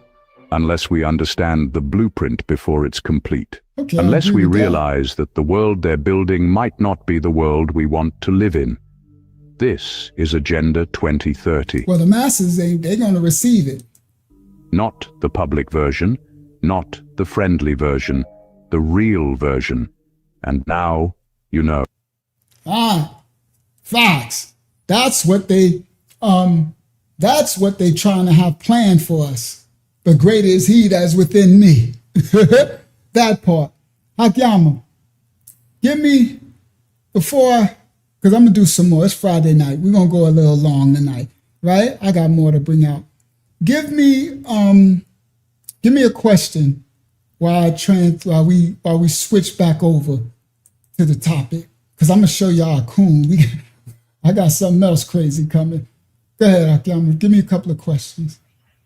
Yes, please give a like if you don't mind, children of the Most High.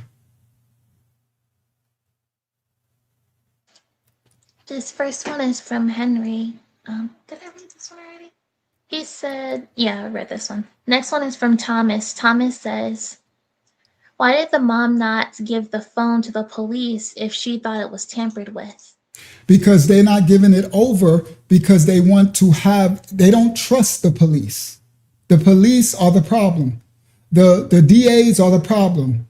The state of Mississippi is the problem. Why would I give my evidence that I got that can prove what happened to my family, my son, to those that's going to take the evidence and wipe it? That's foolish. The part that people don't understand is the family and some of us, of black, white, nations of people and other nations, we don't trust the beast system.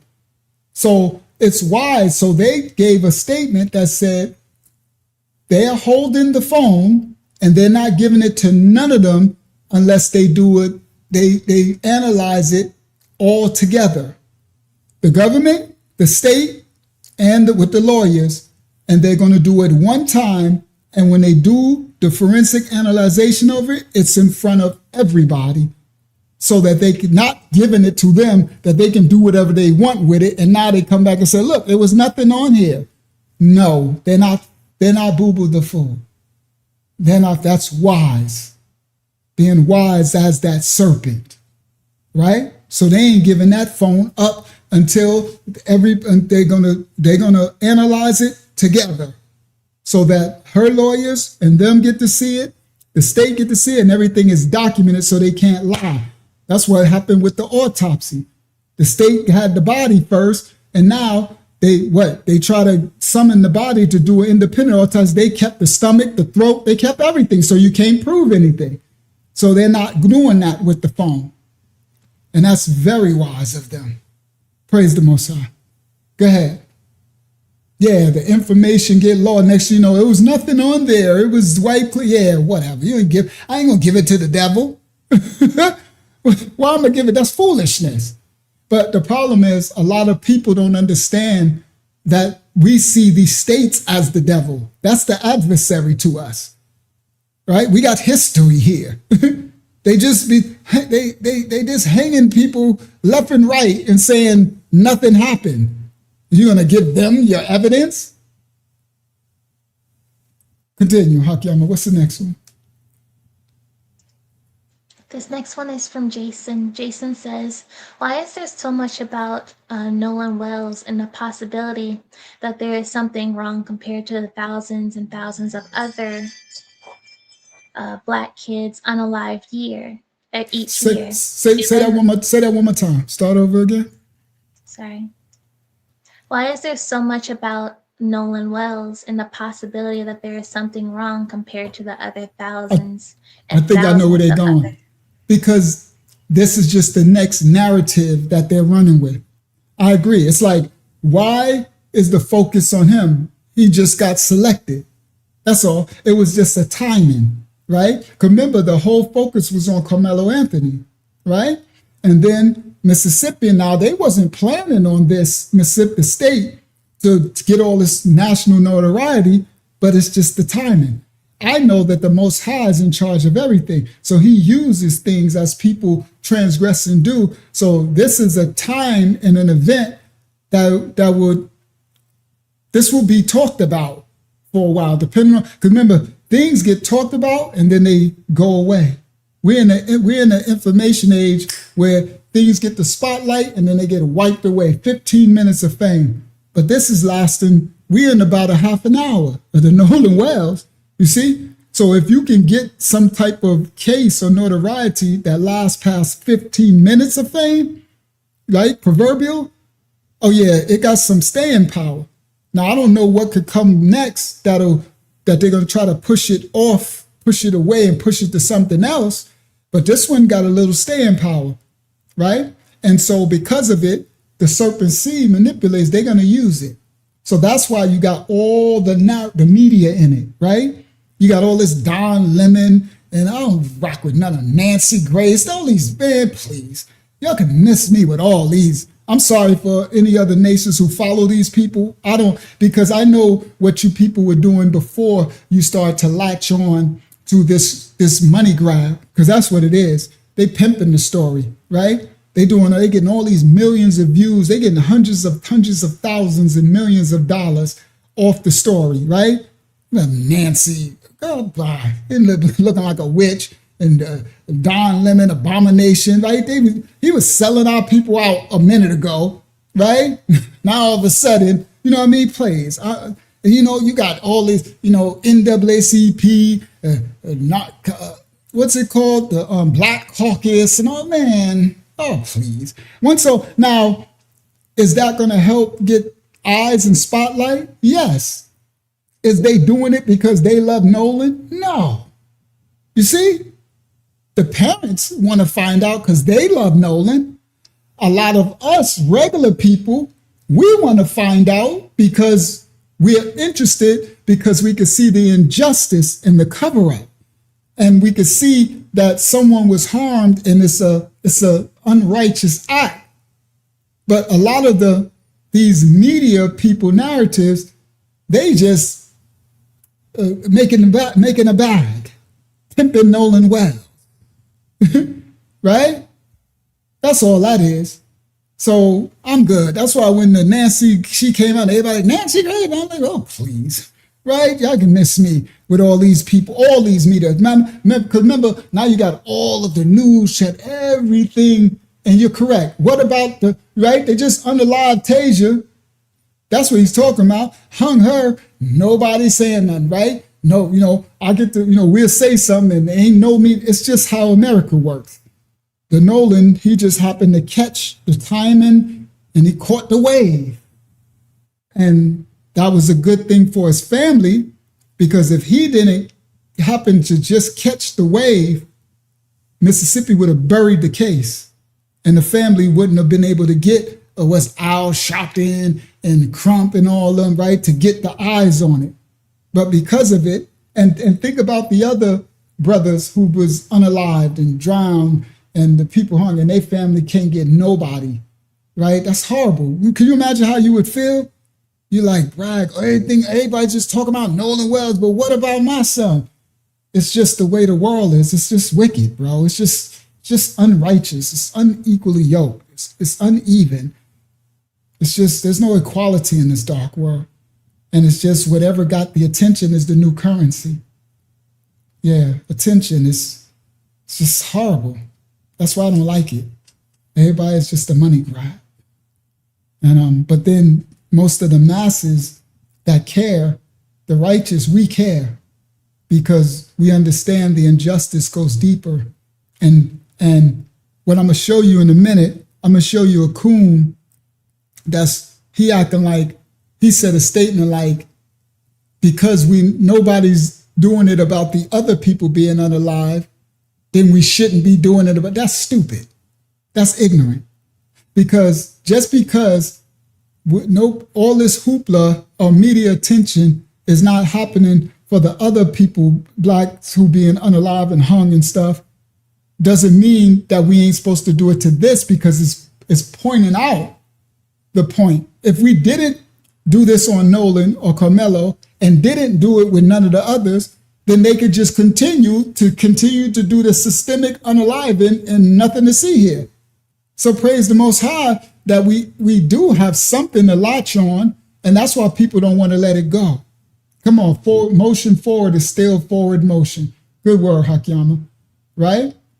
So it's like, that's the whole point, right? So it's like, nah, don't let go. That's why I'm not letting go. That's why everybody's like, for the content creators, keep pushing, don't stop, right? To the Panda sister, Kimberly, me, all these, there's plenty of people. Now I ain't talking about these other Don Lemon, they're making money.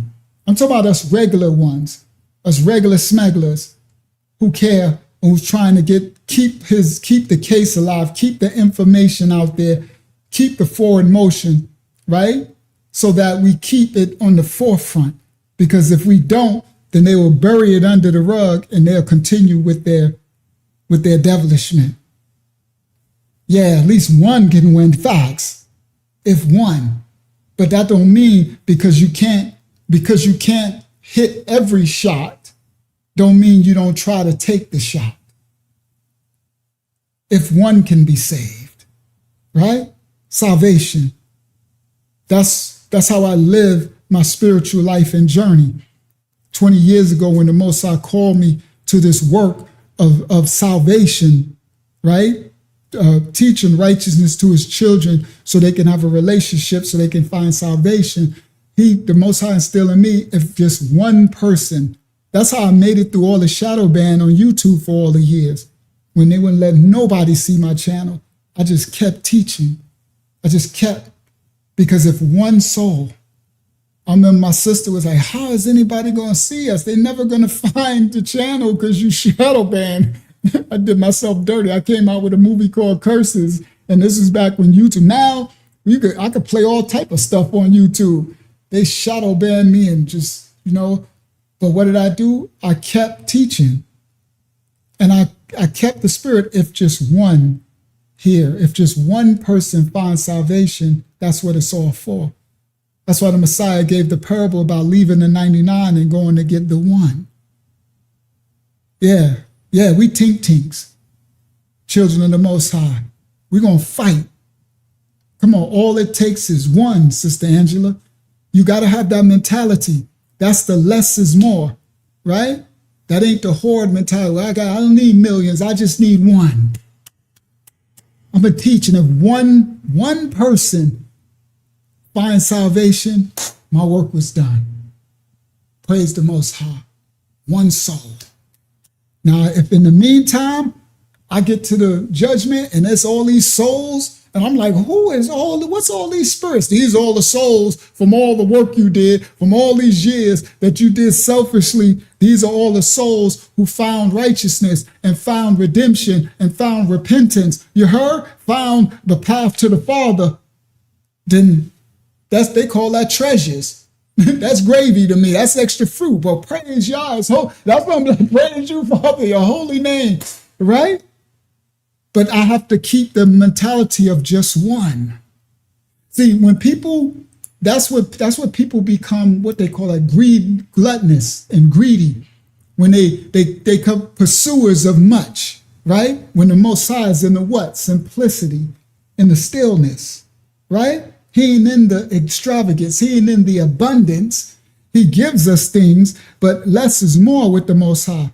So if I keep the meek, that's humble and meek mentality, and I keep the less is more, just one soul, as long as I can stay, shout out to Shella Hendricks in the bill, as long as I can stay to knowing that if I can reach one soul, then you can't stop me. I don't care, you two, nobody can stop me. You can turn me off, you can shadow ban me, you could do this, you could do whatever, but I'm going to keep on teaching. I'm going to keep on chucking. Little engine that could. If just one, chugga, chugga, chugga, chugga, chugga, chugga, chugga. If just one soul. Now I done reached thousands upon thousands. Babies born in the ministry. But guess what? My mentality is just one soul. It's the same thing that I have for the time that I was supposed to spend life in prison when this justice system tried to give me life in prison. I live every day of my life outside of the prison walls with the understanding that the minuscule understanding that if I could just to have the freedom to open the refrigerator, to take a shower whenever I want, to go outside and have fresh air. The basic of just freedom. I keep that like I just left those jail cells, that cage yesterday.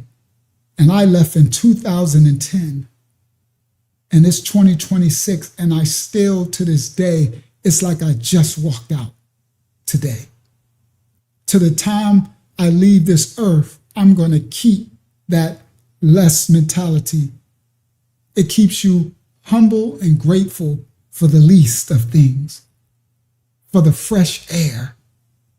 So that's in the stillness and the simplicity that it doesn't mean we don't have prosperity, we can't have abundance, but your mind frame has to be minuscule, minimalized.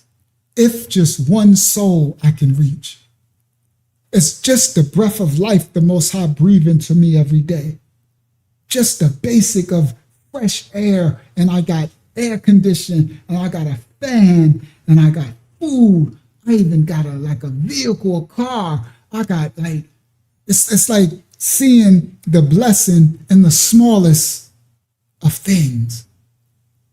That's what the Messiah taught us to live. That's why he didn't come. What do they say? He didn't come on a chariot. He didn't come being raised and being fed grapes, riding on the arms of men, carrying him like a king. He came in on a donkey like a pauper. He came to show us humility, even though I'm great. I'm a king, even though I don't got the money I had when I was serving the sin and transgression. Now I got spiritual currency.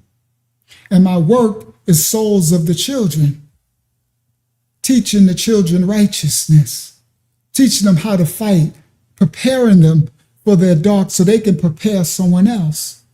Each one reach one, teach one. It's planting seeds and letting the Most High water. That's what it's about. Being your brother and sister's keeper. Reaching one another. That's the children of the righteous. I don't know how I just said all that, Hakiyama. Where did that come from? The Most High speaking, but where did that start? It was a question I was answering or something? I don't even remember. That's when the spirit just take over. Is she here? She here. Not here. All right. So, was there another question? Yes, there's a couple. The next one is from. We still have to do Saudi tapes. Yeah, that's later. But this one is from Becky. Becky says. Shout out, Sister Becky. Becky says, "Who is this guy?" And this was regarding the white man that was speaking. Oh, I forgot his name. He got a channel. He got a pretty big channel. I'll find it for you, Sister Becky. I forgot his name now. I'll find his channel for you, and I'll give you the link. He always posting content. He be on it. that white brother be on it, bro. He don't be playing no games either. He be dropping it. He always dropping it too. I love when our white brothers and sisters be on that righteousness with no shame, no fear, none of that standing 10 toes down in righteousness. That's what I'm talking about. That's that John Brown spirit. I get back to back with that any day. Like I would have got back to back with our brother John Brown, our brother Thaddeus Stevens. Y'all better know your history. You heard? That part. So I got you, Sister Becky. I'll find it for you. That brother's a strong brother. Go ahead, Akema. Henry Manuel says, whatever happened to NFAC coalition? Just one, just this one. I remember they locked the dude up. I think he home now or about to come home, but that was a psyop. So yeah, that you gotta be careful with that because they do that good stuff. They all militant. That was the ones running around and they had all type of machine guns walking through the street like they the new Panthers and stuff. And I forgot his name, brother something. Excuse me. They locked him up, and that whole thing just. Right, but he's supposed to be coming on. I don't trust all them. I don't trust these organizations. I don't trust them. Go ahead, Akema. What's next? The next one is from Samuel. Sammy says, but why is music only for blacks, though? Why is music? Ain't nobody say music was only for blacks. Music is for everybody. So go ahead. What you say, Akema? Yeah, you could keep going. Oh, okay. Music ain't just for, no, I think you misunderstood. I said, we create a lot of the music that the world follows. Music is a spirit, it's a gift. If you have the gift of musical creation, then create you some good music. That's all, just try to make it righteous. Music is a spirit. So as long as you tie righteousness to your gift of music, whatever your gift is, then it's of the Most High. It's when you take the wrong spirit, whatever gift, art, artistry, music, whatever it is, you could serve the opposite, the devil, with your gift. Then it's wicked. No, music ain't just the so-called black people. We are some of the strongest and greatest musicians. It's just a thing. It's just some of our gifts and talents, right? We are very creative people, very artistically creative. And but no, it's not music ain't just a black thing. Music is a spirit. It's a gift from the Most High. All the heavens sing, and they sing in praises to the Father. Even the trees, the earth, even the plants, they all sing in praises.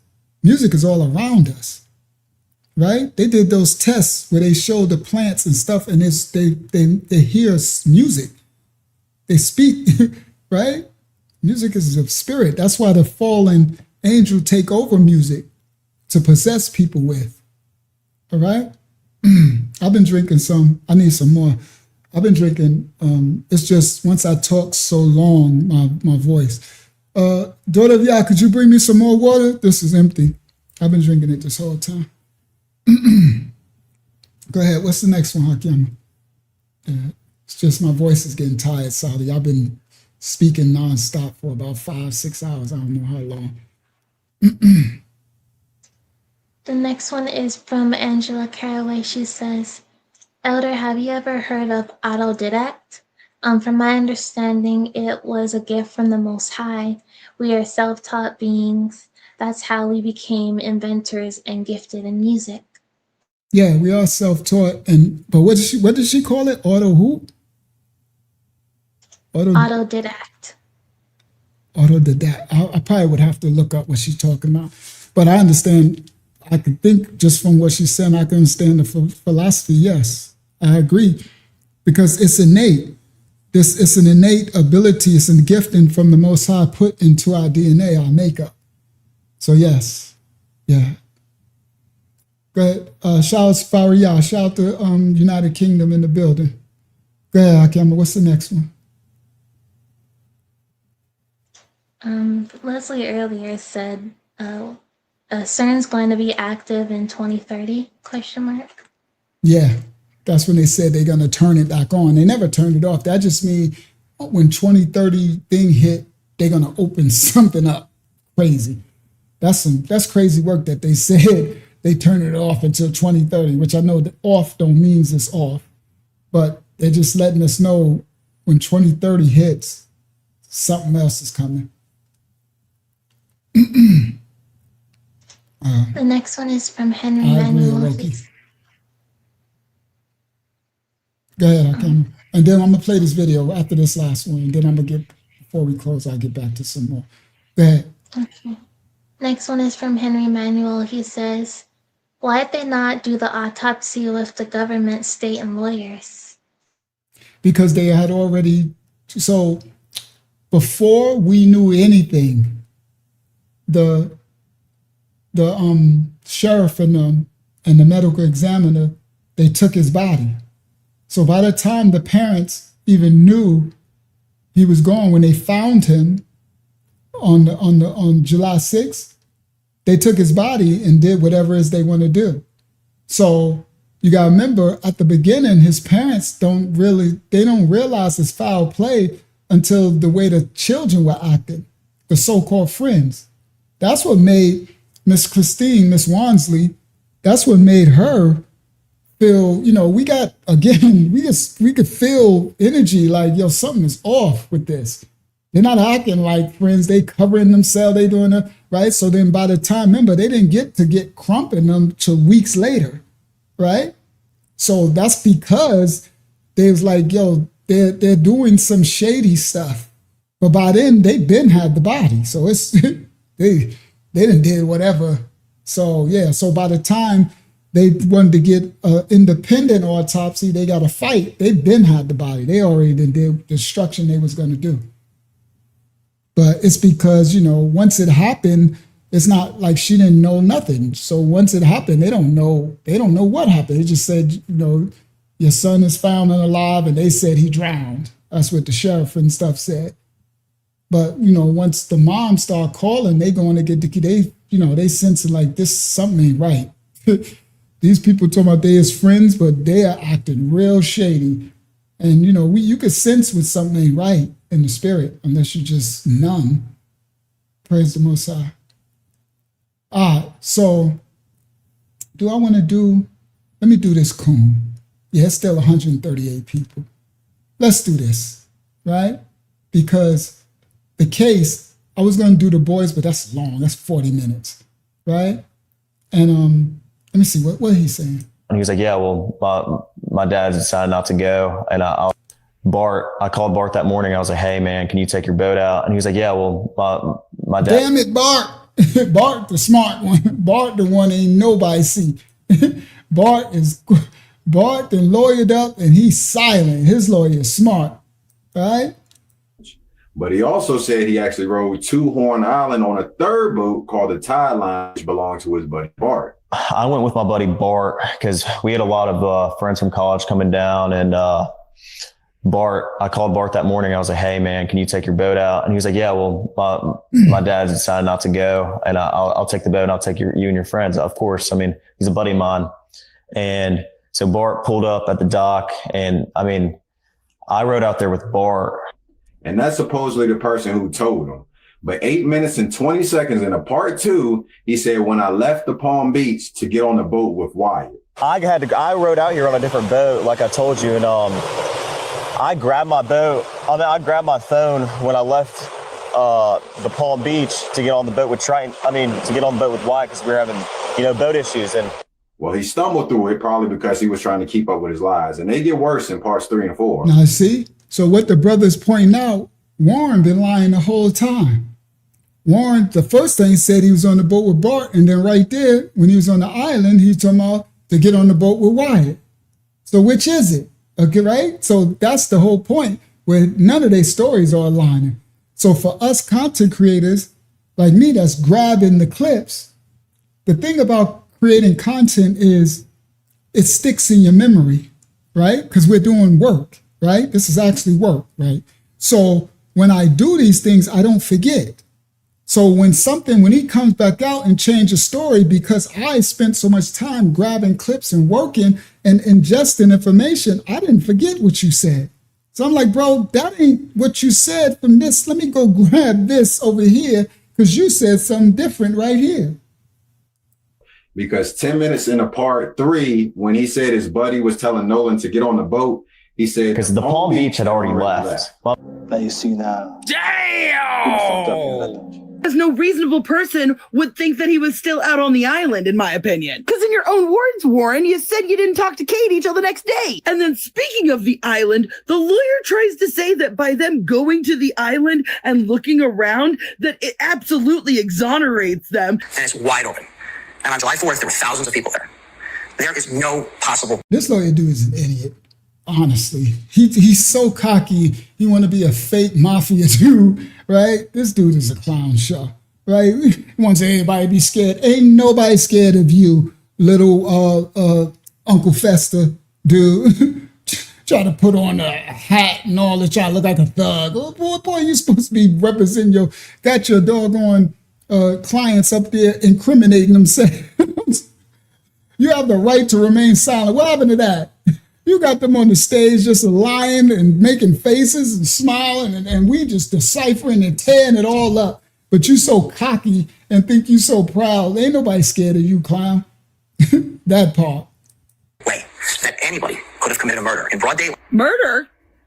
Who's saying anything about a murder? Most of us are under the assumption that an accident happened and they covered it up. All of this stuff that they keep trying to point to as evidence that they didn't do anything to him are not actually evidence. You know what is evidence? The security cam footage. Explain to us why the grandfather was the one who canceled the CETO. How about that? And what I see is just a complete lack of responsibility with these boys. Because listen to this phrasing. I wish we would have never, I think about this every day. I wish we would have never went out on the 4th of July because I know this wouldn't have happened. You see, instead of saying, I should have made sure my friend got home safely, they said, I wish we had never gone out. And I have to admit, my little antennas buzzed a little when it sounded like he was going to say, I knew this was going to happen, right? That seems like what he was going to say. It wasn't, maybe we shouldn't have been underage drinking. They literally say, we did everything right. I mean, there's not much I would change from my point of view and my friend's point of view. I think we did everything right, and I know we did nothing wrong.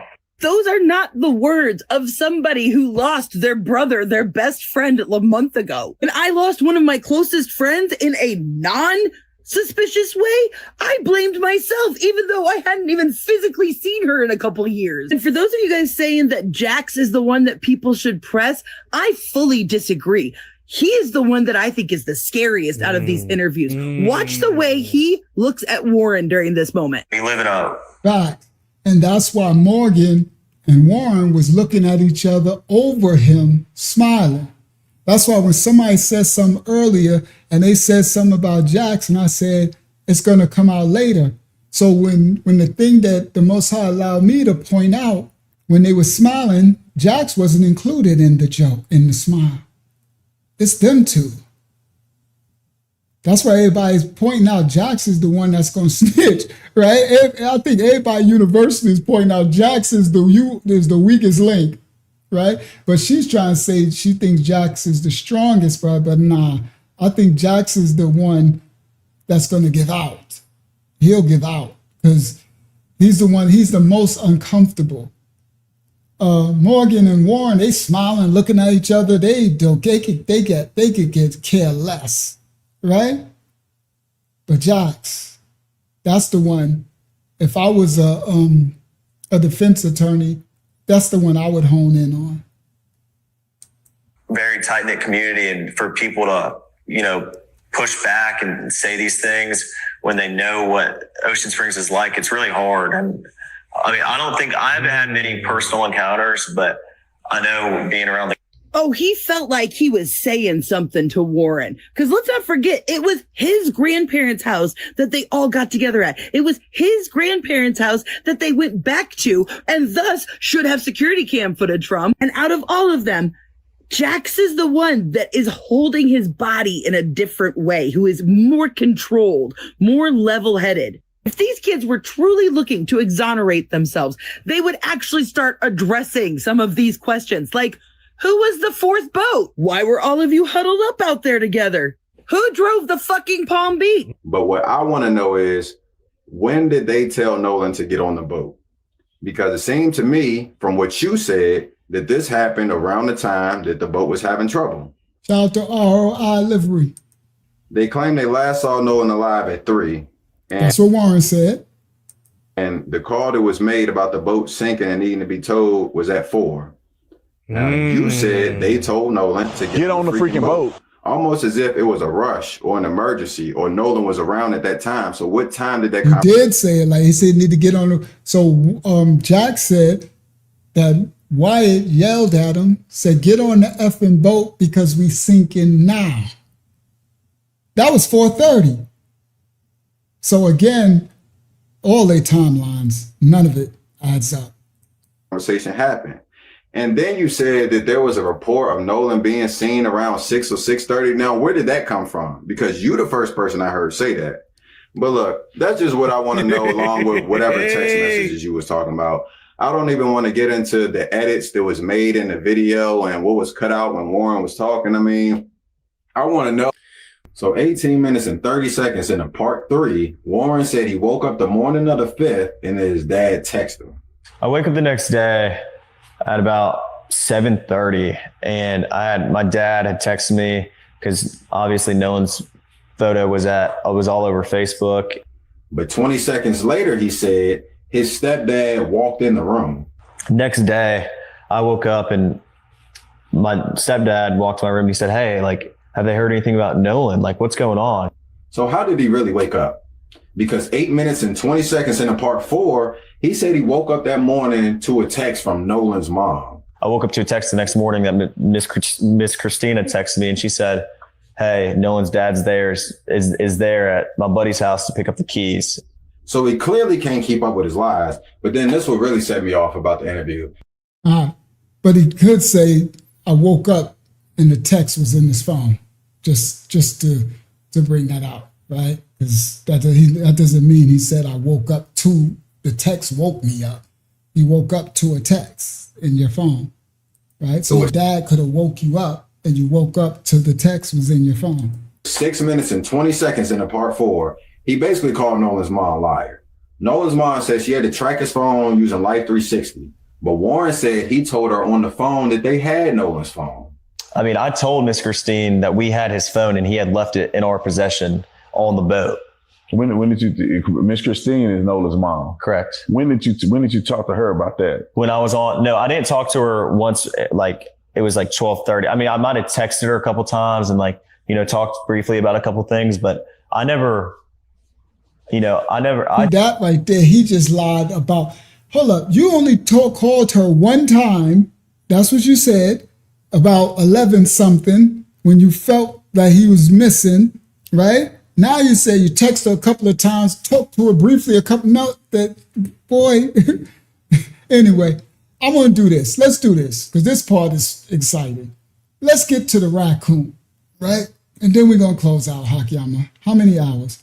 4, 5 hours? Let's get to the raccoon. Everybody, we got a King Coon. And this King Coon is Judge Joe Brown.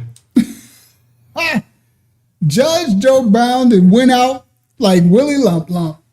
I used to like Judge Joe Brown a little bit, right? Because he used to drop some things. Oh, they done got the Judge Joe Brown. Judge Joe Brown then sold the Blackity Blacks. He done sold us out like a bad hooker. He done sold us out, the Blackity Blacks. Judge Joe Brown don't like nothing about us black. They done got the Joe Brown, right? Joe Brown said, you Iggers, y'all ain't got the right to nothing, right? So look at his face. He even got the coon. He got the old coon face and everything. Judge Brown, he don't like blacks no more. I'm like, Judge Brown, I used to like you a little bit. Oh, now he like, no, Igger. Oh, y'all going. He like, I lock all y'all up. Watch this. This is the greatest crash out I ever. This is insane. Watch Joe Brown. Listen to what he says. Copyright disclaimers are in effect. We don't own rights to the video. We react to the video. This is crazy work right here. Now, today, well, actually yesterday, the Congressional Black Caucus formally requested that DOJ and the FBI conduct an independent federal review of Nolan Wells' disappearance and death, provide federal investigative assistance, and assess whether a federal civil rights investigation is warranted. The Congressional Black Caucus requested a written response within 7 days. This is a request, not a confirmation that DOJ or the FBI has opened a review.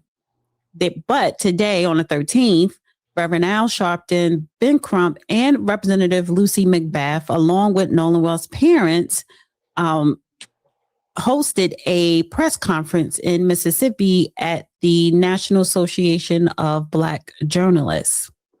Can you update us and tell us whether or not the family has had any contact with the DA's office? Are they talking with you? Have investigators put their arms around you at all? Attorney Eric Hurts and Attorney Parker. I'm Eric Hurts with law firm Eric J. Hurts, PC, and I am heading the independent investigation in this case. I think the first thing, before I get to the exact question, is what's worse than losing a child? Probably nothing. Yama, you and Yadon are crazy. That boy's selling some barbecue sauce. Yadon said, I bet you his barbecue sauce is nasty. Don't y'all drink that? He did. That's that sellout sauce. Hagiyama said his face looked like he belonged on a can of baked beans. It do look like he belonged on a can of no frill baked beans too. The ones with the white label, right? No Merc. You know, no frill baked beans. What makes it horrible is not knowing, and transparency is the key. Can we going into this case? Now listen, Judge. Can we stop? I'm about to get nauseated. You know what is absolutely absurd? The Congressional Black Caucus, some Negro congressmen and women, calling for a federal investigation of a death involving some friends, one of whom happened to be Black, one of whom happened to be someone. So he said the Congressional Black Caucus getting himself involved in some friends. Okay, there you go. He calling Jax and Warren and them his friends. All right, here we go. Here go Uncle. We got Uncle Fester number 2.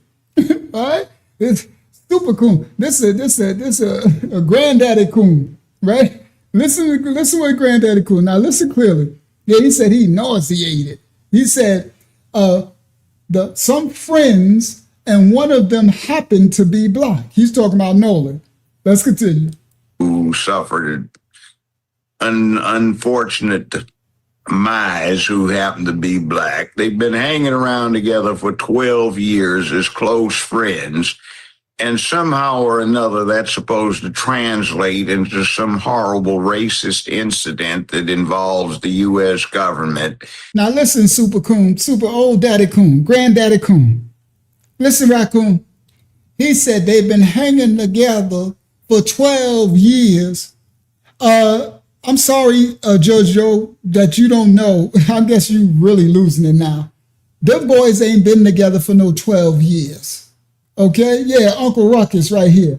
He said they done been together hanging with each other for 12 years. First of all, they only 18, right? And 19. But let's pay attention.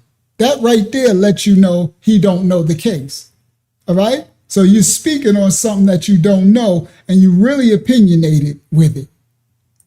As a necessary party to incident that involves the U.S. government, as a necessary party to deliver 12 years as close suffered an unfortunate demise, who happened to be Black. They've been hanging around together for 12 years as close friends. And somehow or another, that's supposed to translate into some horrible racist incident that involves the U.S. government as a necessary party to deliver justice. That is the most absurd thing I've ever heard, just to picture when you back off and look at it.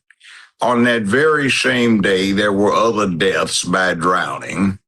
There are other more suspicious circumstances, other more obvious instances where accusations of racially motivated wrongdoing could be brought into focus. And these clowns want to play vulture because it's good PR for their little con games. This is absurd. This is a local homicide, if it is in fact that. The mechanism that would deal with the investigation is in place. It's been evoked. From what I can see, the investigation is being more rigorous than is typical. So Judge Joe Raccoon, he said, listen guys, he said, Uncle Ruckus, I'm gonna call my Uncle Ruckus. He said, there's other things that happened on July the 4th. Other people were unalive. So we shouldn't be even worried about Nolan Wells. Listen clearly, right? There was other instances that could have been maybe deemed a racist instance, but this ain't racist, and the state is handling it. Listen what he said. And the local sheriff and them, he's basically said they've done a great job. Boy, this is Uncle Ruckus that sold us out at the end. How you gonna go out at the end of your life? That's a bad thing. How you just gonna crash out at the end of your life, bro? I can see the investigation is being more rigorous than is typical. He said the Mississippi investigation has been more vigorous in pursuing and bringing out the information of the Nolan Wells case than regular. Again, he don't even know. He talking about they didn't knew each other for 12 years. Mechanism that would deal with the investigation is in place. The mechanism of the Mississippi state, he's talking about the medical examiner, the DA, the judges, the sheriff, the lawyers, a mechanism that's going to deal with Nolan's case is in place. So Black America and anybody, we don't have no authority. What he's bringing out, we have no right to try to bring the government in to look over the case when the Mississippi got the case. And he says they're doing a darn good job. It's been evoked. From what I can see, the investigation is being more rigorous than is typical.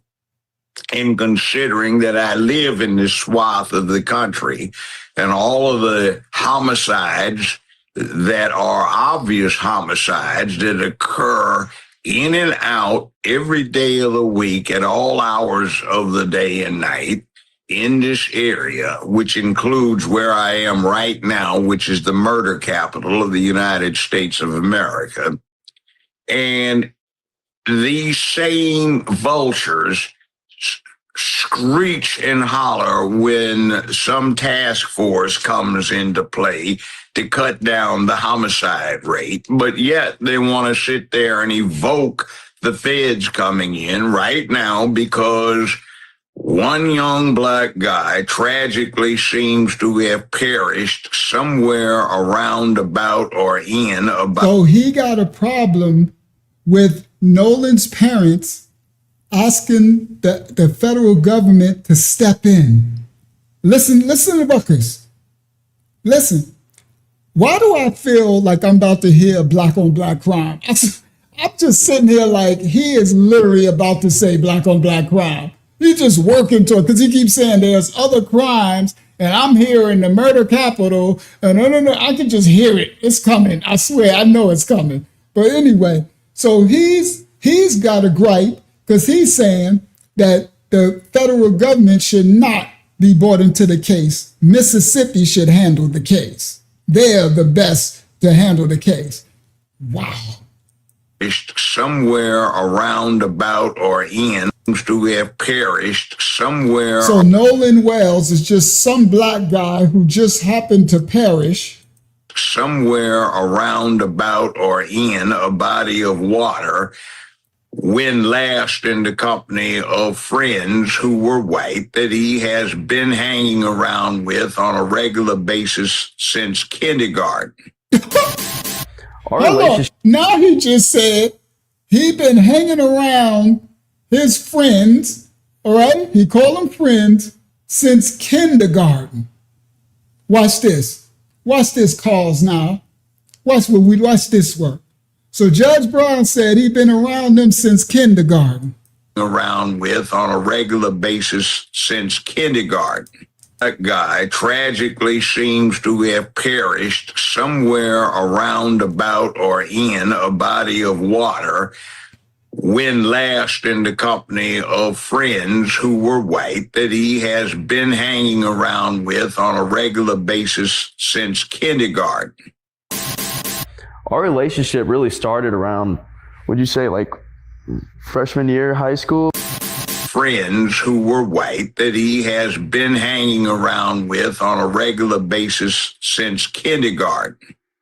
That just sounds absurd. And you sound stupid, Uncle Ruckus. You see how easy it is to debunk these devils, right? Everybody, welcome to your new black devil. You see? You see him out his mouth. They've been around each other for 12 years. He just happened to drown around his friends who he been around since kindergarten. And what did Jax say? With on a regular basis since kindergarten. Our relationship really started around, would you say, like freshman year high school? Bingo. Freshman year. You're right. It is the same old black devil. I agree, Rocky. I agree. He said, right? So Jack said they just became friends with Nolan in 9th grade in high school, everybody. That is late, okay? So this is when you got an agenda. He's trying to push an agenda. They've been together since kindergarten, 5th grade, and 5 years old and all their life. No, they weren't. It really started around, would you say, like freshman year high school? Friends who were white that he has been hanging around with on a regular basis since kindergarten. That just sounds absurd when you back off and say it without all of this hoopla. What she did say, what they indicated was Horn Island, Nolan's body was found on federal property, on federal territory. Horn Island is federal property, which is one of the main reasons why they want the federal government to... Look at his face, guys. You don't want to go out like this. You want to go out as Scrooge McDuck. He done went out as the Grinch. Yo, it's crazy work.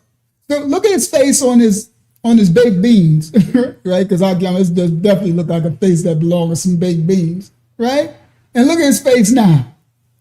Just as Scrooge, he like, right? You don't want to go out like this. That's a sad look at the end. They'll make this the climax of your life. Go out in righteousness. Go out with your head up high. You understand? This is nasty work. Who come in and help is one of the main reasons. He is just pissed. He's just disgusted that he's going to say, how dare they ask the federal government to step in. That young man was with his friends that he's been with since kindergarten, right? Horn Island is federal property, which is one of the main reasons why they want the federal government to come in and help investigate. So I got that. What the hell is the federal government doing involved in this? But that's their property. State. I know, but this is state. They would leave it to the state because there's a concurrent jurisdiction here. And it is absolutely absurd. All of the murders that are going on in and around and about this part of Mississippi that have nothing to do with racism, that need to be stopped. Nobody is doing anything about it because these fakes that we have on the Black Caucus are not doing their jobs to deal with real issues. They're grandstanding to ramp up this race issue. And that I do agree this part. Let me explain. Number one, he got real angry and invested. Why are you so invested in this? the part I do agree, the Black Caucus, sorry, miss me. NAACP, sorry, miss me. All these black boule organizations who only in the story because they got national attention, they could care less about Nolan Wells. They there to get money and get their numbers up. I agree. So the Black Caucus miss us with all that crap. You understand? But again, he's a Black Caucus.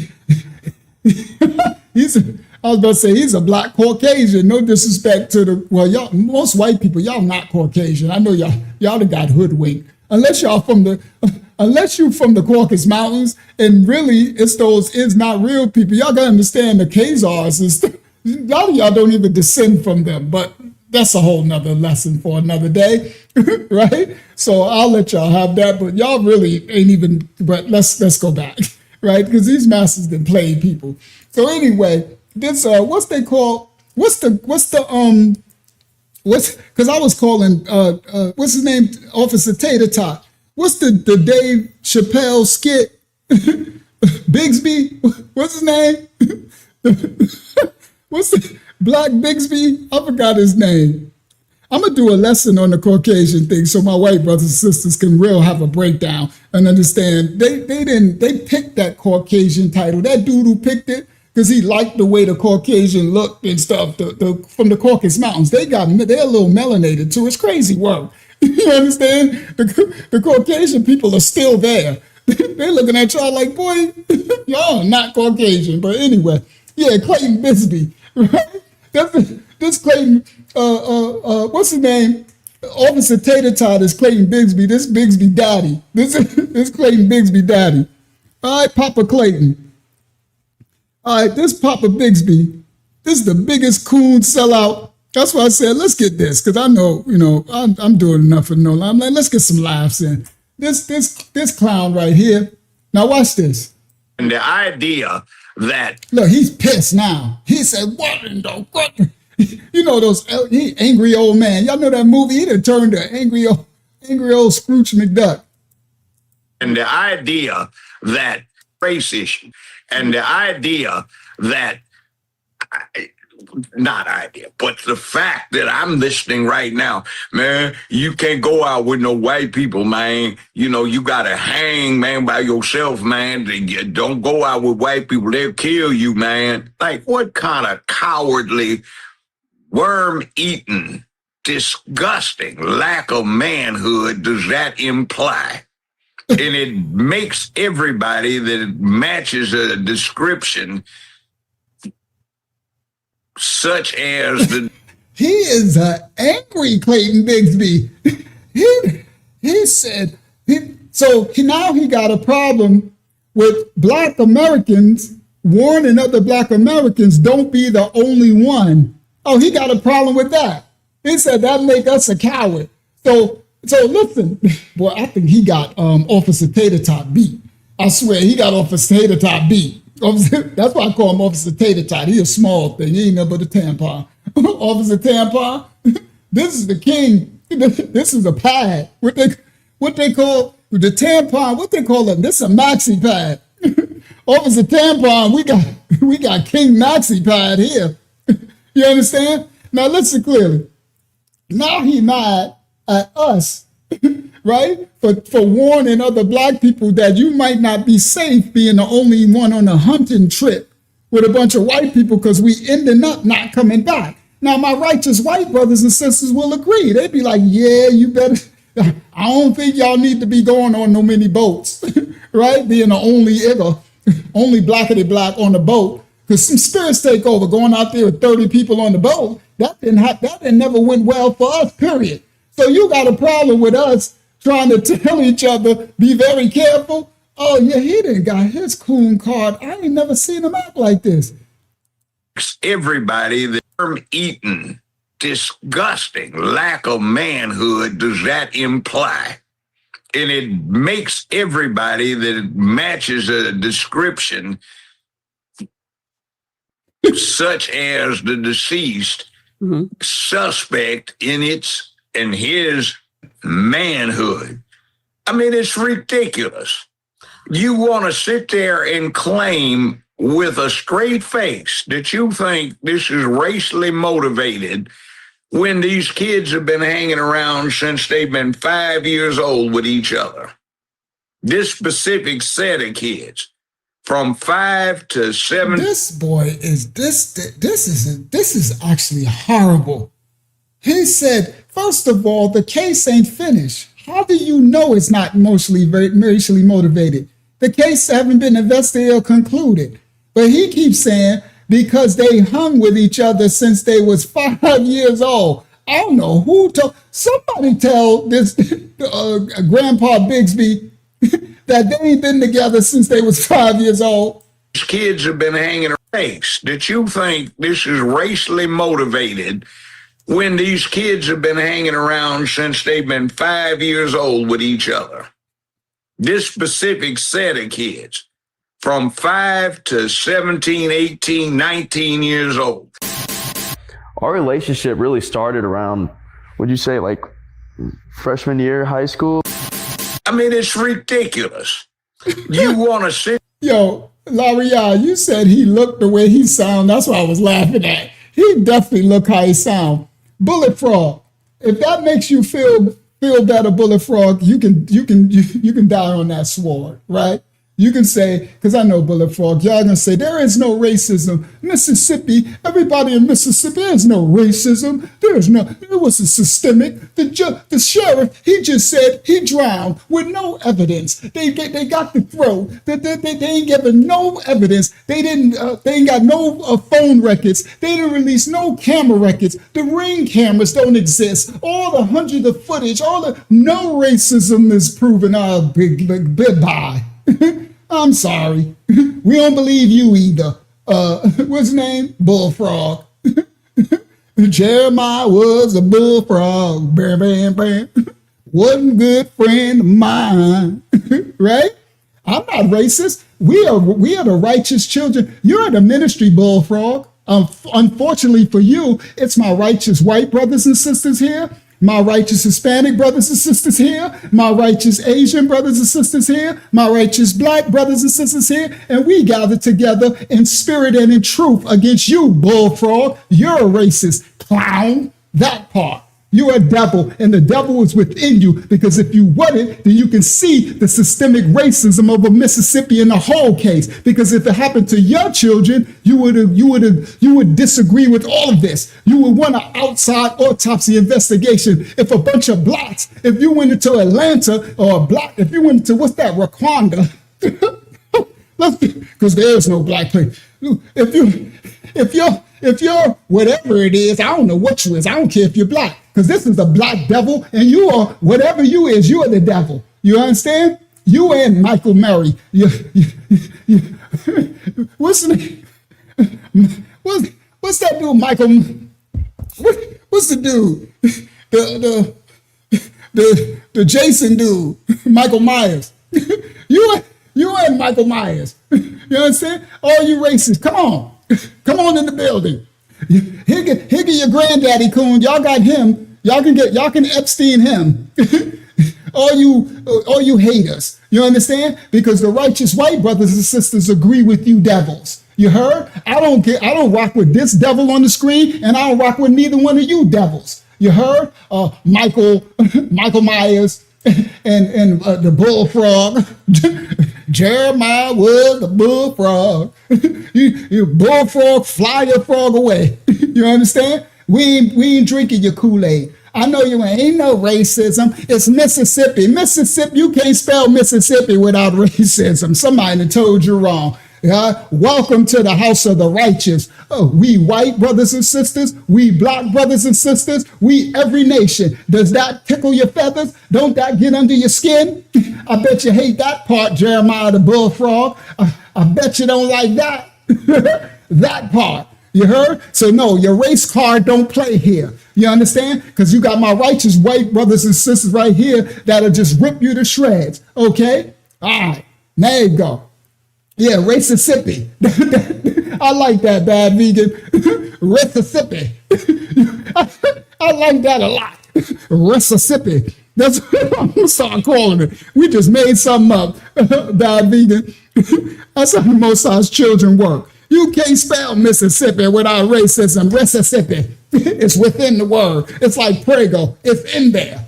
So you're going to miss us. They just hung that girl from behind the house of the tree, and he talking about, ain't no racism. And the whole system is racism. You're out of order. You're out of order. The whole system is out of order. This Clayton Bigsby devil on the screen is out of order. Lawyer said he looked just like he sound. Constipated. He sound angry because they done gave him an ultimatum at the end of his days. I don't know what they done stuck up his booty. Old man Judge Joe Brown used to be bowdy. He used to be standing for something. Now he's sitting up here, don't even know what he's talking about the boys been together since they was 5 years old.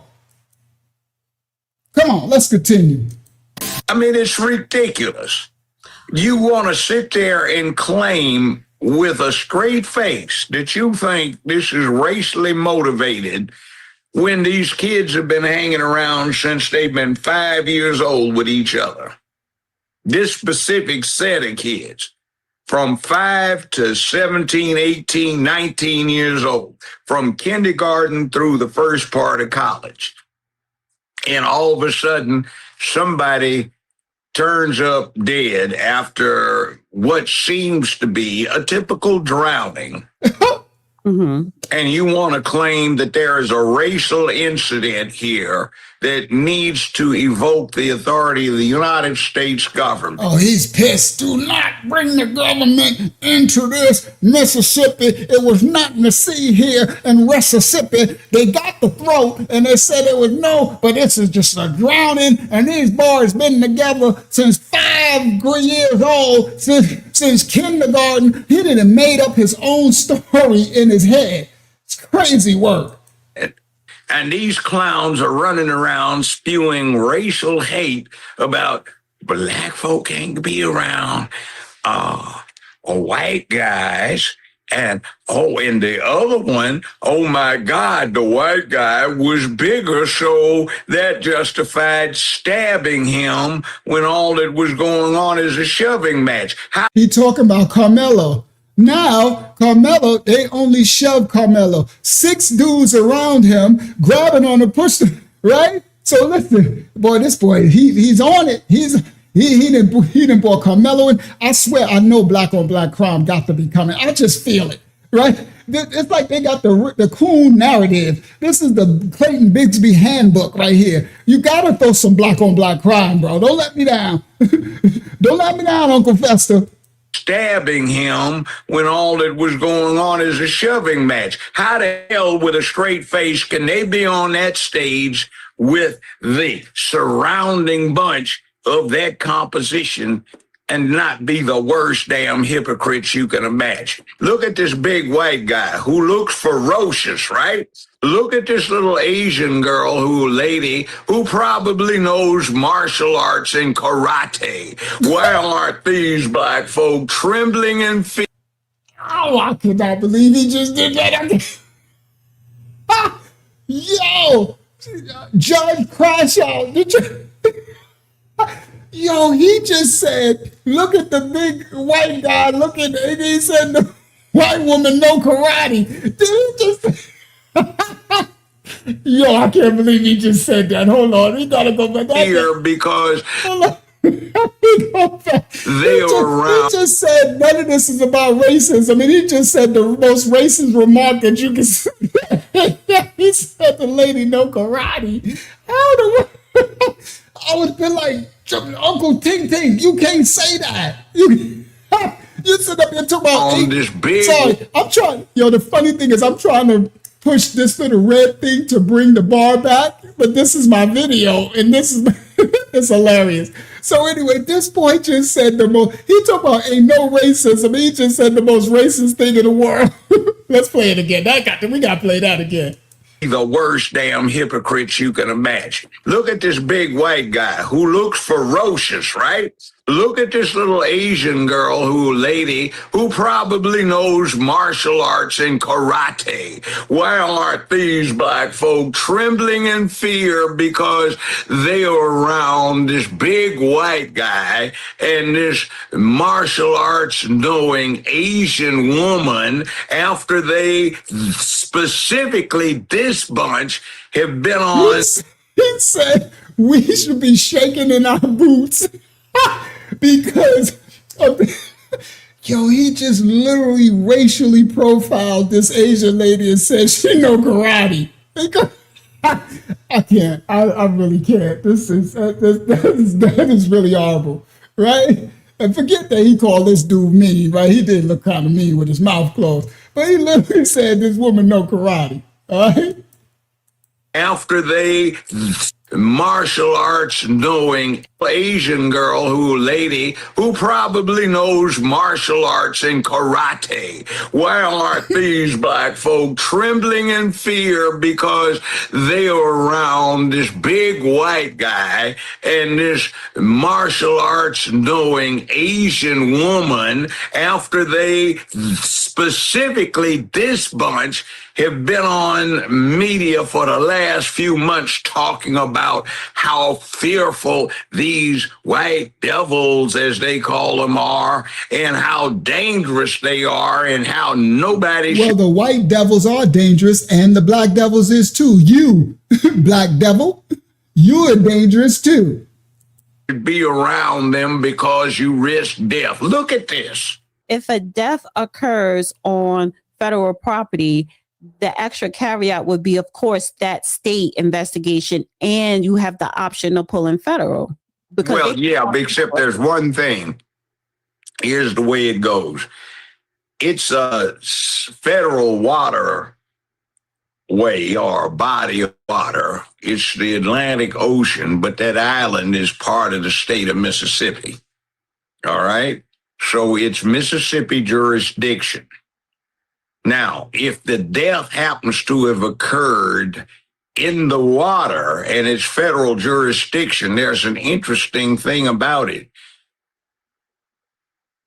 It totally defeats the claim of a homicide, because if it occurs in the waterway, then it's a drowning that's most likely. Bradley, this boy ain't no coffee in that cup. This boy done drunk, he on that hard stuff. He on that barbecue sauce. That boy drinking his own barbecue sauce. Did y'all hear what he just said? This boy, he going out like a bad bag of dope. I swear, this boy going out like a cloud. He literally just said, guys, if ain't no homicide, because if it happened in the water, then it can't be. What? Hold on. Let me put it back, because I can't even. What did he say? Then it's a drowning, because if it occurs in the waterway, then it's a drowning. If it occurs in the waterway, then it can't be a homicide, a murder. It's a drowning. Huh? So if if somebody drowns you, Uncle Fester, in the water, that's not, if they unalive you in the water, that's not a unaliving. That don't make no sense. I'm like, what is he even talking about? Way or body of water. It's the Atlantic Ocean, but that island is part of the state of Mississippi. All right? So it's Mississippi jurisdiction. Now, if the death happens to have occurred in the water and it's federal jurisdiction, there's an interesting thing about it. It totally defeats the claim of a homicide, because if it occurs in the waterway, then it's a drowning that's most likely, highly probably accidental. So if you take somebody in the water, everybody, and you get them in the water and you just stab them in the neck and stab them in the heart. Shoot, you take a gun out and shoot them in the head. Boom. And then you walk off. And the body floats onto the shore. According to Judge Ruckus, this is crazy. Because the body was in the water, it's a likely drowning. It's not a homicide. You got to be kidding. I can't believe he's saying this. He's going out bad. Definitely something's in that cup, right? He definitely drinking barbecue sauce in that cup. Because if it occurs in... Look what James said. James said, Black people have been the new KKK for 60 years. I'm so sorry that you're so scared, Brother James. I know. You're shaking in your boots. Whoa, the scary black man. Scary black man. They kill and nobody else kills. The white man doesn't kill anybody. The white man is just the most nicest, safest people on the planet. And the black people, they just the KKK. It's the black. We are the BBBs. Yo, James, we are the BBBs. There is no KKK. There is no hangings. Yeah, the girl who hung herself, yeah, it's because black on black crime. There's no other crime. It's only the blacks. Blacks don't want to live with blacks. Blacks don't even like blacks. But everybody is trying to be black. Yo, James, everybody is trying to mimic black. I bet you saying that with your hat tilt to the back right now. Somebody told you wrong. I bet you, Brother James, nobody wants to be around blacks, but everybody want to copy blacks. Everybody, you sitting up there singing "Ain't Too Proud to Beg" in your car right now. You know, ain't too proud to beg. That's the Temptation. They are different blacks, right? You over there singing "Billie Jean is not my lover." Billie Jean is not my lover. Right? Yeah. But Michael Jackson, he's a different black. He said, would they kill 3,000 people in Chicago? Oh, Chicago. Oh, woe is Chicago. Let me know that you're an idiot without saying it, Brother James. Let me let you in on something. Let's let a little white brother with some intelligence break it down for you. Tink, tink. If you seriously believe the 13% of the population and 50% of the crime, you need to get fact checked, and I'm about to do it to you.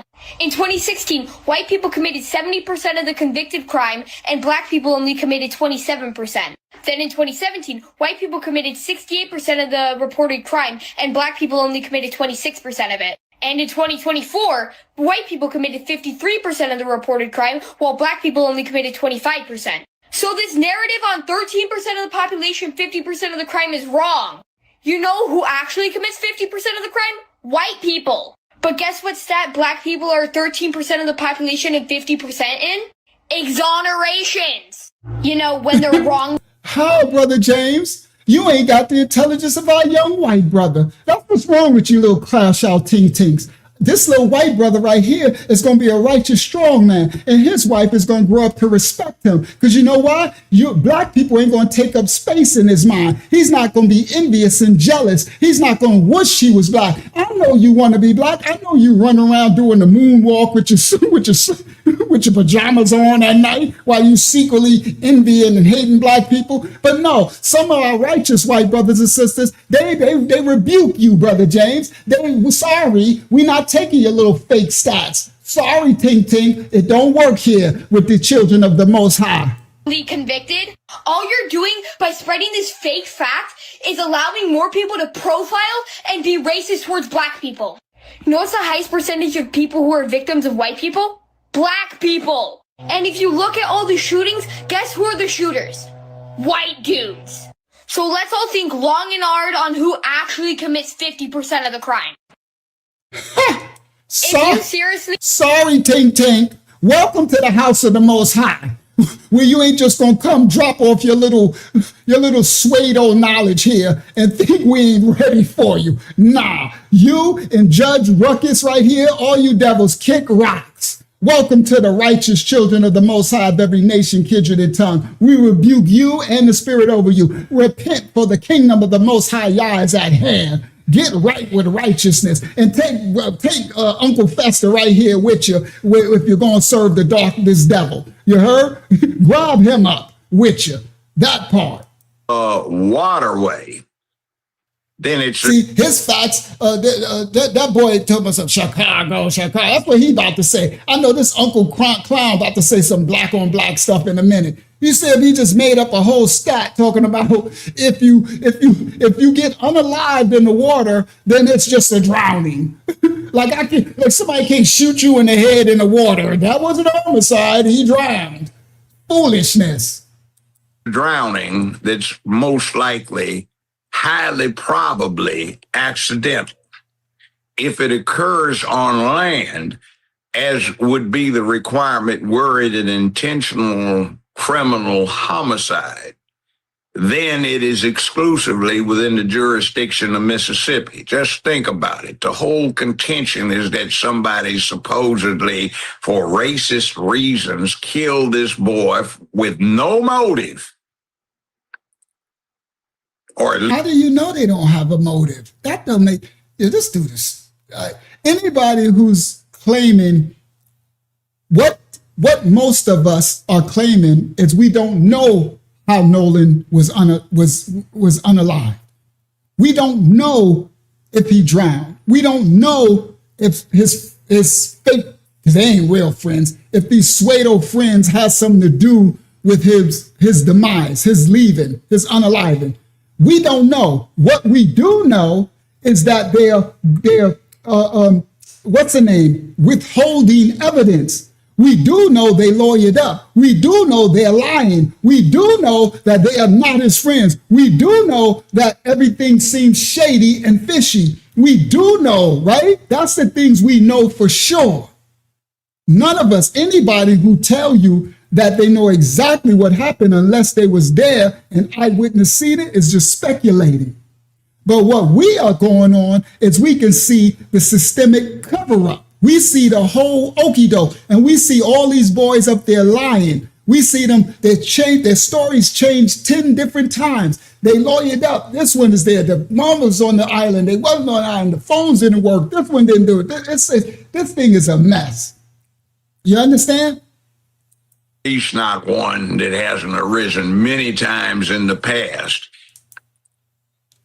Or at least not one that hasn't arisen many times in the past. What's Ruckus talking about? With no contention is that somebody supposedly, for racist reasons, killed this boy with no motive. Or at least not one that hasn't arisen many times in the past. They killed him on dry land, an island maybe, but it's still an island that belongs to Mississippi. The feds. How is he said they unalived him on dry land when his body washed up to shore? See, this boy get your blood pressure all up.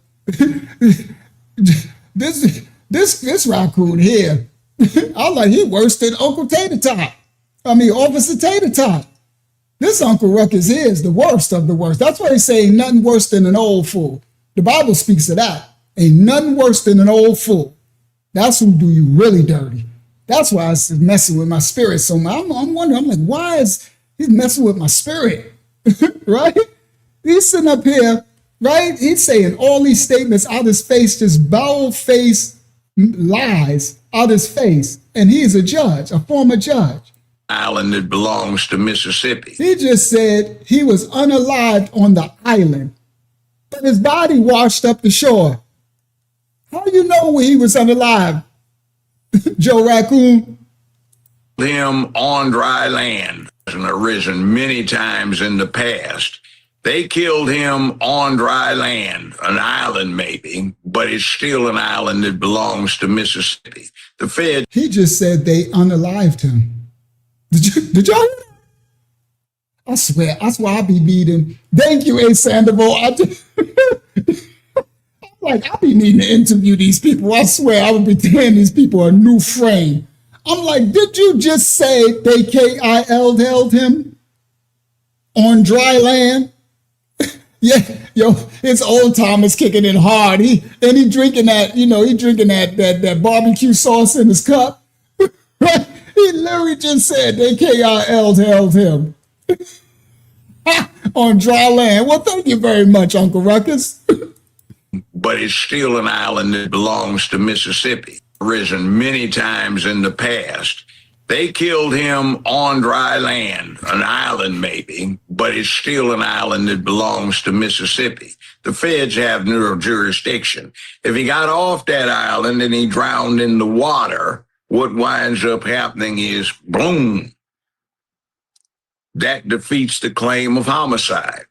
And I assure you, there are many homicides on the 4th of July. I've even helped pull bodies out of the water who drowned on the 4th of July in a lake, on a beach, in the water, in an ocean, and in various places. I'm a certified rescue diver. Here you go. I love it when he go into his I walk with Jesus. I was the one that laced his sandals. Right? When he get into, he killed me when he go into, I was the one at the Last Supper. I baked the bread, right? He going into his Last Supper speech. He killed me when he go into that. Let's listen to it. What he got for us? What you got for us tonight, Uncle Ruckus? In an ocean and in various places. I'm a certified rescue diver. I'm a certified PADI master diver. So what in the world are we talking about here? None of these people ever got the FBI involved in this because some pimps are running around trying to fan racial hatred. There are enough real problems without them going around trying to pimp the situation. Just think about it. What motive does anyone have for this crime? Oh, racial hate. But yet the problem is you've got a group of young males who have grown up together from 5 years old, so to speak, in kindergarten, all the way up through the 12th grade.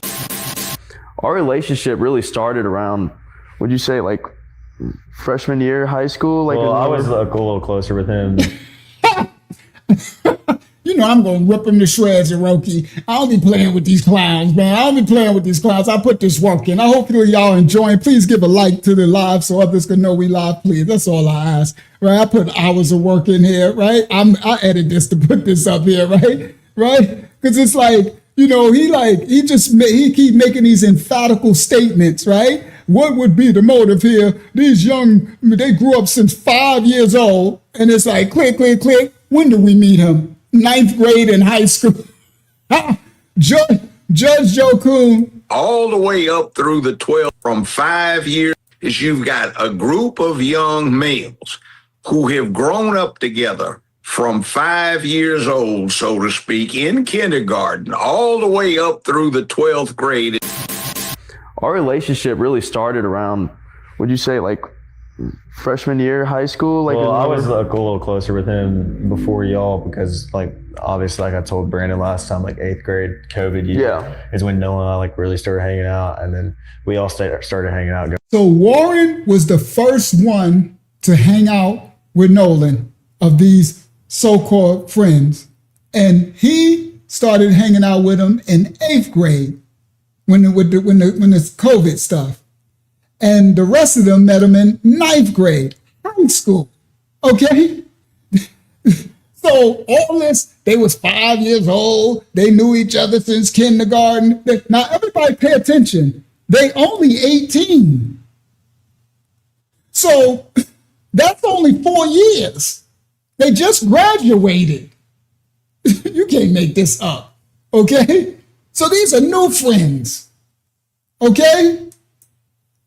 Going into high school, but I really started hanging out, and then we all started hanging out going into high school. But you've got a group of young males who have grown up together from 5 years old, so This coon here, shout out to Breezo.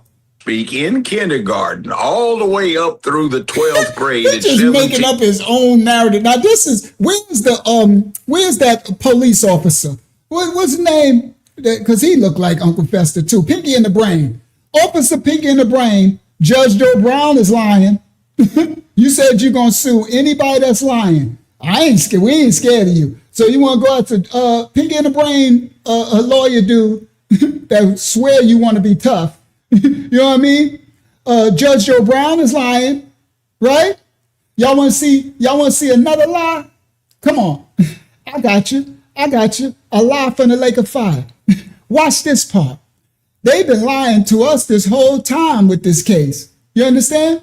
Watch this. You want to see another lie why we don't believe nothing Mississippi? We don't believe these boys. We ain't believing nothing none of them say. Watch this. I got you.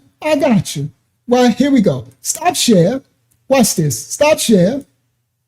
Let me click it. Let me come back. I almost forgot. I'm going to show y'all something. Let me show y'all something. Like Farmland Shabelle. Let me show y'all something. Here we go. I'm going to grab this one right here, right? Because I got a bunch of stuff. I got so many receipts, right? So watch this one right here. Bang. Shh. There we go. All right. Now I'm going to share that. Here we go. That's why we ain't believing nothing these boys saying, nothing Mississippi got to say, nothing Ocean Springs got to say, nothing. No Merc, no jelly, nothing. We ain't believing nothing. Miss us. Share screen. Watch this. Oh, dag, my hair all sticking up. It's been sticking up the whole time. Dag, look at my new growth. my new growth been sticking out the side of my head, looking all crazy. Somebody be like, what is that sticking out the side of his head? All right, hold on now. Share screen. Watch this. I got you. This is why we don't believe nothing they saying. Let's go. Y'all see this picture? Remember the picture they keep showing us? They on the boat. I need y'all to look at something. They took a picture. And when you take a picture with glasses on, you know what happens? You get a reflection in the glasses. But let's see. Look what's happening in the reflection of the glasses. In Nolan's glasses, the sun is in two different positions. The reflection, one is up here and the other is down there. And in Jack's glasses, see, the sun is equal. The reflection. But in Nolan's glasses, why is the sun up here and then there's a sun down there? See, this is where we believe in nothing what they're saying, right? And user said he's so dumb he can't even see this, right? User said he's a dummy. He don't even see this, okay? Now watch this.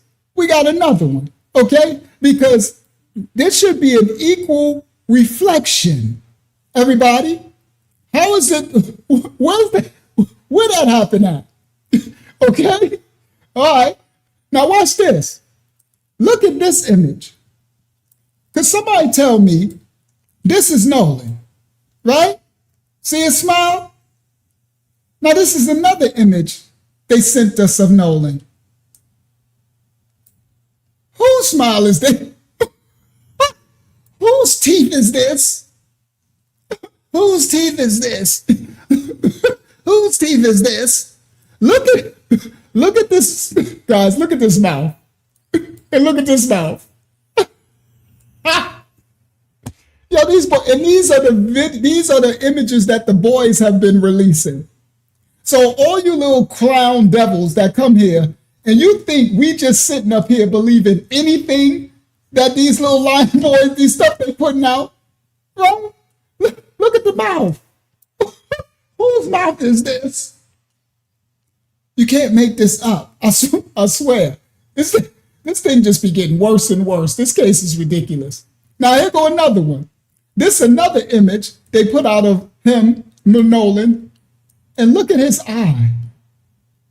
Why does his eye look swollen? And look at the size of his neck. His neck is as big as his head. That's when Nolan had a big.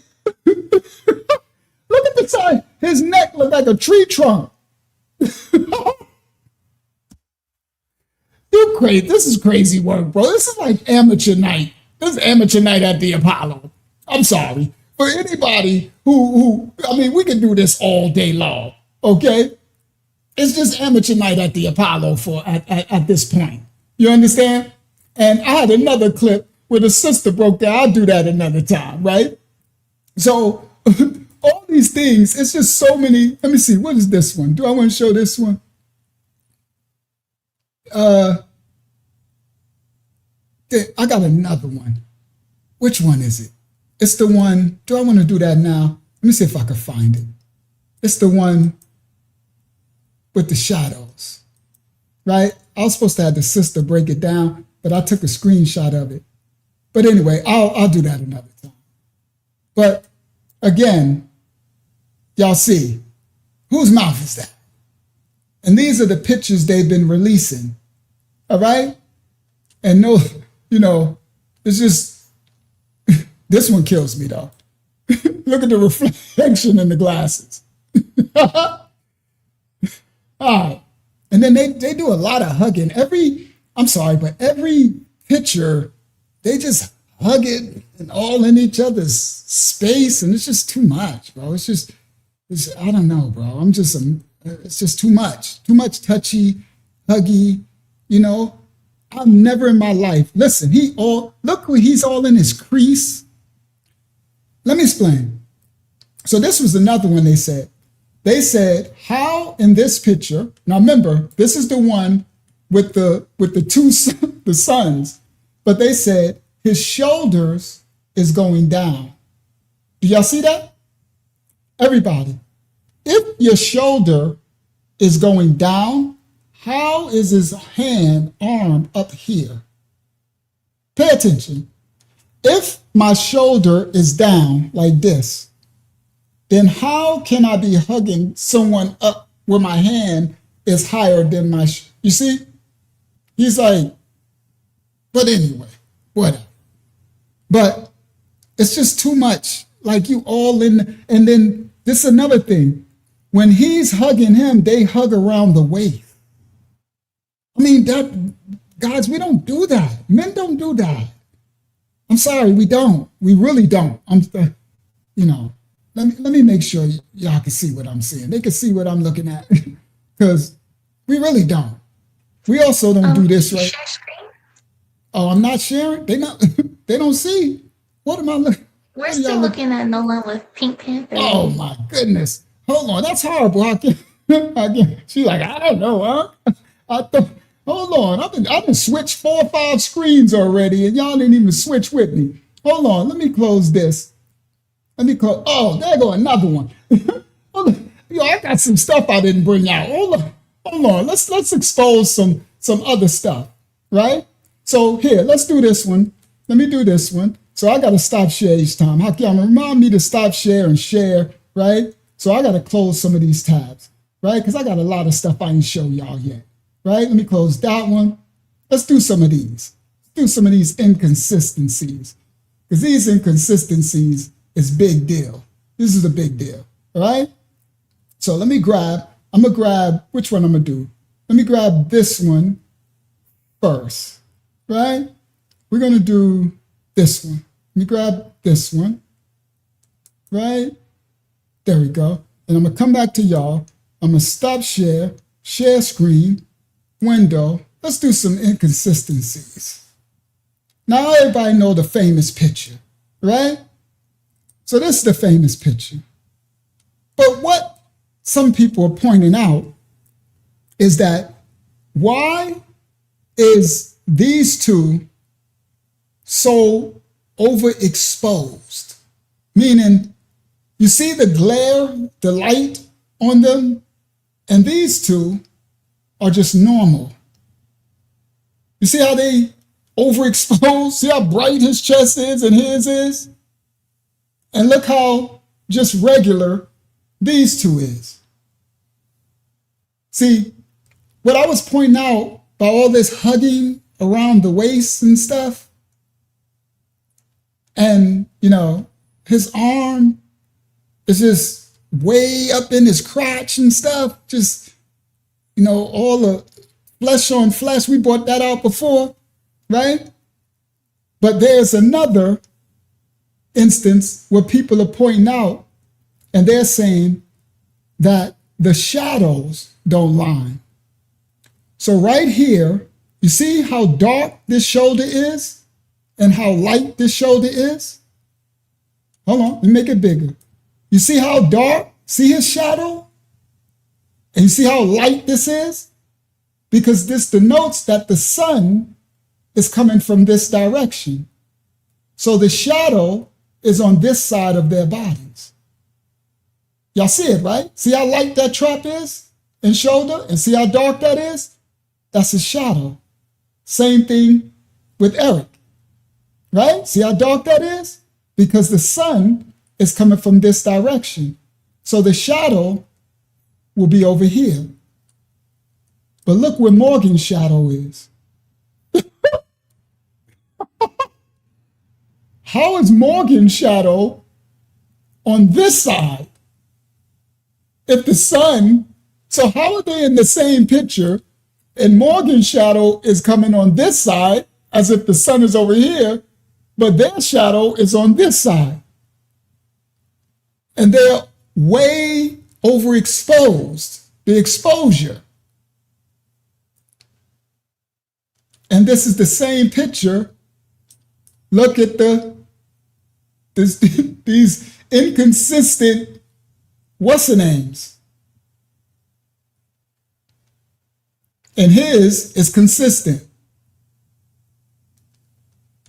And he has none.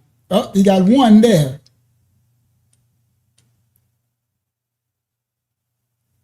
All right, let me see. Watch this one. Watch this part. Do I want to save it? Do I want to save it? Because I can do that on another one. Because I want to call out. Let me just do it. Let me show you these fake lawyers, right?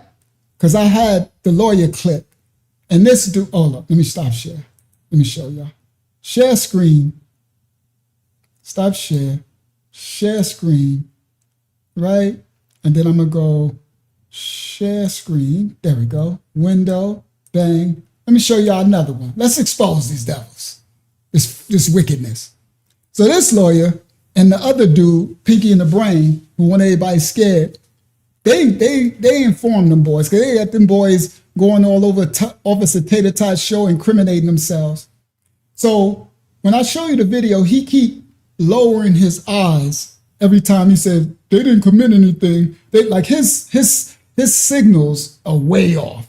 I'm like, bro, you look like you lying out your face. But what I want to point out, the clear staging of his office. So you got the Carl Cox, the famous Carl Cox hat that he had the Pinky in the Brain lawyer, the other dude that want to be the fake mafia dude, right? Yous won't be able to get away, right? The Carl Cox. But I want to point you to your attention to something very paramount. There's another staging in this picture, and it's over his right shoulder. And it's this. Verdict Liquors. Everybody, this is called product placement. All right? So this is a sponsorship. Let me explain. Verdict Liquors. He purposely placed that there as sponsorship. I know you're like, how you know that? How you just gonna say that? You know, you can't lie on nobody. Yeah, he put a liquor bottle. Watch this. Copyright disclaimer. Well, I ain't got a copyright disclaimers. They tell on themselves. You want to see? Want to see some proof? 2 or more witnesses?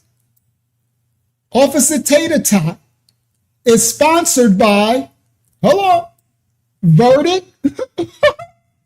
Verdict. Do you want the chat on the screen? Oh, crap. I'm glad you caught me early. Share screen, window. Hold on. Let me come back. Oh, man. Bang. Because I got to remember, I got to close it out and come back. Here we go. Share screen. Where you at? Bang. Share. Bang. Everybody. Officer Tater Tot. Hold on. I was there. I don't know what you do to me. I was there. I said the chat is on the screen. What chat? Oh, the chat It's thing that was covering covering the it. bottom. Thank you. I'm sorry. I apologize. She's like, I didn't yell or nothing. I don't be yelling enough. Praise the Most High that I'm a calm man, right? Thank you for assisting me, daughter of the Most High. All right, let me show y'all. Let me get back. Here we go. Watch this. So he's sponsored by Verdict Liquors. And guess who else is sponsored?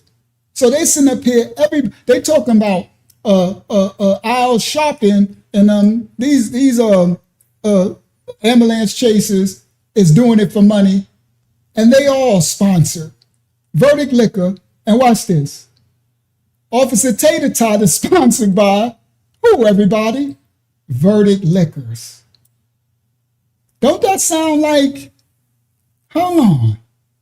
So if Officer Tater Tot is sponsored by Verdict Liquors, and the boy's lawyer is sponsored by Verdict Liquors, and they using Officer Tater Tot, oh, this sound like a cahoots.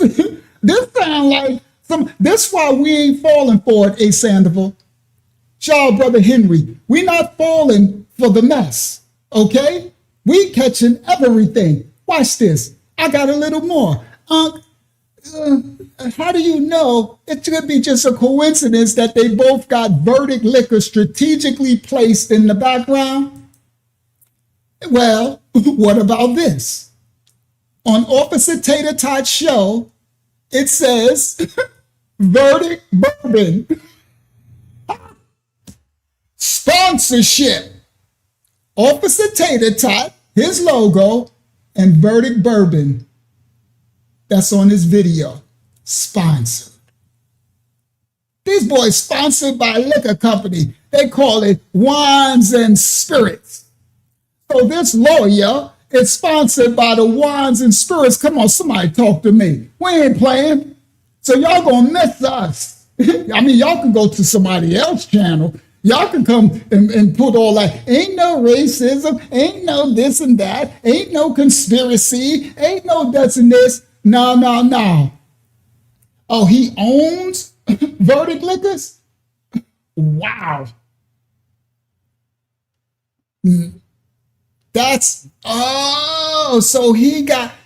So he's sponsoring his liquor. Okay, well, thank y'all for thank you, Rodney, for the info. Okay, so that boy then made his own liquor, and that's why the lawyer is sponsored with this liquor. It's showing it, and he got it strategically placed right there. So sponsorship. So they together again. So I'm glad you brought that out, Rodney. He owns it. So that's right there letting you know that they all in cahoots together. That's why he didn't just get picked out of thin air, of course. Uncle Ruckus, right? They knew better than to get Judge Roe Brown, Grandpa Bigsby, because he be slipping. Judge Roe Brown just be saying anything. He called that Asian lady a kung fu. He said she know kung fu. They can't have that. So anyway, wow. That is, oh yeah, we call him Officer Tater Tot, Rodney. We know that boy crooked is all out. That boy sell out. That Officer Coon. But thank you, Brother Rodney, for pointing that out. So that's what I'm saying, boy. I'll be peeping. We be seeing stuff.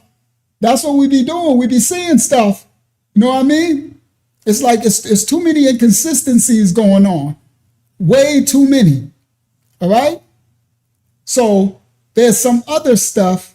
Do I want to show that? There's another photo It's because they keep putting out so many of these photos. The kids, right? The teenage, they ain't kids. These teenagers, they keep putting out so many photos, and it be some foolishness going on. Let me do one more, and then we're gonna get back to Uncle Ruckus, because we're gonna end out with him saying some stuff, right? So let me stop share, right? Let me close that. Let me stop share. I'm glad I'm showing some of my images. And then I'm gonna come back to y'all and share screen, bang, window, bang. This is another one that make you go, So here we go. We got another picture of him and Eric, right? And he still got his hand. That's way too, I don't know. Yeah, we don't do all that. So his arm is around his waist. And so what people were pointing out was in this picture, his shoulder is cut. What is this line? Right? So they're circling. It's a cut in his shoulder. You see, this is lighter. It's like a blending going on with the pictures. So they're pointing out that they are manufacturing these pictures. And someone said, look at the hands. Look at it. It looked like it gobbled up the fingers on the side, right? So it's just a lot of craziness going on. A lot of crazy, a lot of AI stuff going on. And people want to talk about wasn't nothing to see here. Now there's plenty stuff to see. And all these images that they keep releasing. They keep releasing some crazy stuff, right? This whole case is crazy. Stop share, bang. I'm glad I got to show some of that, right? We're a receipts channel. We try to, we don't just try to lead off nobody's own understanding. We try to give you some of the receipts and let you discern for yourself, right? Now we're gonna close out with Granddaddy Ruckus. Or 18, and one of them's was playing football up through the 12th from 5 years old. So the group of young males who have grown up together from 5 years old, so to speak, in kindergarten, all the way up through the 12th grade at 17 or 18, and one of them's was playing football in college, so that's 18 or 19. So you've got this gap of these long years where they closely associated with each other, and on a 4th of July holiday. How is he making all these fake facts when they said they met each other in 9th grade?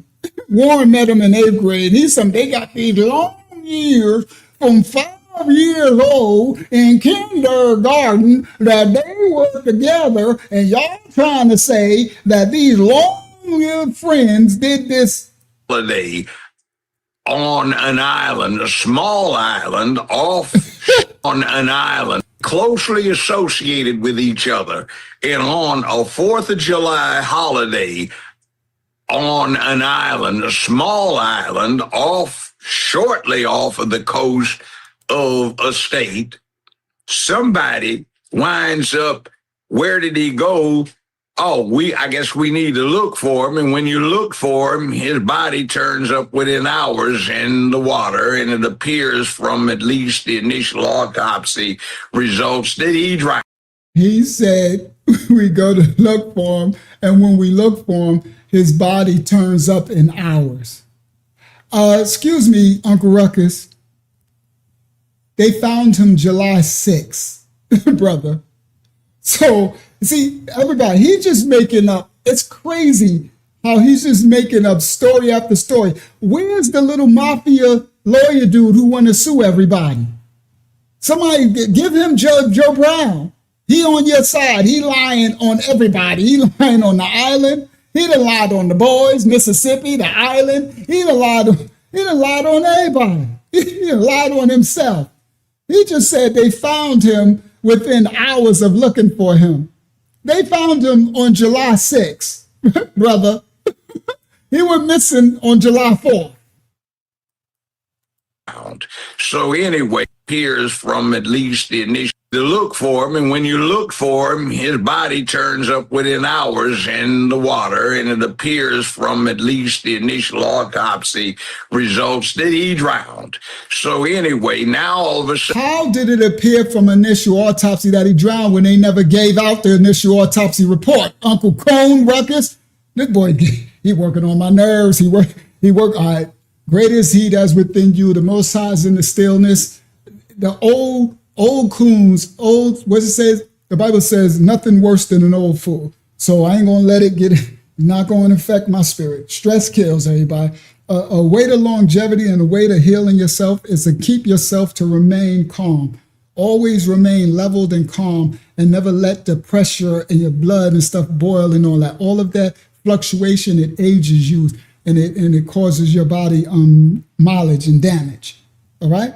Praise the Lord. That's a spiritual, that's a physical gift to you. So I try to always remain. I don't let things bother me. And for my roommates and stuff know that. They like, I stay cool as a fan, right? Because I'm like, why am I going to get all worked up, right? Even though it's bad, I handle really bad news just calm. It is what it is. I still got to deal with it. I still got to work my way through it. But I had to learn because I used to be highly charged, right? Aggressive. So I used to go from 0 to 1,000. You know what I mean? And that caused a lot of damage on your temple.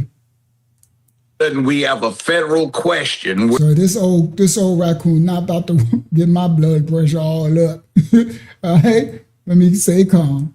All of a sudden, we have a federal question where the Black Caucus that has done absolutely nothing to represent the people that they look like.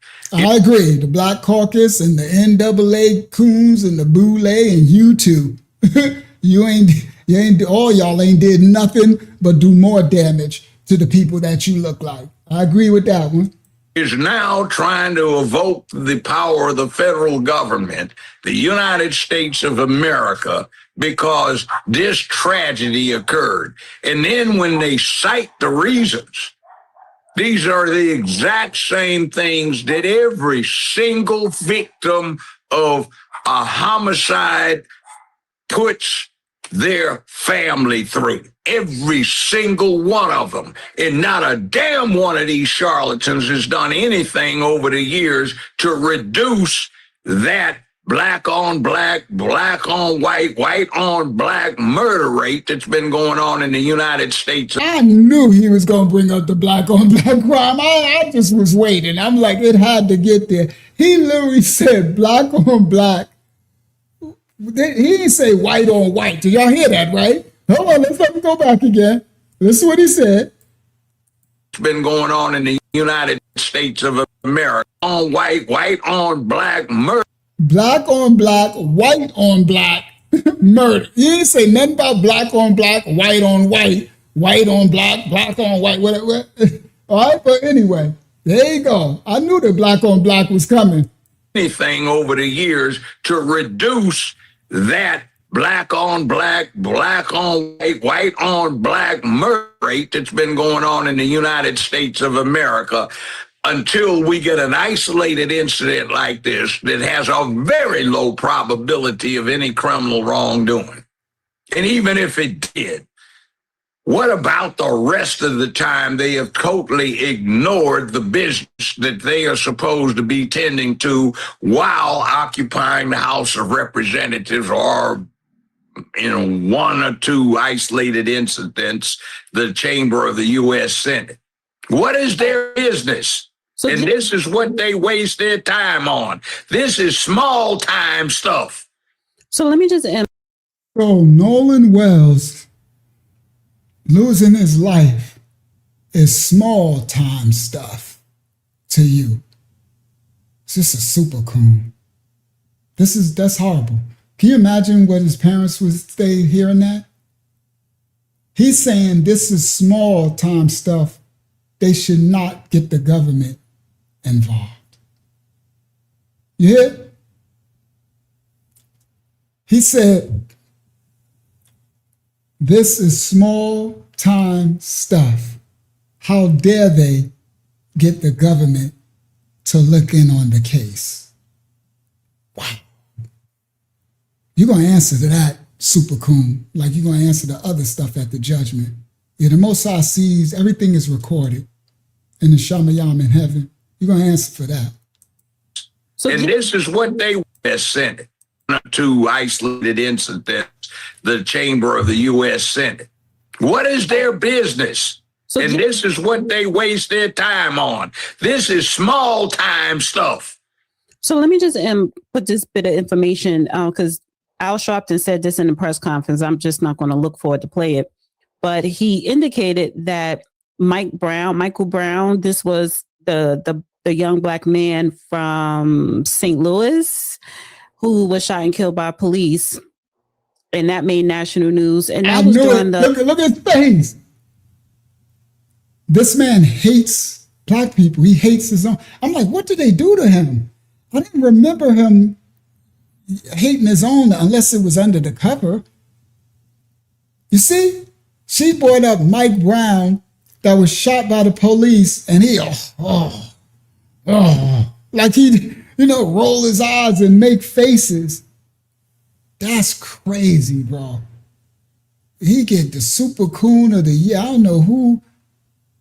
Let's continue. Police. And that made national. Look, it just disgusts him just to mention these young black men losing their lives. The young black man from Michael Brown. This was the young black man from St. Louis who was shot and killed by police. And that made national news. And that was during the Obama presidency. He said that they asked the federal government to come in and help do an independent investigation. And Attorney General Eric Holder was like, no, they didn't. I'm glad she finally brought up something to this Super Coon. He's trying to make it seem Nolan Wells is small time stuff. Like black people haven't been trying to ask the government to get in and do an independent governmental investigation. They did that in Mississippi burning, bro. Come on, Medgar Evers case. They asked the government to step in because the city is racist. And he's acting like this is something unheard of. How dare you bring in the United States government? This is a small thing. It's so small. He got a mouthful of rocks. You understand? He sound like he look. I swear, Y'all said that boy sound like he look. If he don't sound like he look, I'm like, this boy got rocks. That's exactly where you going. You're going to be chained down there with Simjaza and Azazel. Yadasa. He on this zesty Busta Rhymes like a dungeon dragon. This an angry old fool. I'm like, what? This boy is the devil himself. That boy going out in his old age bad. This is a bad crash out. This is a crazy crash out. How you gonna crash out at the end of your life? This is how you gonna crash out? And look, he drinking whatever that is. He took a big shot of barbecue sauce. That boy got that Virtus bourbon. He got Officer Tampon's bourbon in his cup. They passing that Veritas bourbon, whatever it's called. They done gave Judge, we got Officer Tampon, we got Judge Bigsby, we got, boy, these people, their verdict, the verdict is in, that's what's in his cup. Verdict bourbon. He took a big swig of that one. He really didn't like that. She bought a Michael Brown. He said, how dare you, Michael Brown, how dare you? These niggers is killing each other and black crime and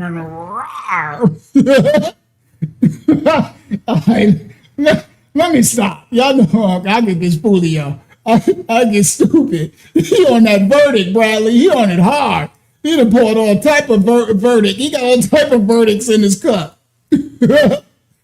that made national news, and that was during the Obama presidency. He got mad at that. He Look said at his that they face. asked the federal government to come in and help do an independent investigation, and Attorney General Eric Holder was like, no, they didn't. So it's not new that the federal government will decline to not step in and investigate. Thank you. Black Americans been asking the government to step in since the freedom, since the 60s and the 50s. Are you kidding me? We've been doing that since slavery, since 1865. Boy, let's continue.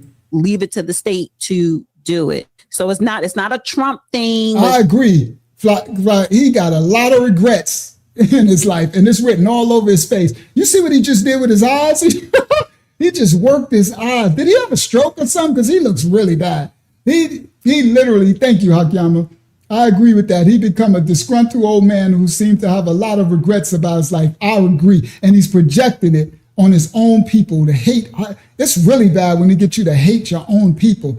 It's one thing to have shamefacedness against the atrocities and sins of your people. But to hate your people, innocence of your people, is just that's a special place in hell. Yeah, it's definitely a Sandoval a drunk. He definitely is a drunk. But watch what he do with his eyes. Watch this part, Yadasa. I know you, Fulio. Shout out to Kentucky. Yadasa, are you there? Watch what he do with his eyes, Yadasa. Will decline to not step in and investigate. They'll leave it to the state to do it. So it's not a Trump thing when people want to say, oh, Trump didn't want the deal. What was that? I gotta put that back again. You see that, Yadasa? Watch this. Watch him again, guys. When he just start fixing his eyes, he working on his eyes. Oh, here you go. Y'all know nothing miss me. I don't miss nothing. So it's not new that the federal government will decline to not step in and investigate. They'll leave it to the state to do it. One down. So it's not a Trump thing when people want to say, oh, Trump didn't want the DOJ because they're black. No, Obama did it too. Obama did not do an independent investigation with Mike Brown when he was shot by cops. They gave it to the state to deal with it. So I just want to indicate that. Also, the young men, Nolan Wells' friends who he came in on the boat with but did not leave. That's who he looked like. He looked like the Muppets, the judges, Muppets judge. That's exactly what he looked like, Larry. He looked like the Muppets judge. With they have new representation or additional representation. According to TMZ, attorney J. Teller Cox, who represents 3 of Wells' friends, also brought in a prominent defamation lawyer, Edward Andrew Paulzik, to help address what the legal team describes as false and damaging claims circulating online. I think it's Paltzik. Pelstick has previously represented President Donald Trump. And Pelzik, that's the lawyer. That's the other Pinky in the Brain lawyer.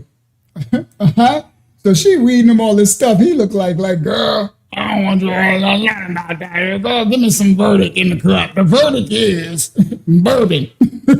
He's like, the verdict is my cup is empty. My cup should floweth over with bourbon. Sorry, guys. I'm closing out. I'm a little foolish right now, but we gotta have fun with this stuff. If we don't have fun, man, this stuff will stress you out, right? We can't be letting these devils stress us out. I don't care if they black devils. I don't care if they white devils. I don't care. These devils are not gonna stress the righteous children of the Most High of every nation, kid your tongue. That's why we discern it, but we also get us some joy and laughter in. Several high-profile media-related legal disputes involving organizations including CBS/Paramount, the New York Times, and BBC. The expanded legal team represents Warren Hudson, Jax. Bradley said it's the Niagara's fault. If they just get with the program and stop trying to put in and let the Mississippi do the state, and that's the Niagara's fault. You're Niagara's. Pitalo and Morgan Seymour, 3 young men who have faced widespread scrutiny on social media following Wells' death. None of the three has been charged with any crime in connection with the case. So I want to play this clip. May I make a very, very brief observation? Hey, man, if I were you, man, I'd never go out with a black guy, man, because if something happened, maybe the dude slipped and fell, man, they'd be bringing in the FBI, man, and Al Sharpton, and what's that dude's name, man, that chased the ambulance, man, Crump, man, they'd be bringing them in to look at you, man, if something happened to the dude, man. We can't go out with nobody black, man. Yeah, well, I want to play this clip of Brandon Tatum. Everybody, I'm sorry. That was his impersonation of a white person speaking that we can't go out with the blacks, man, because I guess he's trying to prove that we're ridiculous for thinking that anything can happen to a black person in a group of white people like that. There's no thing that happens like that. Shout out to my righteous white brothers and sisters who not with all that stuff, but we understand history, right? So that's crazy work. His impersonation was crazy. Man, we can't go out with. Hold on, let's end it right here. Let's hear him one more again. Let's let him go out. He thought he cooked. He thinking he cooking with this right here. He think this is cooking. Crump, man, they'd be bringing them Tuesday, man, to chase that, man. They'd be very, very brief observation. Hey, man, if I were you, man, I'd never go out with a black guy, man, because if something happened, maybe the dude slipped and fell, man, they'd be bringing in the FBI, man, and Al Sharpton, and what's that dude's name, man, that chased the ambulance, man, Crump, man, they'd be bringing them in to look at you, man, if something happened to the dude, man. We can't go out with nobody black, man. Yeah, well, I want to play this clip of Brandon Tatum. He sat down with all of the friends that were on the boat that day. You did not cook. So that was the super coon, right? I don't know, they fighting for coon of the year. I don't know, bro. These raccoons, bro, they going at it. They fighting who's gonna be the top coon of the bunch. All right. So anyway, Akiyama, let's close with a couple of questions, then we're gonna close out.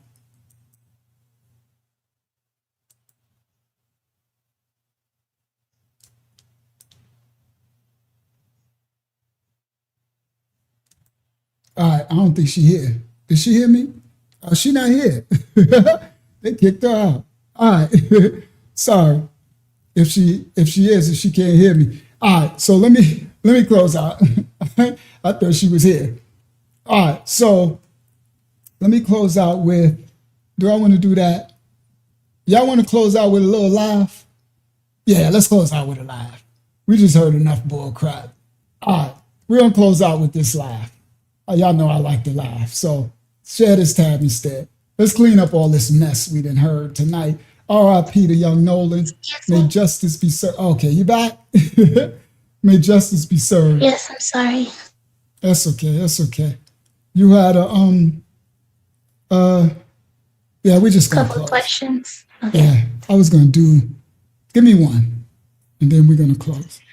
This one is from someone new that just joined us tonight. Ooh, I can't pronounce this. Good. Do the new ones too. If anybody new, do them Arifa first. Arnold, I believe. I'm sorry. Arifana Arnold says, brother, anyone, what makes the CETO call fake? Because that CETO call is so damning. All I see, sorry, go ahead. all I am seeing is that they are trying to muddy the waters. I hope and pray no one gets justice. I as well. And what makes the CETO call that the audio experts and novice audio people cleaned up and enhanced the background so we can hear what was happening. What's making that false is these crooked lawyers, right? Drinking that verdict, right? Talking about it's fake. Everyone heard, and anyone can take the audio and do it. I can do it. I have audio equipment. I'm an editor. That's how I put all these lessons together for y'all, right? I'm a professional editor. I've been doing it for years now, right? I made movies and everything, right? So because of the years of practice. So I can take that audio with my editing equipment and I can enhance. I do that for all the lives. That's why all of our live streams, you ever notice how everything stays level? I put in a lot of work, right? There's other places where it go up and down, sometimes it go low. Now YouTube got some where they compress it. But before you'll hear something, it's go low and it's not mine. Everything stays level because I do audio work on every clip, every video, right? A level of professionalism. At the most I said, do it unto him, right? So that you guys can get the best audio experience. I'll try to give y'all a beautiful, no, I'm gonna answer your question now, Henry. Do Henry's next, Akiyama. I'll try to give y'all a good visual experience as well. You know what I mean? So anyway, go ahead, Akiyama. Do Henry's question. So yeah, to finish that one, no, they don't want us to receive the audio. Damn it, Bart, and everything else, because it's so damning, that audio evidence. But if they ever make it to a court of law, this thing gonna be crazy. That's why I don't think, you don't want to know my personal opinion? I don't think it's gonna make it to a court of law. Honestly, I don't see the government and I don't see Mississippi allowing this to go into a court of law, because the people involved, those boys and their parents, they got a lot of old money, old KKK, old racist spirit money, and political connections and ties, all the way through the governments, the mayor, all of this. So I really don't see it. If it does, I would be shocked. I would be happy, but I would be shocked. Happy meaning because it can make it into the courts and we can get some, some understanding and evidence and already cross-examines and right. But I don't see how they're going to do it. I don't know how this is going to play out, honestly, because this is crazy. It got way too many eyes. And if they try to just throw it all away, I don't know how that's going to play out. This one's an interesting case. But yeah, Fly Eagle, I don't see it. Honestly, I do not see them burying it. And that's it. And telling us to stick it where the sun don't shine. Honestly, that's all I see. All right. What's Brother Henry's question, Hakim? This is from Henry. Henry says, dig this. These guys had the phone, right? They said no one went through the phone. How did Wyatt know or come up with Nolan's mother's phone number to call her? Yeah, that's interesting. Well, maybe, I don't know. Maybe one of them had the number. I don't know. That's interesting. I never thought of that. Great, great Ion, great thinking. I didn't think of that. Or maybe, I don't know, maybe somebody had the mother's number or something. But yeah, they say they didn't go through the phone or whatever, but Miss Christina, Miss Wansley, she said, which is the most stalking thing, is there was 0 video, pictures, or anything that from Nolan from July 3rd all the way through the 4th. So he spent the night at Jack's house. He did everything they did on July 3rd. He didn't take no Snapchats, and Nolan was known as the Snapchat king. Again, when things go outside of your norm, those are red flags. People have normalcies, right? The government, FBI, CIA, they track people's behavior, behavioral patterns, right? People's usually repeat repetitive patterns, right? So if Nolan, one of his behavioral patterns is he's not and take pictures of everything.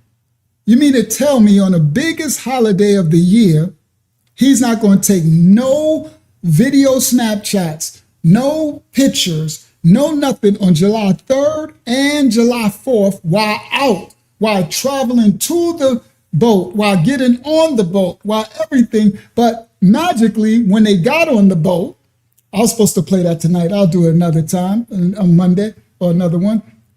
when they got, because I had a lot of clips to show, sorry guys. When they got on the boat, there was a camera sitting there. And everybody, Jax wasn't on the boat. Jax was on another boat, and Jax walked from that boat he was on through the water with his camera in his hand. Everybody, listen. And got on the boat, the famous picture they took where they hugging each other. All right? Let me show you. Let's do this correctly. Jax got on this boat. Watch this. I was supposed to show it tonight, and I got it, but I don't know. It's somewhere in one of these clips I got, so I'll just tell you what it is, right? I'll show y'all another time, all right? Stop share. Watch this. Share screen. Window. Let's do it correctly. This famous picture, everybody. Jax wasn't on this boat.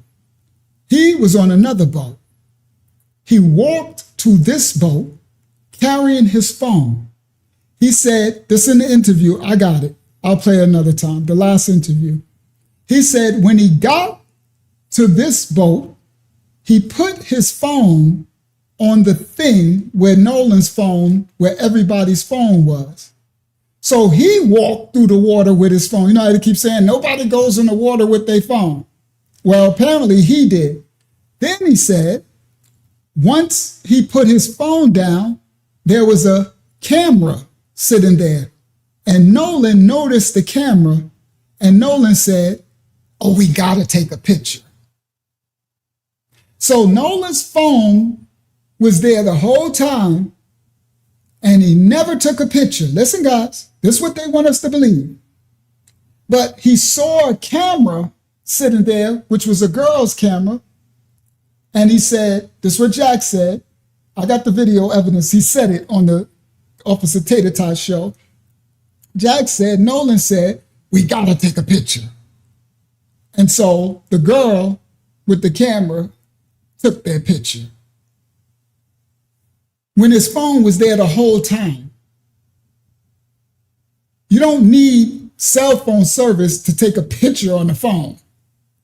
So, see, it makes no sense again for him to have no pictures in his phone for the whole day. No Snapchats from July 3rd and the 4th.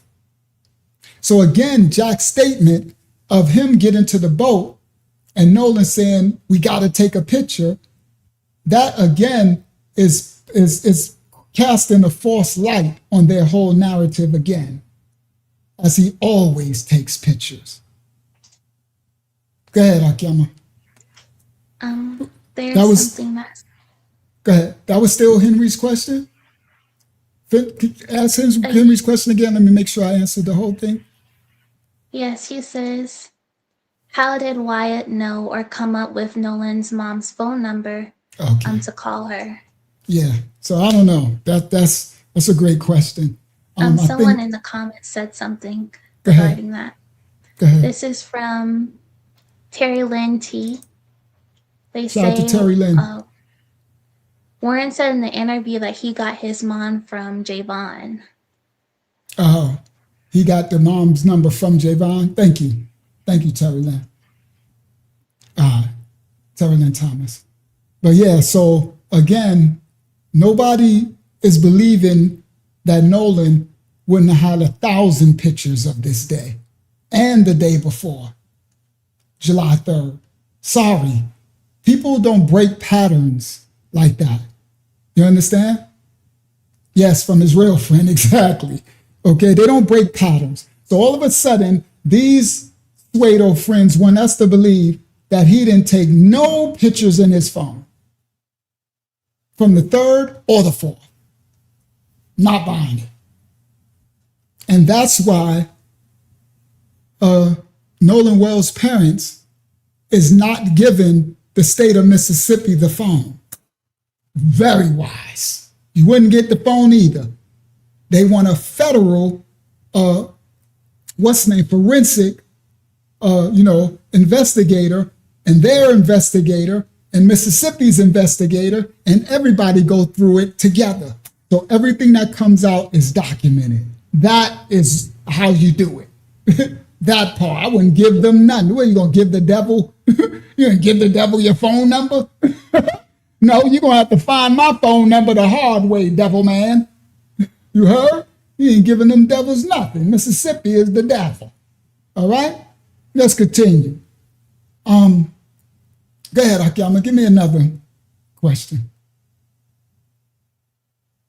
Okay, another question would be from, I think the last one is Saudis. Okay. Oh, Saudis is the big one. And I don't even think he here no more. I don't even got the energy to do Saudis. But I did most of it anyway, because Ephesians, I kind of did it. Yeah, you touched on it really decent. Yeah, I touched on it. Because if I go into Saudis, we'll be here a whole nother hour. You already know how I am. We open that Bible. And now you know I got one more then. All right. So I did most of these Saudis question and just off my spirit, off my head. Because if I open that Ephesians, y'all already know, we might as well, everybody in the ministry know, you might as well take a seat, like, put the desk down. We're going to be here at 6 o'clock in the morning once we open that Bible. And the Most High, the Holy Spirit start kicking in, it's a wrap. All right, let's go. Go ahead. What's the other one? Last one is from A. Sandoval. She says, you ever watch the CERN art video? They put it up. They opened the gates to let the big devils out of the depths of hell. I didn't see it, but if you could send that one to me, I think I did. I'm not sure which one you're talking about because we broke down CERN. So if it's one I didn't see, I would like to see it. But yeah, I agree. That's what they did. They opened up the portals and they got shocked. Remember, they opened up portals, that was years ago, and it started unaliving the CERN people. They started dropping dead, and a lot of them, some of them died of fright. They were so scared of what they saw. And then over that college city where they released something that they opened, all the people in the college city started to fight one another and grate one another and cry. Like everybody became wicked. So whatever they was doing, they, CERN ain't nothing to play with, but the Most High ain't nothing to play with either. You heard? I ain't scared of those CERN devils either. You know what I mean? Worshiping, what's that, Molly God and Shekinah and all that stuff they doing, the devil's a lie. Them and they fallen angel. Ain't nobody scared of you devils. All right, now we're going to close out with a live. So thank you, Hakim. I think we got through the chat. So let's close out with a live. Because I see A. Sandoval say, yeah, let's get a little live. All right, so we did a bunch of stuff. So praise y'all for the lesson. They shadow banned us really decent tonight. We only got up to 300 on the live, but it is what it is. Thank you, Father, for letting us to get 300 of your children.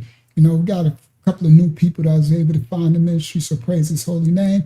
Now, here we go. We're going to close out with this. Stop share. Y'all know I always got I got a little live for y'all.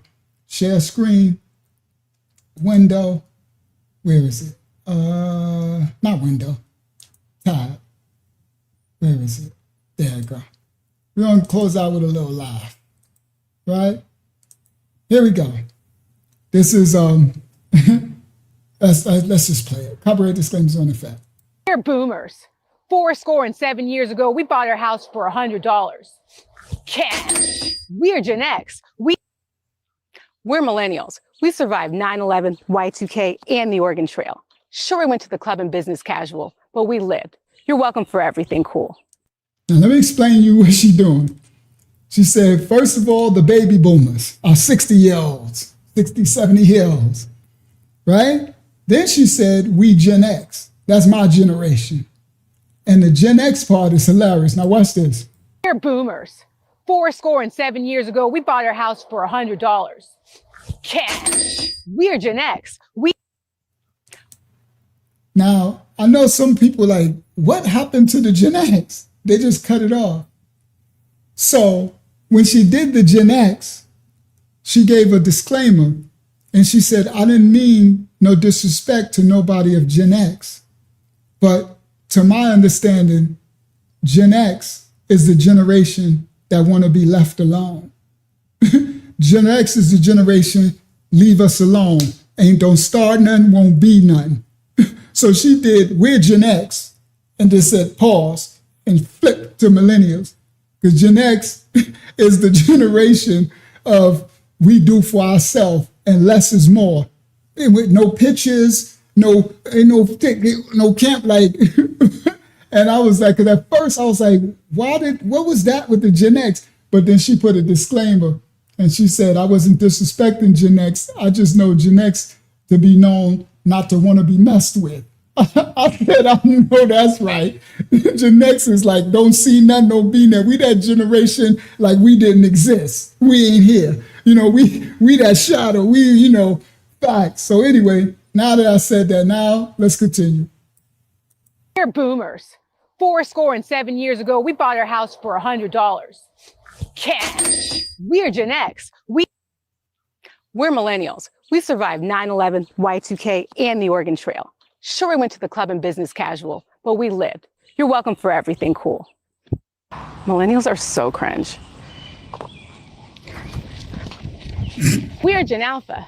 In 6-7 years, we're going to be the new adults, and people are pretty freaked out about that. But our cycle-breaking millennial parents are going to make sure we have elite taste in music. Skibbity, look what I can do. Can you do this? We're boomers. Hold on. That Gen A was crazy classic. The first thing, did you see? Yeah, don't start nothing, won't be nothing with Gen X. We good. Just cut us out of this. That's the Gen X thing. Thank you, brother. Thank you, Brother Henry. The Gen X thing is just cut us out of this. Don't even put us in your movie. You know what I mean? You know, Gen X is the generation that said, give me that phone. You know what I mean? Yo, delete that. Delete me off that. Don't put me in your thing at all. Right? Now, this is, shout out to Brother Henry. He said he's disabled. Peace and blessings. We're glad to meet you, Brother Henry. Welcome to the ministry, brother. And we live every Monday and Friday, 9:30 Eastern Standard Time.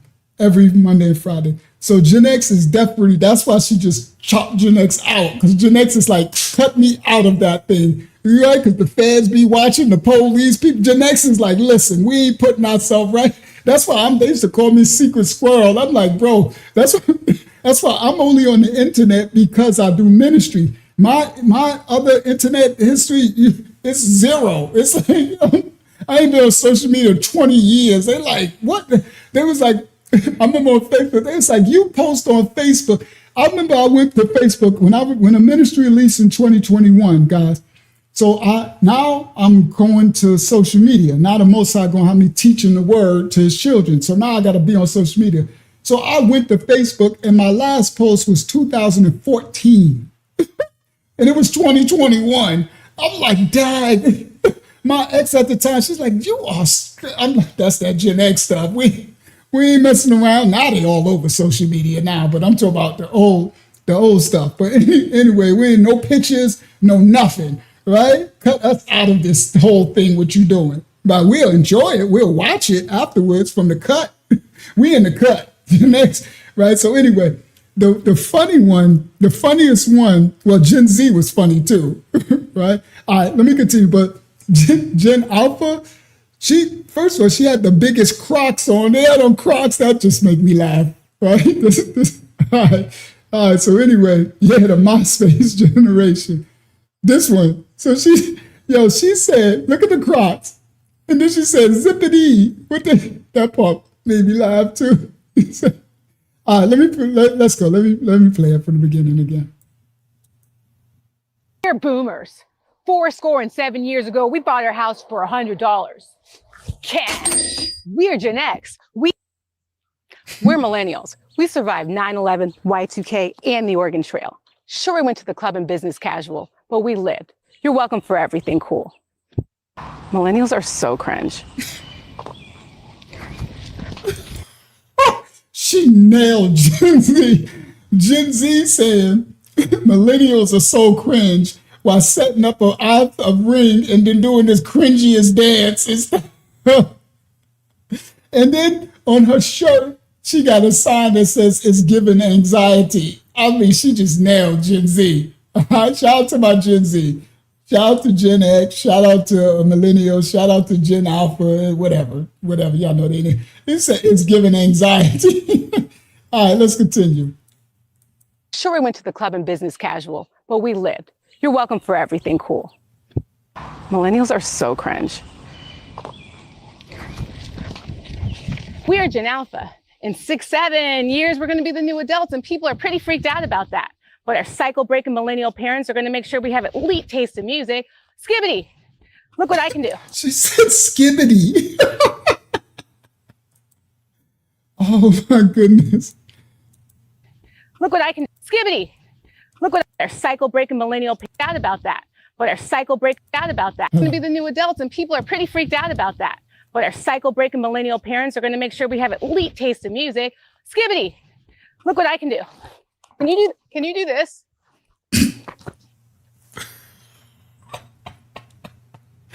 Oh, that is too funny. Yo, I had that on repeat when I was watching, and I just kept laughing. Every time the Gen Alpha said, can you do this? And then she looked at the camera like she really did something accomplished. Like, and it's because they're not outside. You know what I mean? To see, the joke is, for those who don't get it, is Gen Alpha stay in the house, right? And they so cultured, you know, they playing video games. They not really, and you know, we was outside. I'm talking about jump. We could climb trees. We climbing the tree, falling from the tree, right? We hitting each other with branches. We like really outside. But the ending is, she said, can you do this? And then she looks at the camera. That is so classic. She looks at the camera like she really accomplished something. And it's really sad, but that's what they're doing to this generation. All right, I'm gonna close it. Let me close it right here with Gen Z. Millennials are so cringe. We are Gen Alpha. In 6-7 years, we're going to be the new adults, and people are pretty freaked out about that.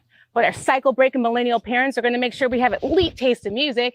Skibbity, look what I can do. Can you do this?